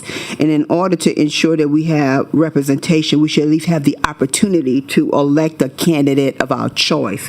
That means putting up somebody that actually shares our perspective, shares our views, and we can vote for that individual. So, Mr. Bennett, you kind of talked about the 6-0 map, and when we look at the other map, is it 427? 407. 407. It is contiguous. It is not packed. It is along just geographical lines. It is not gerrymandered in any way. It is gerrymandered. Tell how. It is gerrymandered, because if you look at what they did is it's got 11 parishes split. And what you had to do to get to District 5 is you had to gerrymander into Lafitte, you had to gerrymander into Rapides, and you had to gerrymander into Washita. I cannot find mine right quick. Here. Okay. Because those parishes are all gerrymandered. They went into those parishes and picked certain precincts. This map would actually be a very good map if you would just reauthorize it, and I'm pretty sure you could do that, Senator Barrow, if you could just take this map and just reauthor and take out the northern part, because that's what's messing this map up for as far as I'm concerned to support it. Because what you're doing is you're gerrymandering an additional 5 parishes. You could, if somebody really wanted to take a look at this, and I did not go through that scenario, because what I was more interested in testifying today is looking at what was on the agenda. But this map it's got 11 parishes split. This state has six representatives. There's no reason you should have to split more than 6 parishes. So let me ask you this question. Then, with this map that you are a proponent of, will it actually favor incumbents? Would it favor incumbents? Mm-hmm. I think it does, but it doesn't in favor incumbents that are minorities. But the point is his point that he made an excellent point of, as you gerrymander the state and pull all these districts out of the other districts, now those other districts become saturated to the other extreme, and those candidates don't have to run against. I mean, they don't have to even do a campaign, because nobody's going to run against them. You deny a new candidates from getting into the race, because they're not going to run. In our case, District 5, we don't want anybody to run against the Speaker of the House. That's an extreme case, because Louisiana does. It has Speaker of the House and the Senate and the majority leader in the House of Representatives. So that's two representatives we don't want to lose because of their position. Well, I would just say to you that while I do respect everybody's position and stand in their point of view, I can tell you that unfortunately race still does matter, but even more importantly, since partisanship is actually a place and a role that can play in the Cali case, to me that cannot be dismissed or discounted. And when you look at the representation of this state, it's almost half and half, and that is not reflected in this map. But go back to 116. 116, to be fair to 116, is not a 6-0 map. It's a 5-1 map. 5-1-1 or 4-1-1. It could possibly be, but you have to look at also voting patterns, which is another thing one that of the big I don't know if problems I they're have taken with into the way the bill consideration. is signed, the bill is filed. If you go back and look at the bill itself, and go look at the back of the bill has everything black and white, literally. Mm-hmm. Right? It doesn't have it by party. For me to get the party breakdown, I had to go to a redistricting tool. So that kind of biases the bill to the representatives. But that's important. That component is important. So let me ask you, initially when we passed the bill, were you in favor of the 4-2 map that we passed? Before the Walmax? The bill, the current bill, the current map. I was against that. Oh, you was against that one? That thing has 19. That bill has 18 parishes split to them twice. Mm-hmm. That was the worst bill on the docket.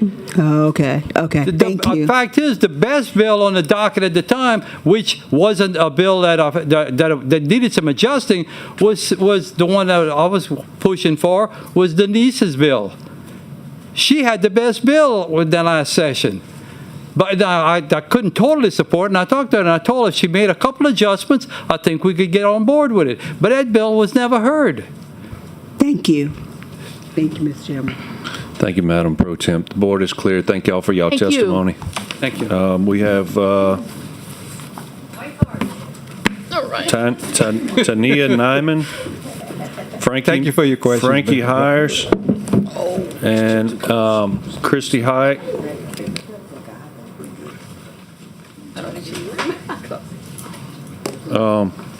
And the remainder of the people that's here wanting to talk, did y'all put, where's y'all cards at? On. I have a red card for 1:30. Okay. Sweet, huh? All right, we have. All right, what we'll do is, You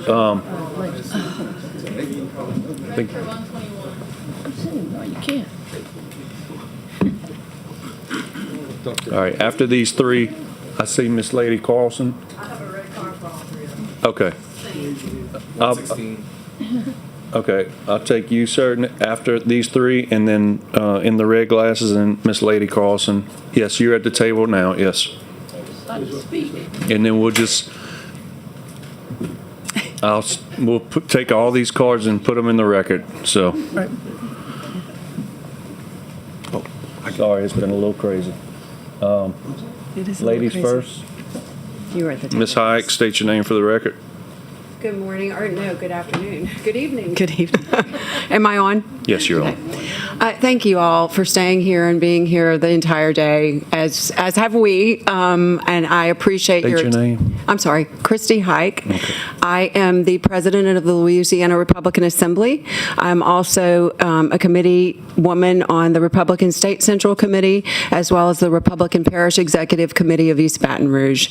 And again, thank you for your time and your patience and your attention.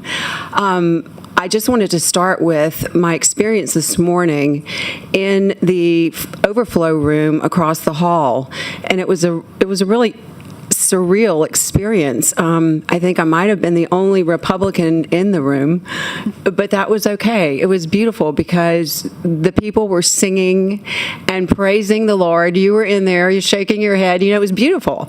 And I think that's the way that our United States should be every day. I think that we have way more that unites us than we do that divides us. And so, I think about that and I think, gosh, I feel so good in this room. And these are my beliefs as well. I mean, first and foremost, in God we trust. I mean, is that not the case? That's what this country was founded upon. In God we trust. And so I think that it's easier for us it should be easier for us, I might say, to come together than to be divided. The powers that be, some powers that be want us divided, and that is a tool that they use to accomplish their goals. But I think if we were to stand together more often, we could accomplish our goals as we the people. Just one quick little aside, as I sat in that room and I thought, gosh, what is it that really does divide us? And talking about our faith and our belief in God, and I just couldn't help but think, wow, God says, thou shalt not kill, but yet some Democrats, the Democratic Party says that you can kill babies in the womb. And so I could never be a Democrat. That's just... So on to the bill. After the Supreme Court's decision, Calais versus Louisiana, the legislature has a clear constitutional directive. Districts must be drawn according to traditional race-neutral redistricting principles without race predominating. The ruling reaffirmed that equal protection applies to every voter. Equal rights under the law means that no Louisianian should have their vote weighted or sorted differently because of race. While we are not all the same color, we are all Americans, and our laws must reflect that truth. This bill adopts a map grounded in compactness, contiguity, respect for parish boundaries, and preservation of genuine communities of interest.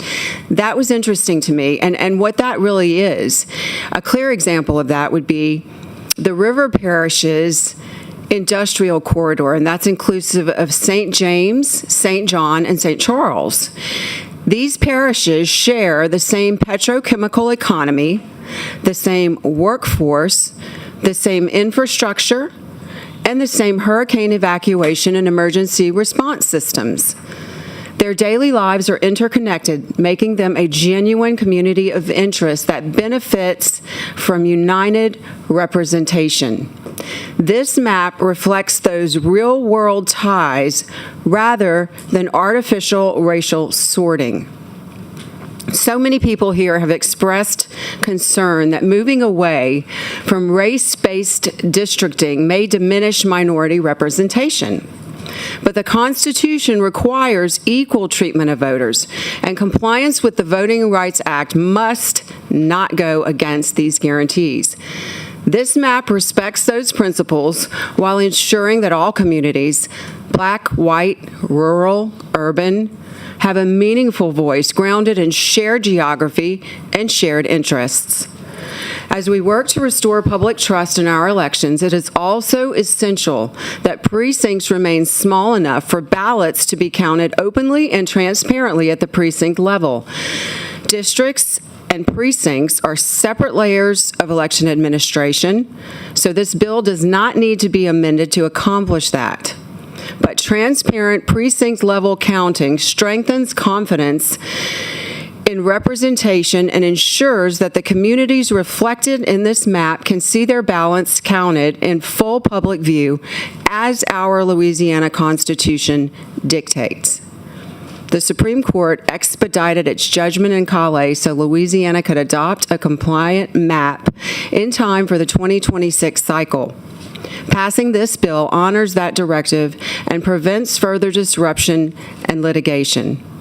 In closing, this bill provides a constitutional map, restores traditional districting principles, and supports transparent election practices that protect every voter's voice. I thank you for your time, and I urge you to pass SB 116. Thank you for your testimony. Please state your name for the record. My name's Tanya Nyman, and yes, I'm a longtime advocate in East Baton Rouge Parish. I'm also currently one of the candidates in the Congressional 5th District for the Democratic nomination. So it's my experience as an advocate here in East Baton Rouge Parish that I really wanted to address the board with a white card. I was primarily focused on education, which had me very focused on the school board map. Senator Barrow might be the only one that's paid any any attention to the East Baton Rouge Parish School Board map, who's up here, but the experience with that map is very revealing about Citizens United's effect on redistricting. So our school board map starting in 2010 had 12 members, and as soon as they passed Citizens United, they started forcing downsizing the board.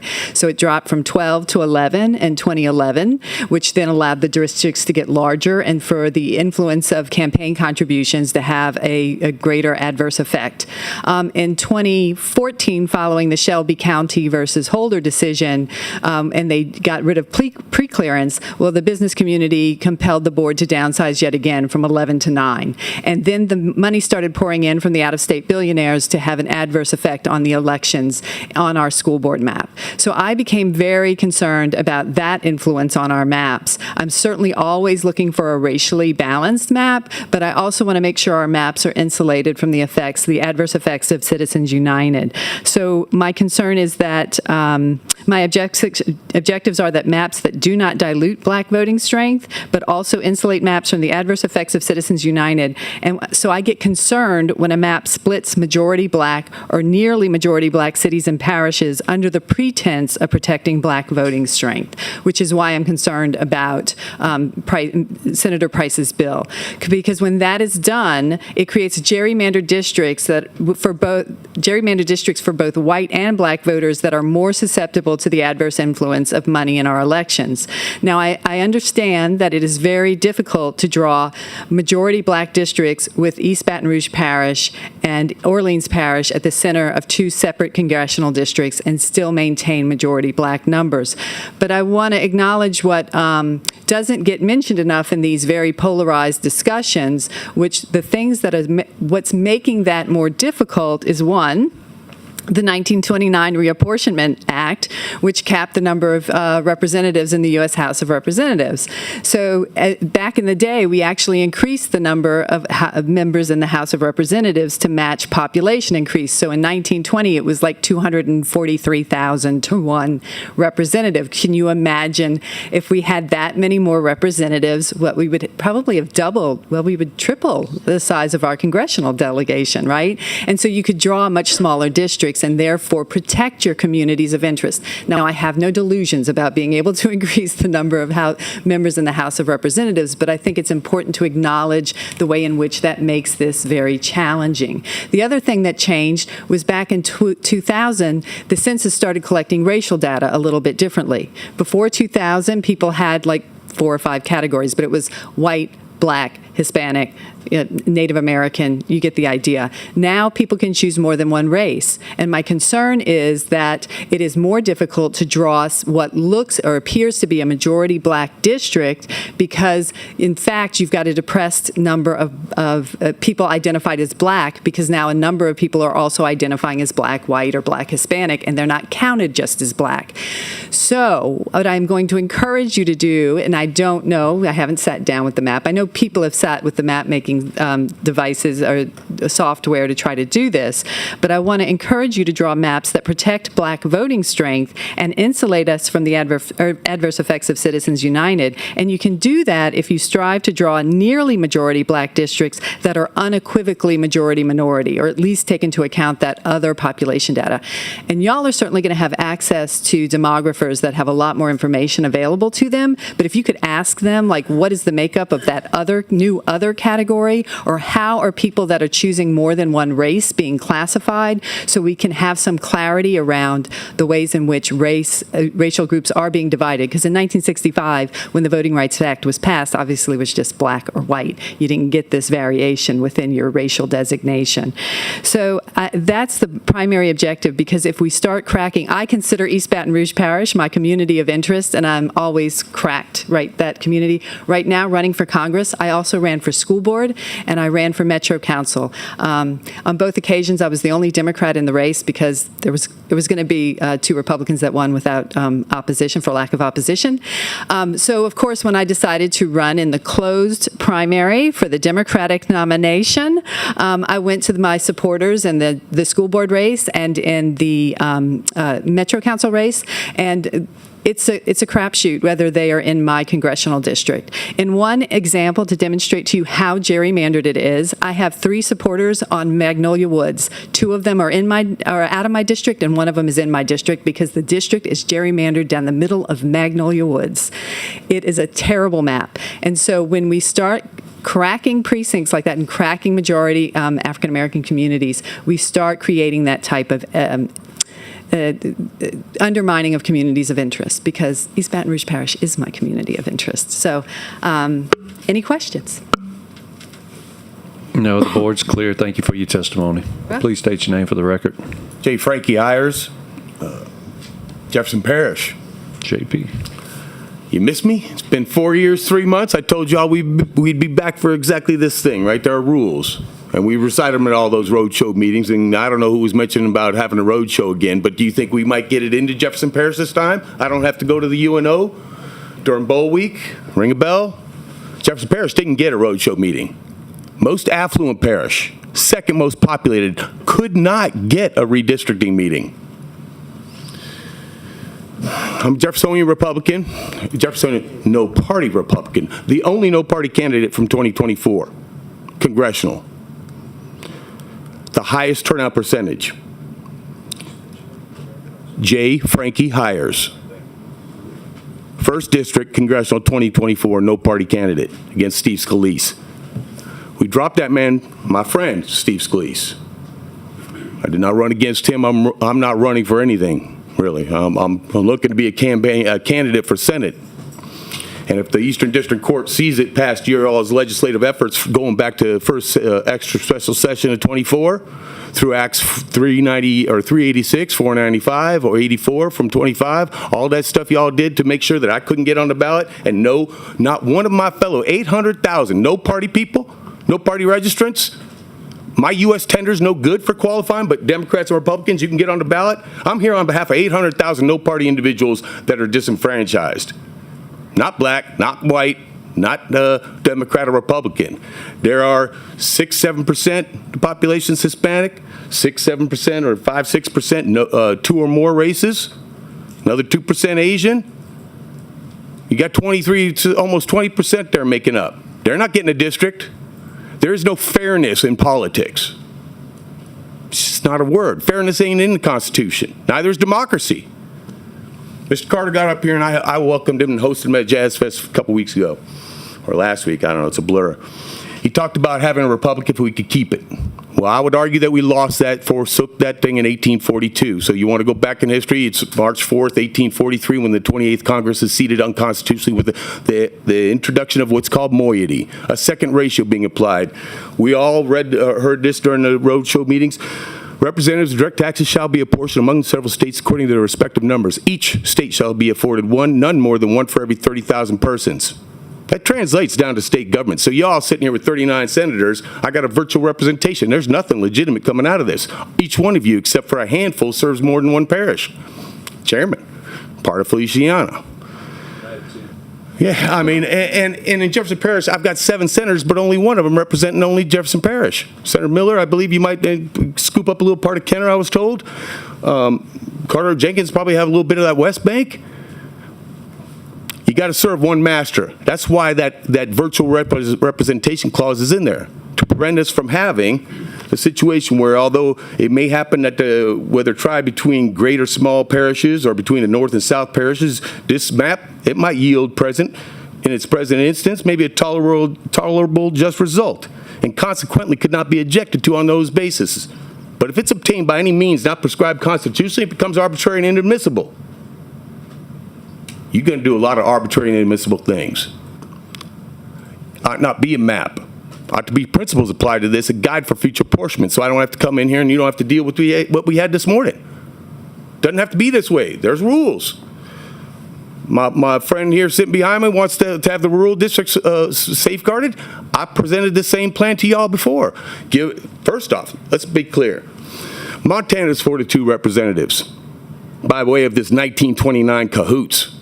just a total shenanigans at the hand of E.V. Huntington. We end up with a method of equal proportions, which now affords Montana 2 representatives with 1,085,407 persons. They get 1 representative for every 542,703 persons. 704 will only go in there once. Follow? Divide 542,703 into 4.6 million. We're due 8 representatives. We wouldn't have to be arguing about 2 black districts. We'd be wondering whether or not we got an Asian district or a Hispanic district. We're being robbed by 12 other states. Montana's afforded 2 at a rate of 542,703. There's about 30-something states that get 1 for 706,000. We fall in there. But then there's another handful of states getting 1 for every 750,000. We're made enemies of each other by no person.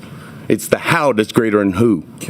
How we empower is more important than who holds that. I would like to see it apply some principles, allow for the 5 districts to be based in the 5 most populated places and safeguard a rural district. 38 parishes have populations of less than 40,000 people. 38 parishes, less than 40,000 people.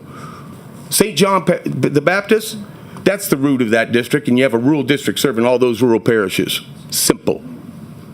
You got 5 other districts rooted in the 5 most populated parishes. Let the chips fall. No race. Principles. The means. We've been fighting over ends, and I had to sit here and listen to everybody cry and complain for what their ends are. Continuity? Just? Give me fairness and what's just, or give me what's tolerable, what I can, sell to my constituents, or what I've earned the power to take? The good sense of people would always be found to be the best army. We may have been led astray for a moment, but we would soon correct for ourselves. And in our preamble, it says we're going to establish justice. I don't count on that. There's no simple majority body that can render justice. Justice is a moral decision-making process. We found that out with the conclave. The conclave decides a new pope based on a 2/3 majority. When we had a 6-member Supreme Court, you had a moral decision possible. I appreciate y'all for the time. Thank you for your time. Appreciate your testimony. The next, Representative Chasson. Oh, I'm sorry. I wasn't going to say anything, Mr. Chairman, but I have to say this to the lady with the beautiful white jacket, cream jacket on, because her statement was... Christy Hike. I gave her the look. That's why she stopped talking now.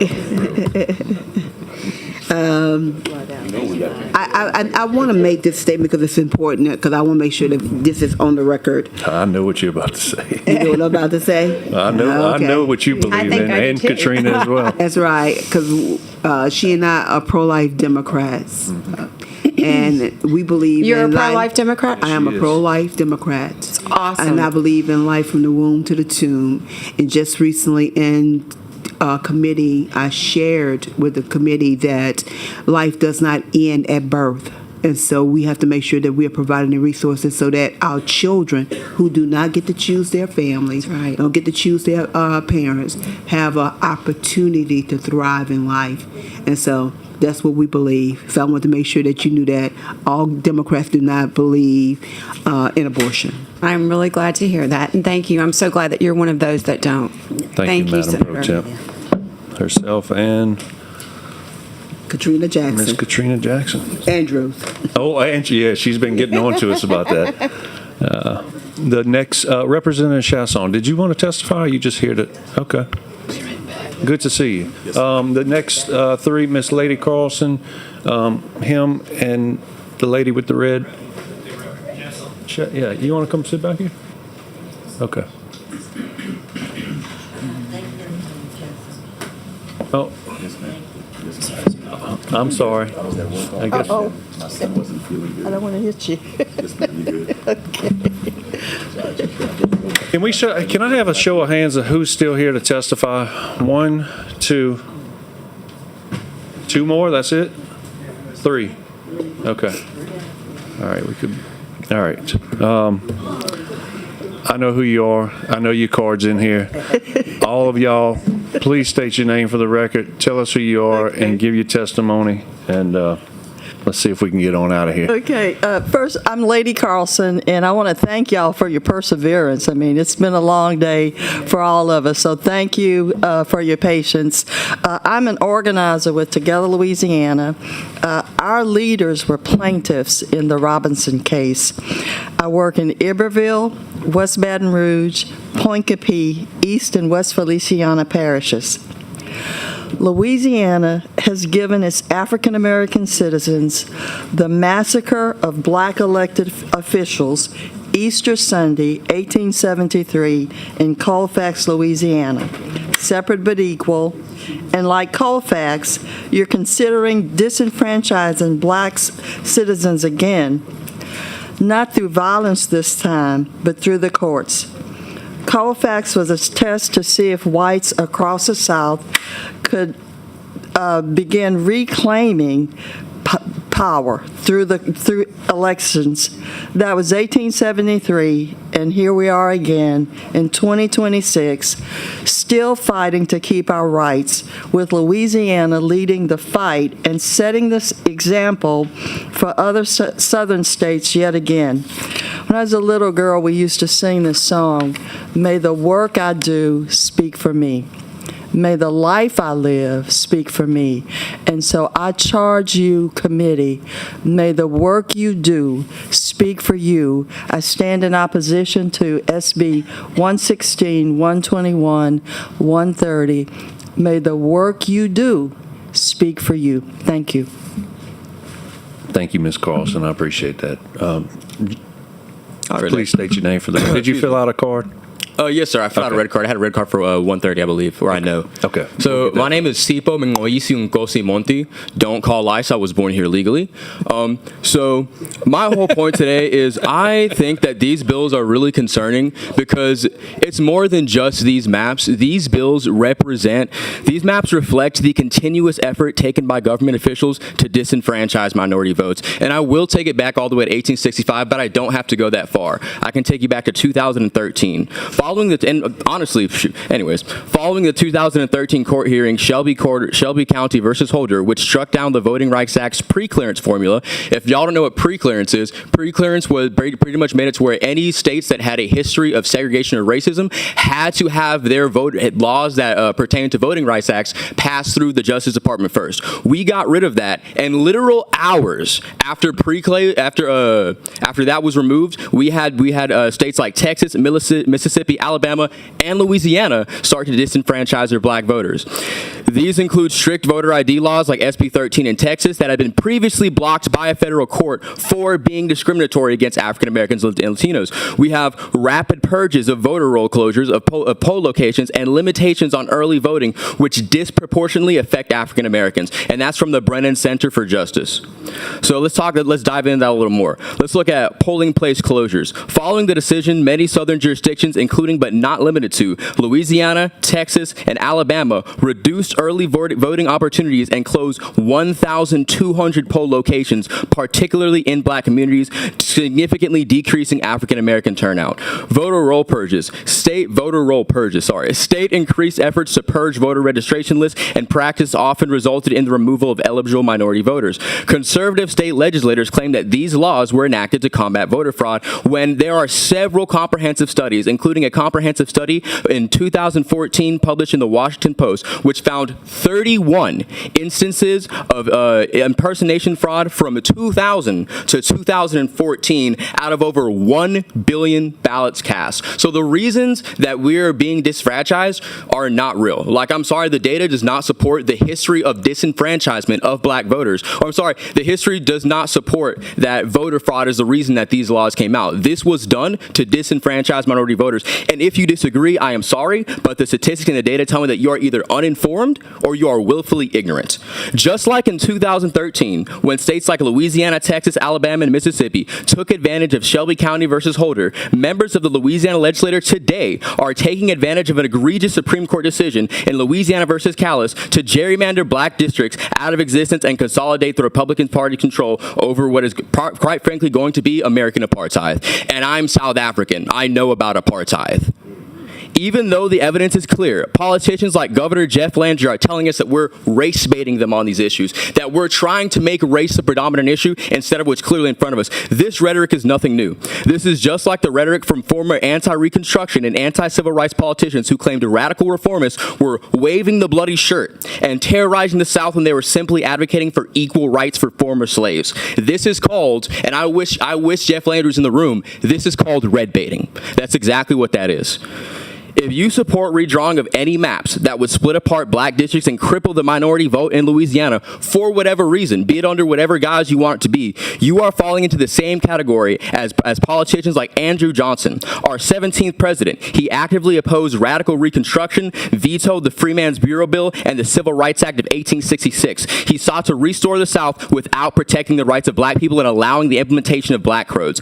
Hiroshima Seymour, former governor of New York and the 1868 Democratic presidential candidate. He led opposition to the 14th and 15th Amendment, like we're currently seeing in our administration, and was a strong advocate of the white man's campaign, or the white man's government campaign. Horacio Greeley, oof, bad on me to mess up a name, but though formerly an abolitionist, by 1872, he led the liberal Republican movement. He opposed the corruption in the Grant administration and advocated for the removal of federal troops from the South, saying best men or former white Southern slave owners and leaders should be restored to power. And what was their motto? This is the white man's country, let the white man rule. It's crazy how sometimes the only Democrat that Republicans will agree with are the racist Democrats from the 1800s. And I just want to simply say, it's crazy to me that we think that literal centuries of literal human bondage was reversed in 63 years after the Civil Rights Act and the Voting Rights Act, when these practices were taking place for hundreds of years in the Americas before America and thousands of years in Europe and other places, reinforcing this culture before they even came over here. And we think this is going to be undone in 63 years. We think that it's not important to protect black votes anymore, and that is, I'm rambling at this point, but literally, you are our representatives, and your job is to interpret the will of the people. I really feel like I have sat in here and seen that the people have expressed their will to you. So I'm really feeling like if y'all go vote later and anything other than 407 being reported favorably and these other three bills getting tossed or at least majorly getting redone, you are not representing us. You are not our officials. And I feel like you've never paid attention this whole time, dog. I'm talking to you, Reese. Like, I'm sorry. You're not going to address... No. You're not going to address him. Okay. I apologize, but I feel like there's a lot of members that have not been making eye contact with anyone here, and I have taken that personally. Well, you haven't acknowledged me, and I've been in contact with almost everybody. And you know what? I do apologize. I did come up here very fired up. So I apologize, Mr. Chairman, but I really do feel like we're not being paid attention to enough. So, but that's all I had to say. I feel like that was very comprehensive, and these maps are a reflection of the racist steps government officials have been taking to disenfranchise black votes for years. And I can take it back to as recently as 2013 or 2026 because we're sitting here having this conversation. Thank you for your testimony. That's all I had to say. Please state your name for the record. My name is Mike Moscow. I'm a policy associate with the Southern Poverty Law Center. I'm going to be brief. Don't worry.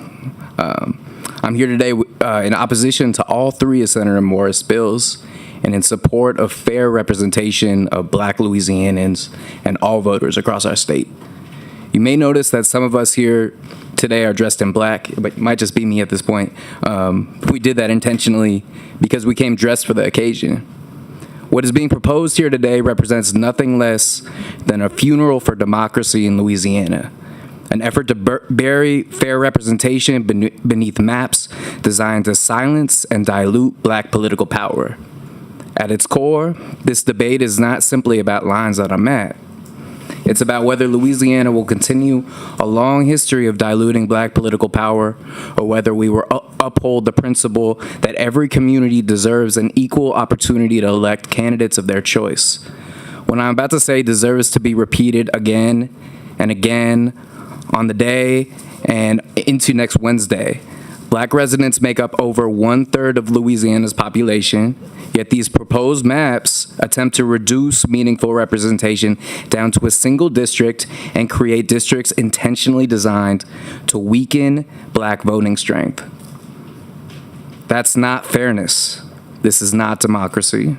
And it certainly does not reflect the diversity, the history, or the people of this state.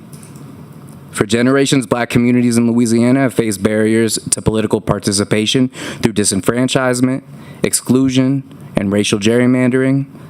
The Voting Rights Act exists in itself because states like Louisiana repeatedly failed to protect those rights on their own. These maps just move us backwards. The reality is simple. When communities are cracked apart or packed together to predetermine outcomes, voters lose faith in government, participation declines, and communities most impacted by policy decisions are shut out of the democratic process. This committee should not advance maps whose apparent purpose is to engineer partisan outcomes at the expense of black representation. Courts have repeatedly affirmed that black voters in Louisiana have the right to fair and effective representation, not symbolic inclusion. I urge this committee to reject the efforts that would eliminate or weaken majority black districts, and instead please support maps that reflect both the demographics and democratic values of Louisiana and all the people who took their hard-earned time to speak with y'all today. Thank you for your time. Thank you for the testimony. The board is clear. Always a pleasure to see you, Ms. Lady Carlson. Good to see you, Senator. Who else is left? Two people, please come on up if there's anybody else that wants to speak.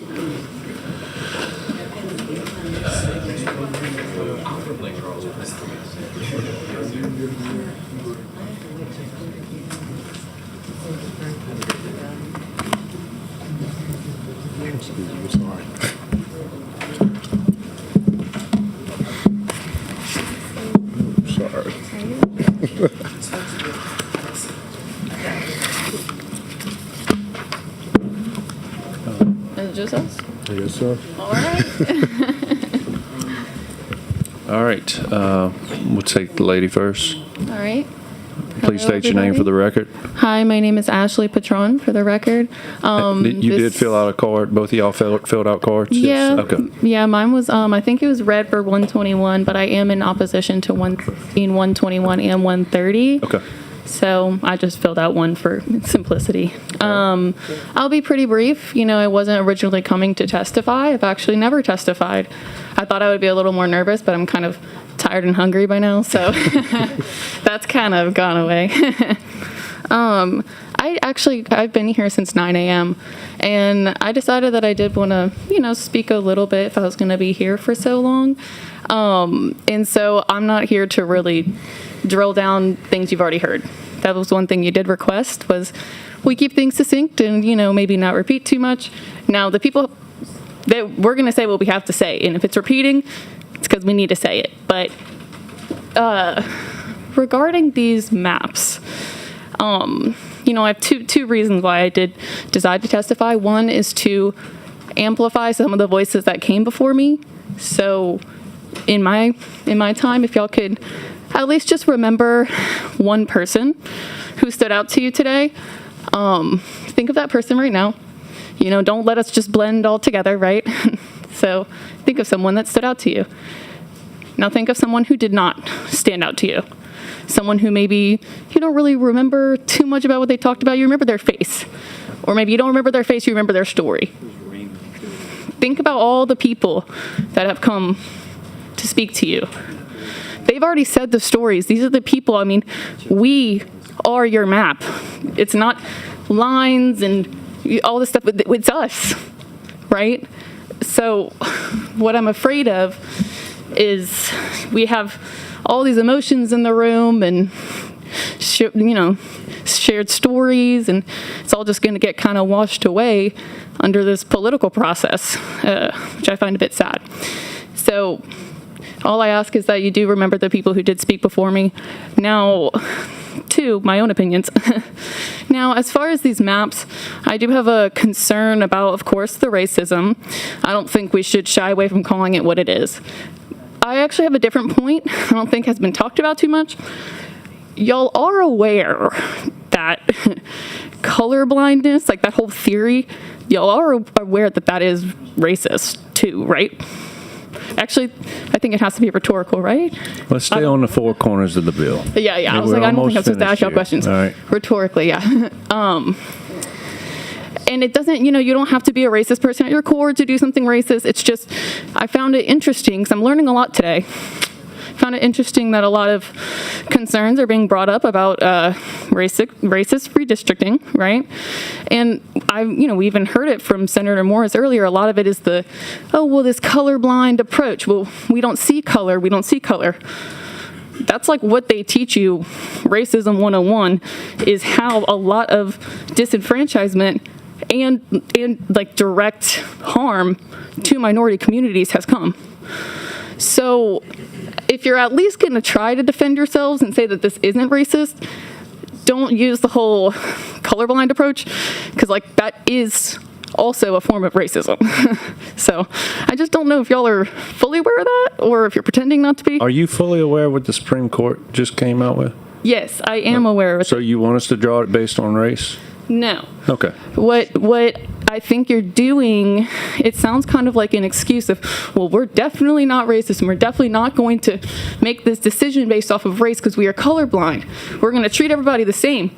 What ends up happening is that the very people who have been saying, hey, we're not being treated fairly because of their lived experiences. I mean, whether or not you intended to be racist or to discriminate, and people are being discriminated against. Actually, you spoke about it earlier, Senator Barrow, and I like what you said, that it's like, well, whether or not you like it, I mean, these are people's lived experiences, right? So I think that's why I wanted the first couple minutes to be like, remember some of the other people who came before me, especially a lot of these older Black people who are being directly affected. I mean, that's where a lot of these voices are, and so if it wasn't, I mean, even if you didn't go in with this intent, there is like a very common and known form of racism, which is this colorblind theory, which is exactly what you and the Supreme Court are kind of doing right now. And it's kind of confusing that you're trying to take this anti-racist stance when it's a form of racism. But anyway, Can we talk about the maps? I'm sorry? Let's talk about the maps. Yes. So as far as, I mean, that's really what I wanted to talk about. And then I'll also say one more thing. I went to the same high school as Amy Coney Barrett, and I remember whenever she was first elected, everybody was, jumping for joy, and I was excited that, she's New Orleans, we got someone up there on that seat. But her and I are making different decisions this week. She's voting to allow for what could be a really, really corrupt precedent for these southern states.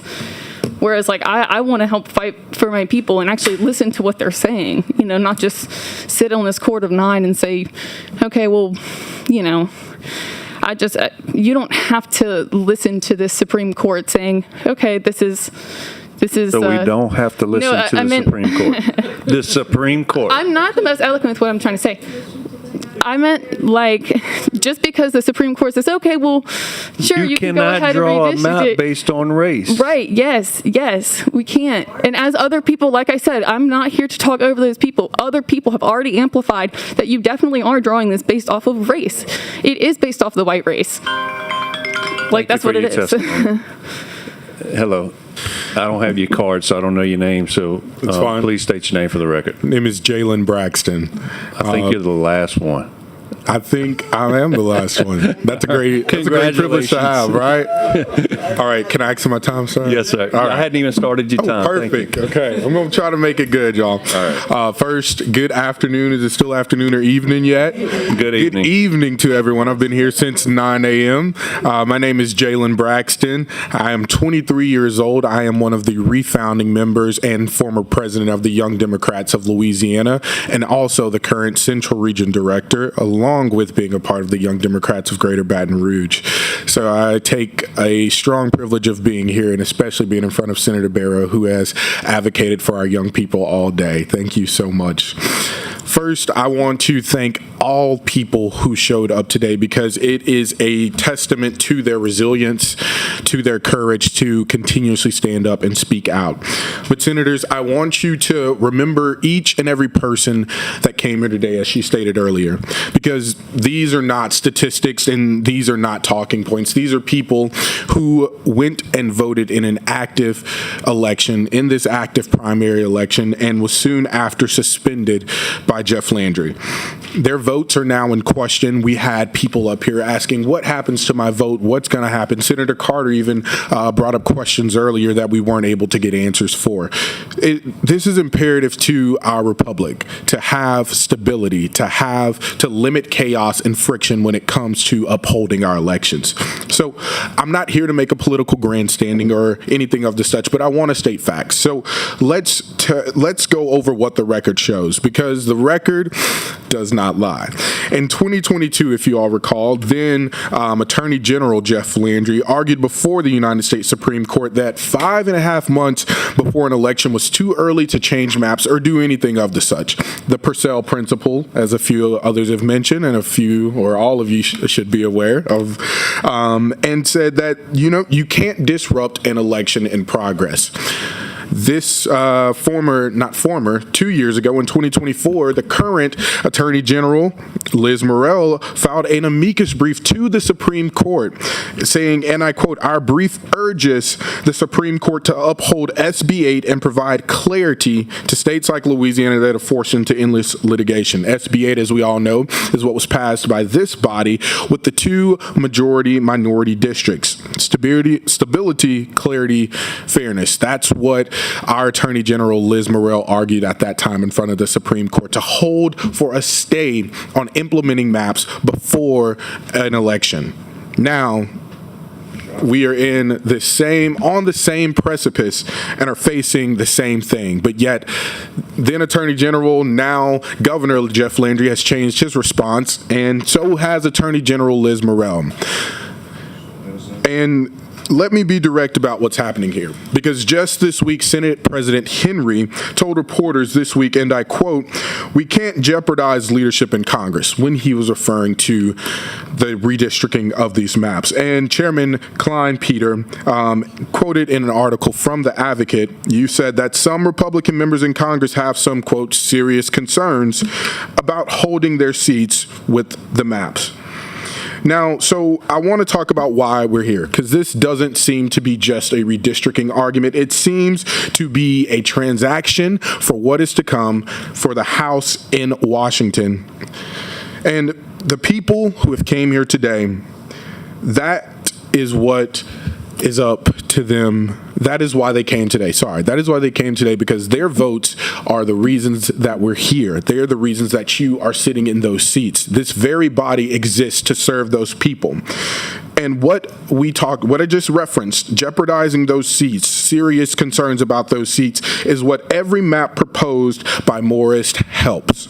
So, again, this is a transaction about what is to come when Donald Trump requested that we get as many seats as we can for Republicans, and Jeff Landry is trying his best to provide it. So I close. All of the maps shared by Senator Morris, I completely and absolutely oppose them. I call on the Attorney General and the Governor to do as they did before and to request a stay, use the Purcell principle, and maintain stability in our elections. And I call for each and every senator in this body to think about Senate Bill 407 and pass with favorable passage and vote down each of Morris's maps. Thank you. Thank you for your testimony, Mr. Braxton. The board is clear. Before the board is clear, y'all can go. Is there anyone else? Last chance for anybody to come up and talk. All right. I want to go ahead and before we forget, we had minutes that we had to approve from the previous meeting, May 6th. Got a motion by Chairman Womack to approve those minutes. Seeing any objections, seeing none, those minutes will be approved. I want to thank everybody that came and testified. I want to thank our committee that has stayed through the end, and I really want to thank all of the staff, my staff here on Senate and Governmental Affairs, and all the staff in the Capitol for keeping order today. I really do appreciate everything that y'all have done for us, Senate President as well. So, hold on one second. Senator Barrow, I'm sorry, Madam Pro Tem, it's been a long day. It has been a long day, Mr. Chairman, and I want to first echo some of the comments that have been made from the audience with how you have actually conducted the hearing today. Certainly, this is a very emotional issue, as it should be. There are people who have died so that we can ensure fairness as it relates to being able to have the ability to vote and being able to vote for a person of our choice. I do want to say to everyone, and most of them are not even here, most of the people who showed up today to actually participate in this process, this is what it's all about. And I'm glad that people took the time out in this inclement weather to come out and to share their point of view. And many of you are still here and have been here for the past, now, Mr. Chairman, 9 hours without even really taking a break. Some people haven't even eaten all day. So I want you to know that your works are not going unnoticed. We do appreciate it as elected officials. And while it may appear to some of you that we are not paying attention, we are. We have to do various things. Some of us have other jobs, and sometimes we have to step out because unfortunately, or believe it or not, they don't pay us enough. We can't survive off of what we make here. But I will say that I believe with the utmost confidence that your comments have not fallen on deaf ears. We have heard you.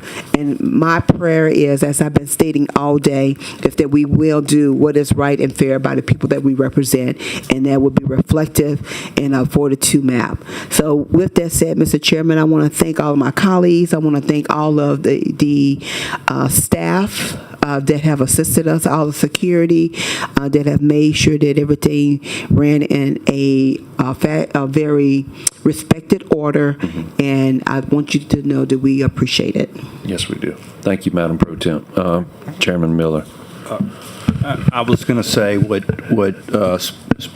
President Pro Tem Barrow was going to say. I thought you handled well and great and allowed the people who have come from all over this state to be able to have an opportunity to be heard on a very important issue. Yep. But thank you, Chairman Miller. All right. With that being said, thank everybody for coming again. And I think we have a motion by Senator Miller to adjourn. Seeing no objection. Thank y'all all for coming. Y'all have a great night and be safe going home.